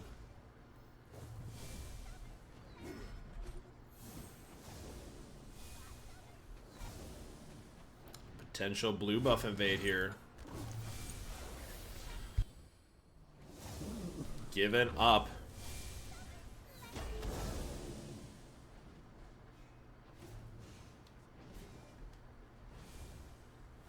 Bolden, I gotta know what flavor of Domino's did you get? Is that even Pepperoni. what flavor of Domino's? I mean, what kind of pizza did you get? Is that better? Like, what do you want? No, you're weird, John. You're weird for that, for real. I'm weird for that. My fault. My fault. It's on you, dog. It's on you. I got pepperoni sausage. No. Dude, hell yeah. You're missing all the, like, onions and shit, though. I got some pepperoni sausage, some wings, and some cheese bread. Big. Young man. Some mute lovers, huh? It's big. I love the meat. Yeah, go to Arby's. They have the meat. No, young man. Get that hell ass thing out of here, bro. Nobody likes Arby's. No, they have the meat stuff. They do. My little brother got fired from there, bro. Unfair shit. They might not be that good, but they have them. Apparently not showing up and smoking pot out back gets you fired. Who would have guessed? They're not false advertising. They never said it was good. They just said Okay, you know what? That's You're right. It was actually big brain. Heavenly actually dropped to try to buy them some space.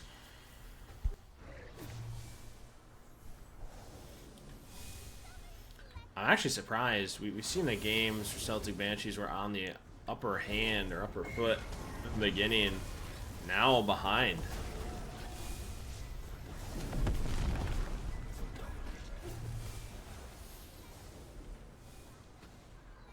Red spawning in. Ravana heading toward there. It should easily go toward that as Osiris forced it back. Unless Atlas can be built different in which he is for whatever reason. Zenobia him.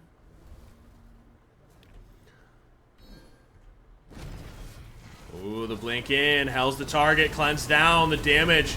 They're calling for it, and the numbers that they are able to put out immediately disappear. And unfortunately, this Ravana, as he's forced to jump away, or ult away, excuse me.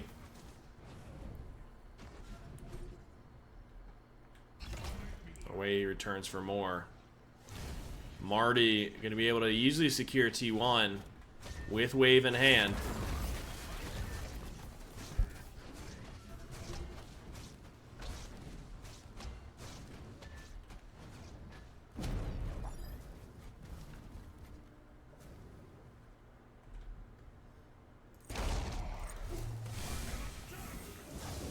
Ooh. This is why we don't play Talent Joust. Yeah.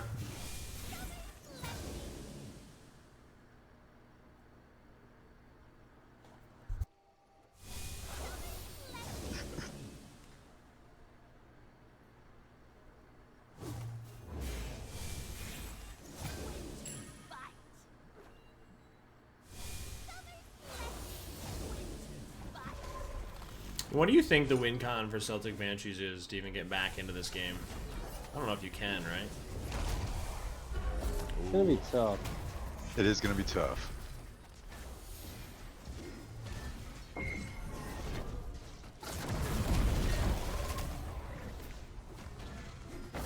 You're just dead. Death from above. I'm not gonna lie, this is a dominant performance from the Charybdis Crushers. Looking to send a message to this league and even going into future tournaments.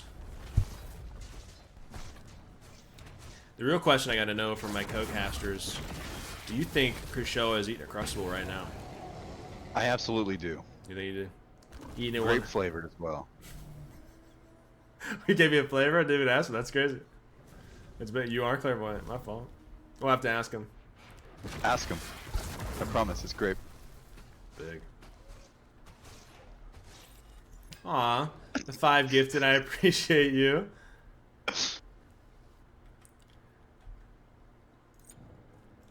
Big call out, big gifted. Thank you, thank you. Let's go, Crash. Crash taking it home. Game number 1. Charybdis Crushers trying to run it down. 10 minutes. A dominant performance thus far. I gotta ask, Taylor, how do you think you pronounce that? Did I just say V-I-C-J-H? Vicja. Vitcha? Vic. Let's just call him Vic. Vic? I like Vic. Vic. Vic. Vic. The Vic. Vic. Vicster? Vic? Like, hey, Vicky. You know what I mean? Vic. Vicky, Vicky. Okay, no. Are you stupid? Oh, we're tired. That's crazy. Or Ivana with a big blink, but can you find the value? As Osiris is 2v1ing currently, can you find it? Or the Ivana able to walk away? Yeah, the Equinox looks like a fair item, right? No, not like this.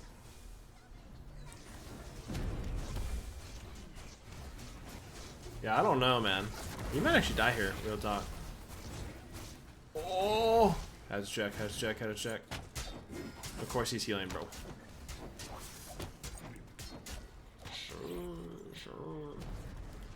Might be a little troll that they didn't get buried and decided to kill the Cthulhu. He's 0-4. Leave the. Whoa, whoa. Huh? What was that? How? Shinfu killed Paul? What? No, no, no, no, no, no, no. We gotta go back. We gotta go back. No, no, no, no, no. We don't get. How? Oh. Oh, no, not like this. No. Not like this. Okay. I mean, listen, you try to stop his back for the record, so there's that.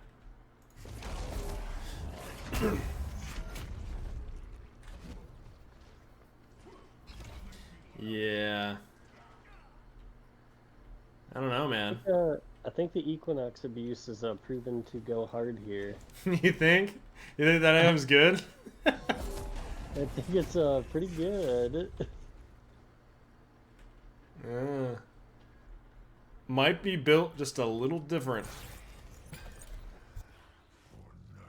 Obviously, Chinfu putting it on full display.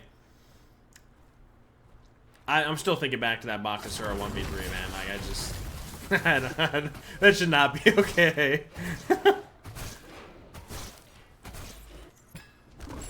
I'm just thinking about that item and like a 3-man tank situation. Good thing I have it banned, huh?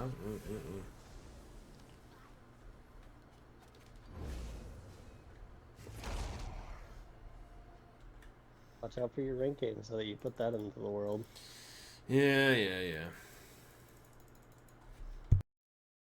While we're paused, Blondie, please take a moment, look at the DM. That could be you with a bandana.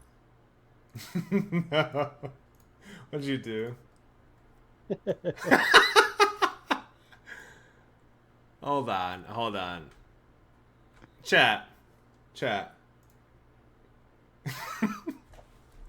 Okay, that's not the one you're supposed to search. No, wait, hang on. That's my fun one, you know. That's hey, Vato Blondie on the block, Holmes. How you doing? You know, that's like Mexican Blondie. The other one's the one with the bandana. That one's not the one you're supposed to share with the class. John, show the other. Oh, the other one? Yeah, hold on. My fault. My fault. Yeah. This one. That's the, you know, that could be you with a bit. There you go. Yeah, much more normal. That's not Vato Blondie. What is normal about that? A little BBC across my forehead. You're right. Vato Blondie's way better. Oh my god, dude. Mental. We're taking it too far. The other one's better? Nah, still not happening. MS Paint, young man. Oh man. I just can't.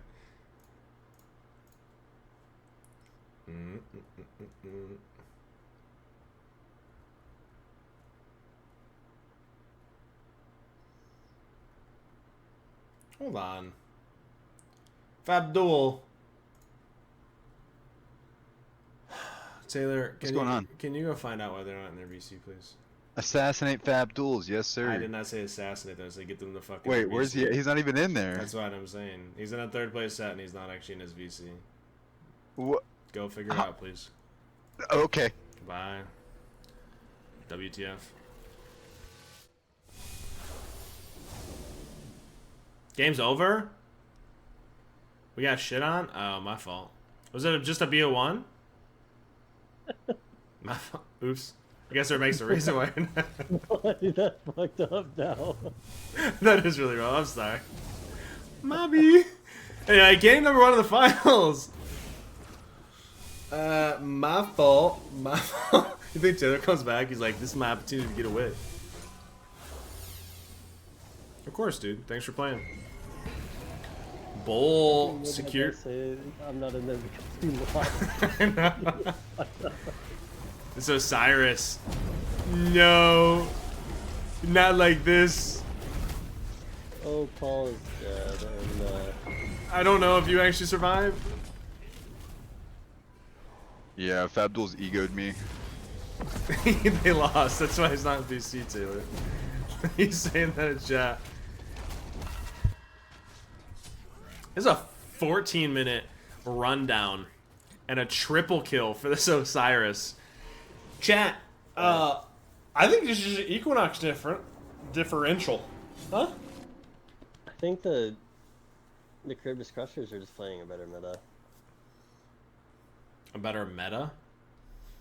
Yeah, I mean... Yeah. The real question is, obviously they still have the way to come back, right?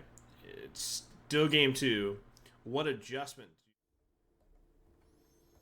We wait to load in. Mortal, appreciate the follow. Welcome, welcome, sir.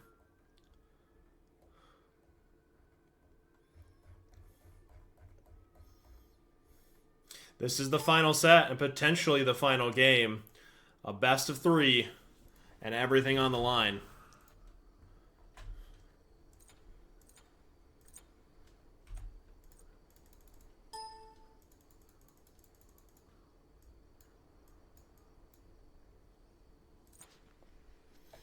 Cribus Crushers, Krishoa, Chinfu, and Zenobia. Alright, Surcat's gonna go Runeforge. Bat's gonna go into full damage. We saw what the Sun Bats was able to do to Darkmoon Blades, and potentially gave them the game 3 that they needed to win it.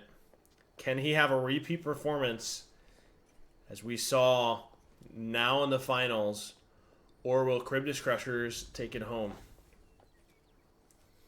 Off P's and B's, Taylor, Boldham, who do you think's taking it?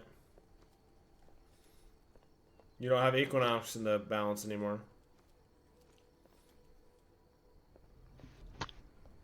I think if the Hun Bats is able to get rid of the Hachi Man, Yeah. it could be a good game for the Banshees. I like the draft of Banshees. Honestly, I'm gonna get through early game without mistakes. This is the big thing for me. Right. I just don't know if they find that, truthfully. But I guess we'll find out. Crutcher could be scary late game.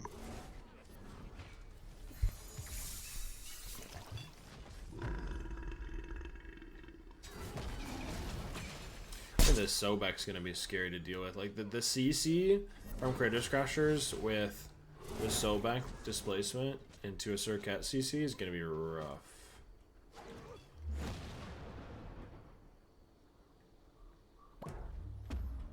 Ooh, you can't be doing that. It's a beads though. Can they have the damage? It's Horn Shard. Jesus! Paul disappeared almost instantly. first blood, and he didn't even get a chance.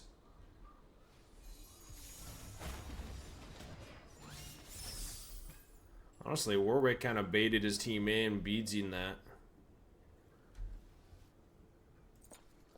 We talked about making mistakes earlier, Bolden. Is that going to be a big enough one that they can't come back from? It's not over immediately, but that's not what you want to see into double control. And Paul's beads are down too, which is really important.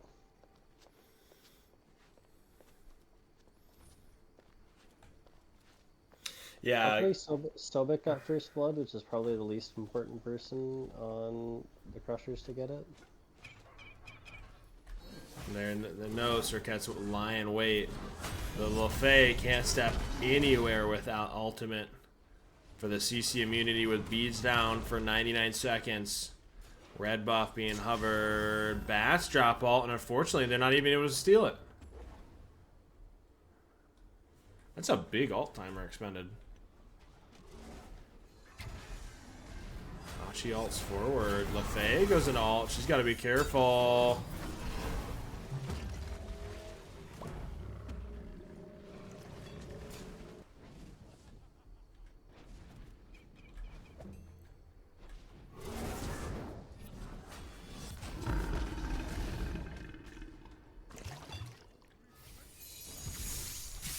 Wait, his team's nowhere near.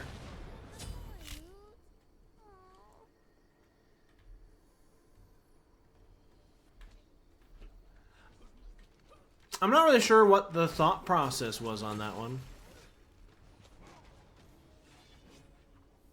That was a conch play? Is that part of the script? No, that was not part of the script. I'm still wondering what the script was on that one. I think he thought his team was there, because he definitely dies for it. And you already got first blood, so that just doesn't make sense. Read the script. Force a game 3? Alright, I got you. Yeah, I know. He's like, on script, game 3. Got it. No problem, guys. And Diamond Tower. Dude, honestly, maybe he's like, hold my beer, hold on. Gotta give him a chance, keep him interested. That's crazy.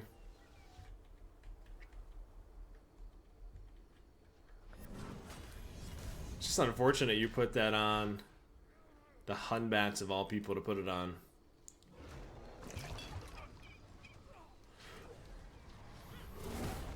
Never let them know your next move, big.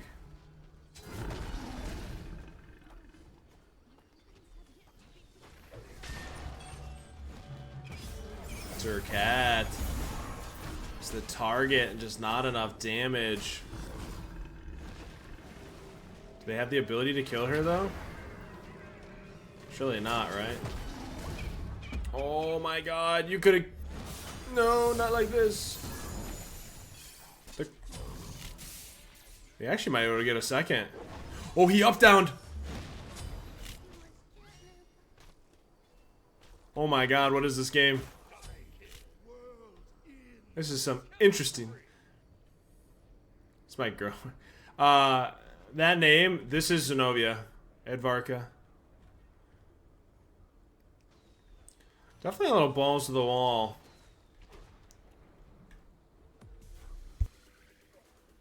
I'm starting to get the idea Chinfu just sees blood. You see somebody low and just ints at it. Correct me if I'm wrong. That seems to be the MO. That seems to have been his playstyle for most of Comp Smite from what I've seen. He's not afraid to get in there. He says, "Ooh, that guy's low." So you don't drop bats altogether, right? Doesn't need to. Able to secure it. Cobra Kiss not able to connect to push him off. Check leveling orders here.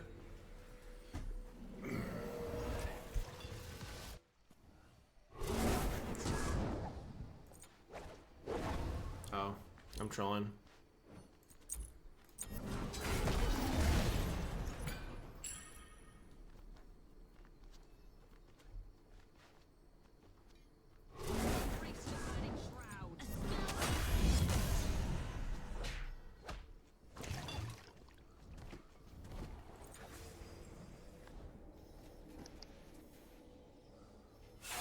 There's nothing out of the ordinary.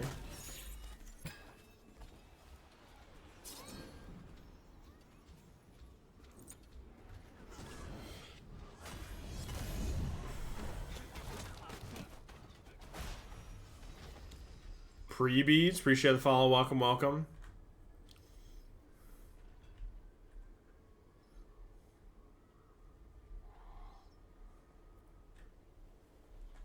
Chester being brought mid by Cryptus Crushers.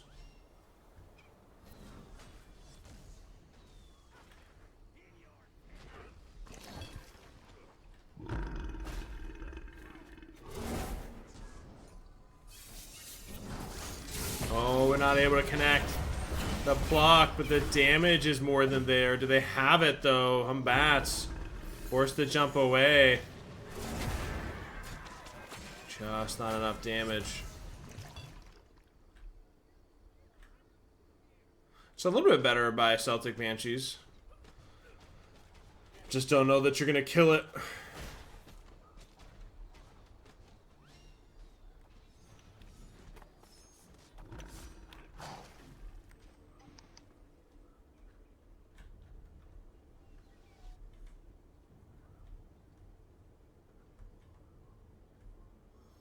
Batch does not have Blink to close that gap.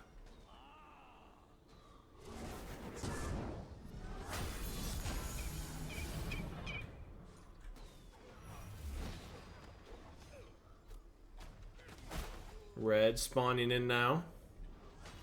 Nearing level 12s for Hachi, Sobek, Lefay. Looking for those second relics.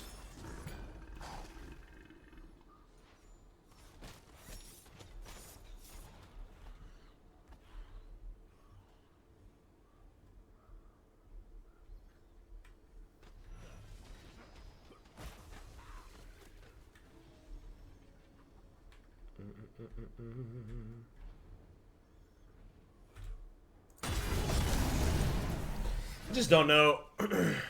I think they have a lot better potential for Celtic Banshees to be able to pick, at least as Hachi, or get a big pick on Cryptus Crushers. I just also think this Surcat is going to be able to do wonders on setup on this Lefay Hunbats. So back with a blink, able to pull Lefay beads. Hachi farming away, looking for items.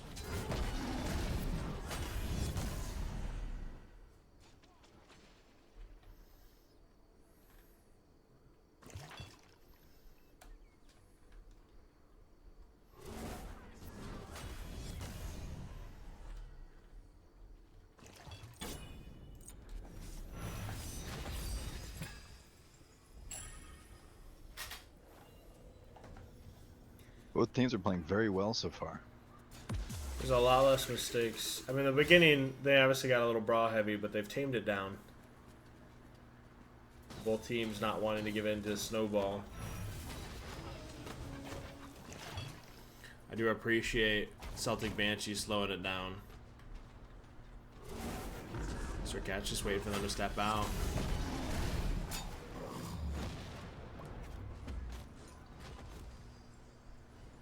Ever so patient. She doesn't have blink, so she's got to wait.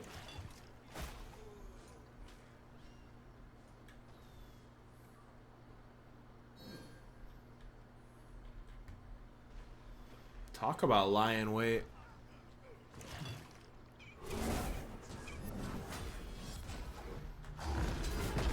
Ooh.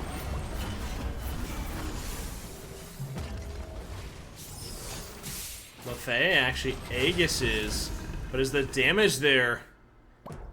They're able to punish this so back, but it was so close. Like, is the 3 kills? Yeah. Mm-hmm.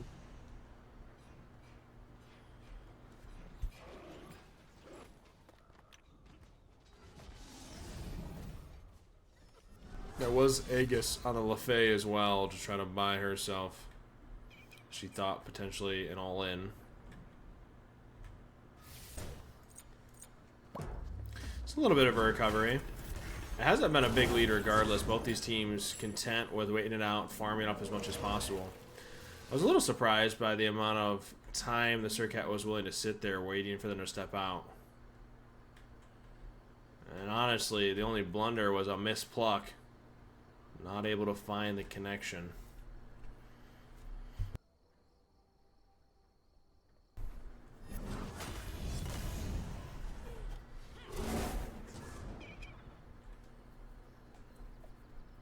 Yeah, PTSD, Joust for sure.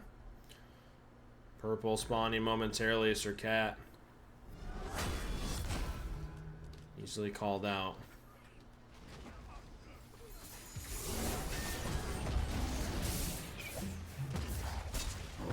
Surcat able to pull beads with this Hachi Sobek. Do they have the damage? They find the pick and force Bacchus beads as well. Now Hachi the target of most of the aggression. Does the Sobek go down? The auto's not there. Instead, the Hachi able to find the pick while the Surcat just overextends for the Humbats.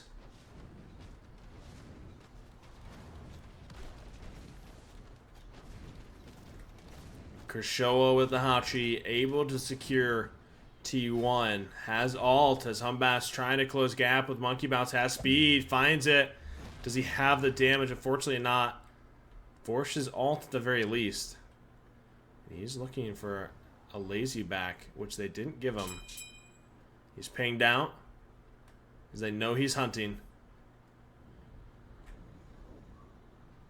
He's actually waiting.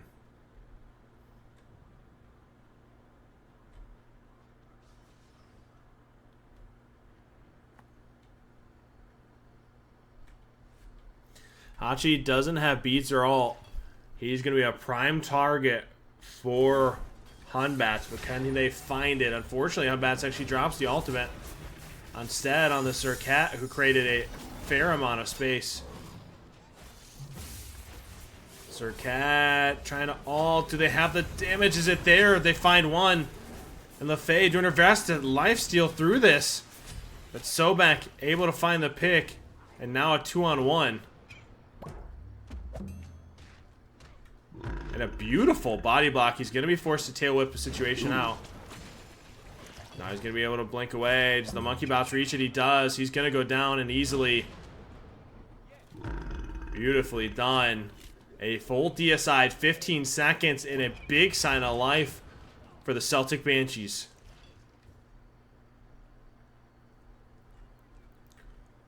I don't think they find anything off that, unfortunately. They do find a fair amount of recovery. That brings it to even. They can win that one more fight. That can go in a big favor. Celtic Banshees potentially showing that they can force us to game 3.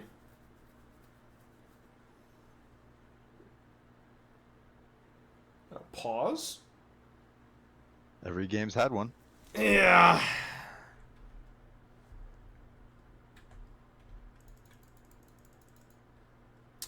It is appearing that way.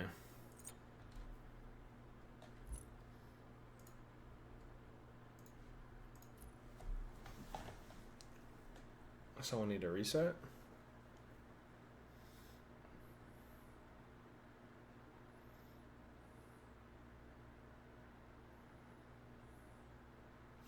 I don't like this. I hate that I'm going to have to make a rule for this. It's kind of crazy. What's that?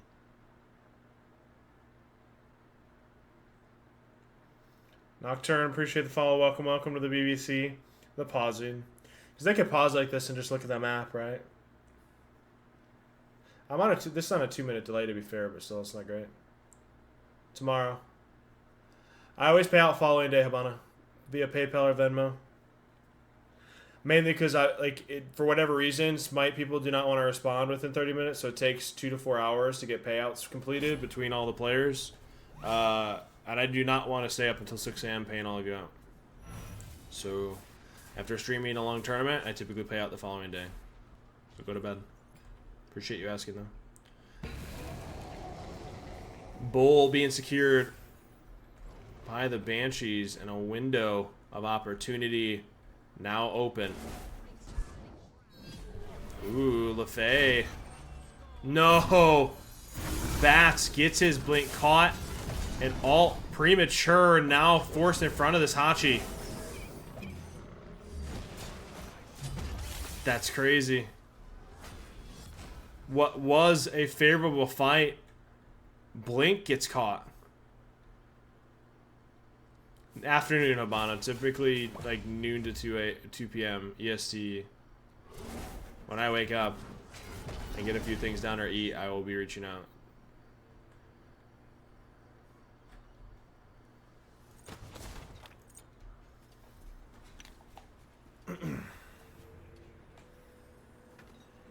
You're good.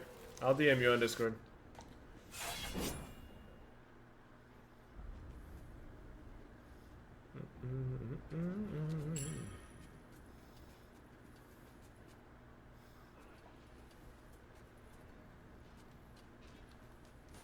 That's crazy. Cryptus Crushers had opportunity, unfortunately not able to get the blink off. Just blink getting caught means a world of difference. Feels miserable. And that's all it takes. Which team are you favoring at this point? Oh! Well, if you asked me a second ago, I probably would have said Cryptus Wait a Crushers. minute. But now my answer completely changed. This is not the Banshees we saw in game 1. Ancient Food is struggling a bit on the Sukkot. Yeah, I think he found his footing. He has his footing with this Equinox, but not elsewhere.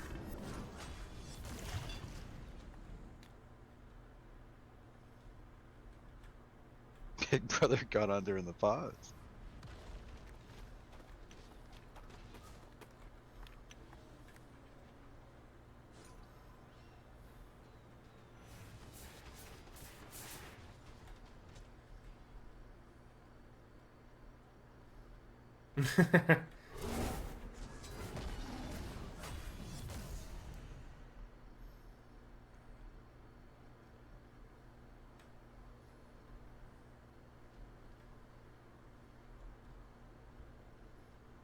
Both these teams hovering. You're starting to get into the territory where these deaths are going to be 50 to 60 second timers and could very easily spell the game. The game is decently even as both these teams, more so Cryptus Crushers level 19 on 2 members, hovering for these starters, looking for these big spikes because the Surcat 0-5 level 16.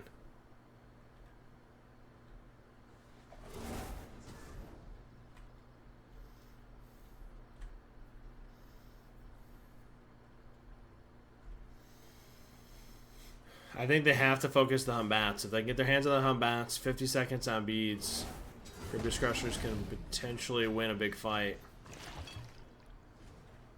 Hachi farming away to level 20. The famous phrase, fight for farm, not for fun. Kasho, I'm more than happy to do that. Surcat actually jumps over, gets her dash caught. Do they have the damage? Forced to ult. Here's the all-in. She's 1 HP, the auto. Does he get the dash off? Unfortunately, it turns into a 1v1, and Hachi autoing this Bacchus down. It's all going to be off of a pluck.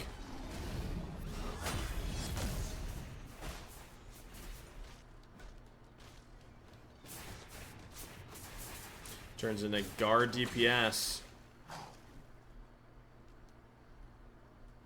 Hachi pass over. He doesn't have sustain, side of cowl, or health chalice. So he's forced to tank this up. He wants the beta fight here.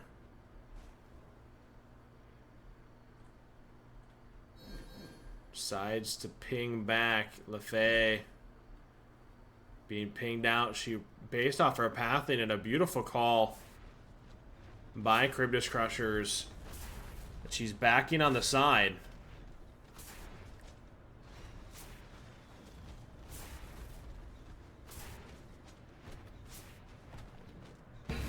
And Bull secured for Cryptus Crushers. A big back and spike for them as Hachi going to be looking for the starter with 3K in hand. It's 3K and a T2. Actually elected to go Gauntlet.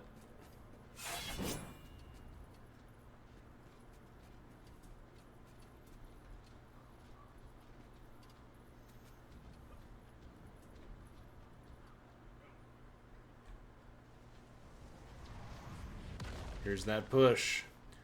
20 minutes in, Celtic Banshees versus Cryptus Crushers. One fight away from Cryptus Crushers becoming your $3,000 BBC Draft Joust League champions and secure first place. Or will Celtic Banshees be able to find a way, an opportunity back into this game? So back. Blinks in, decides to pluck away, and goes in alt, just create some separation. Bacchus doing decently well. Just trying to buy some more space, and a beautiful Hachi ult to get away from this Hunbats and the Cobra Kiss. On this double front line, do they have the damage? Bird secured in the meanwhile by the Hachi.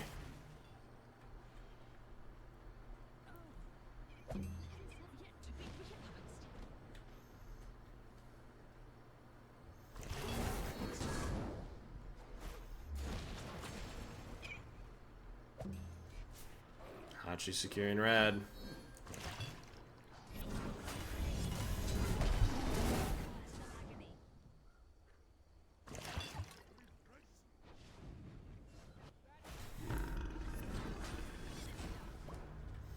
Ooh, Sobek's gotta be careful. He could go down here. T1 secured. That is T1. It turns into they gotta win one fight and they can win this game. Hunbats has blink alt. Ooh, the oboe proc off those minis. Give him the opportunity to not engage.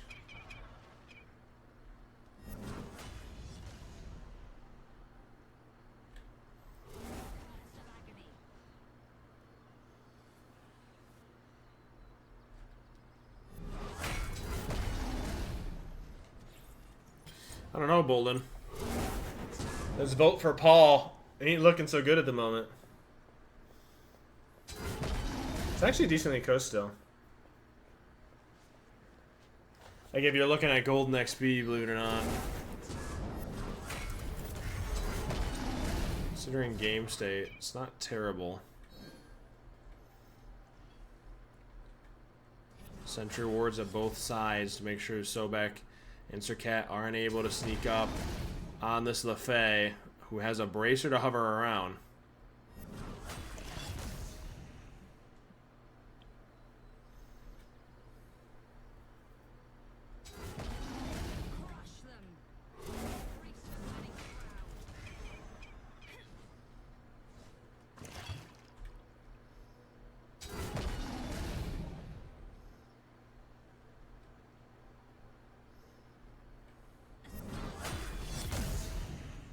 Bull pulled.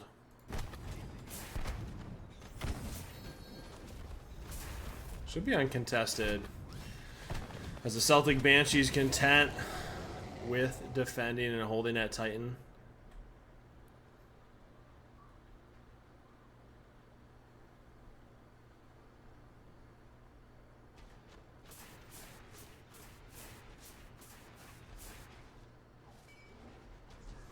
Proximity ward preemptively placed to make sure Hachi has something to retreat to. They know the Hachi has to be lying in wait in speed buff pit. Sercat jumps over. Looking for the one-on-one. Bats. Able to get away. Jumps out. Gonna be forced to retreat. A beautiful pluck by Sobek and an easy pick onto Paul. Not something I would be used to saying, unfortunately for him. Not enough.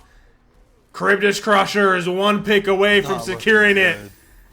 And find the picks. Able to become your $3,000 BBC Draft League champions. And first place to run it down. A big congratulations to them and what that looks like.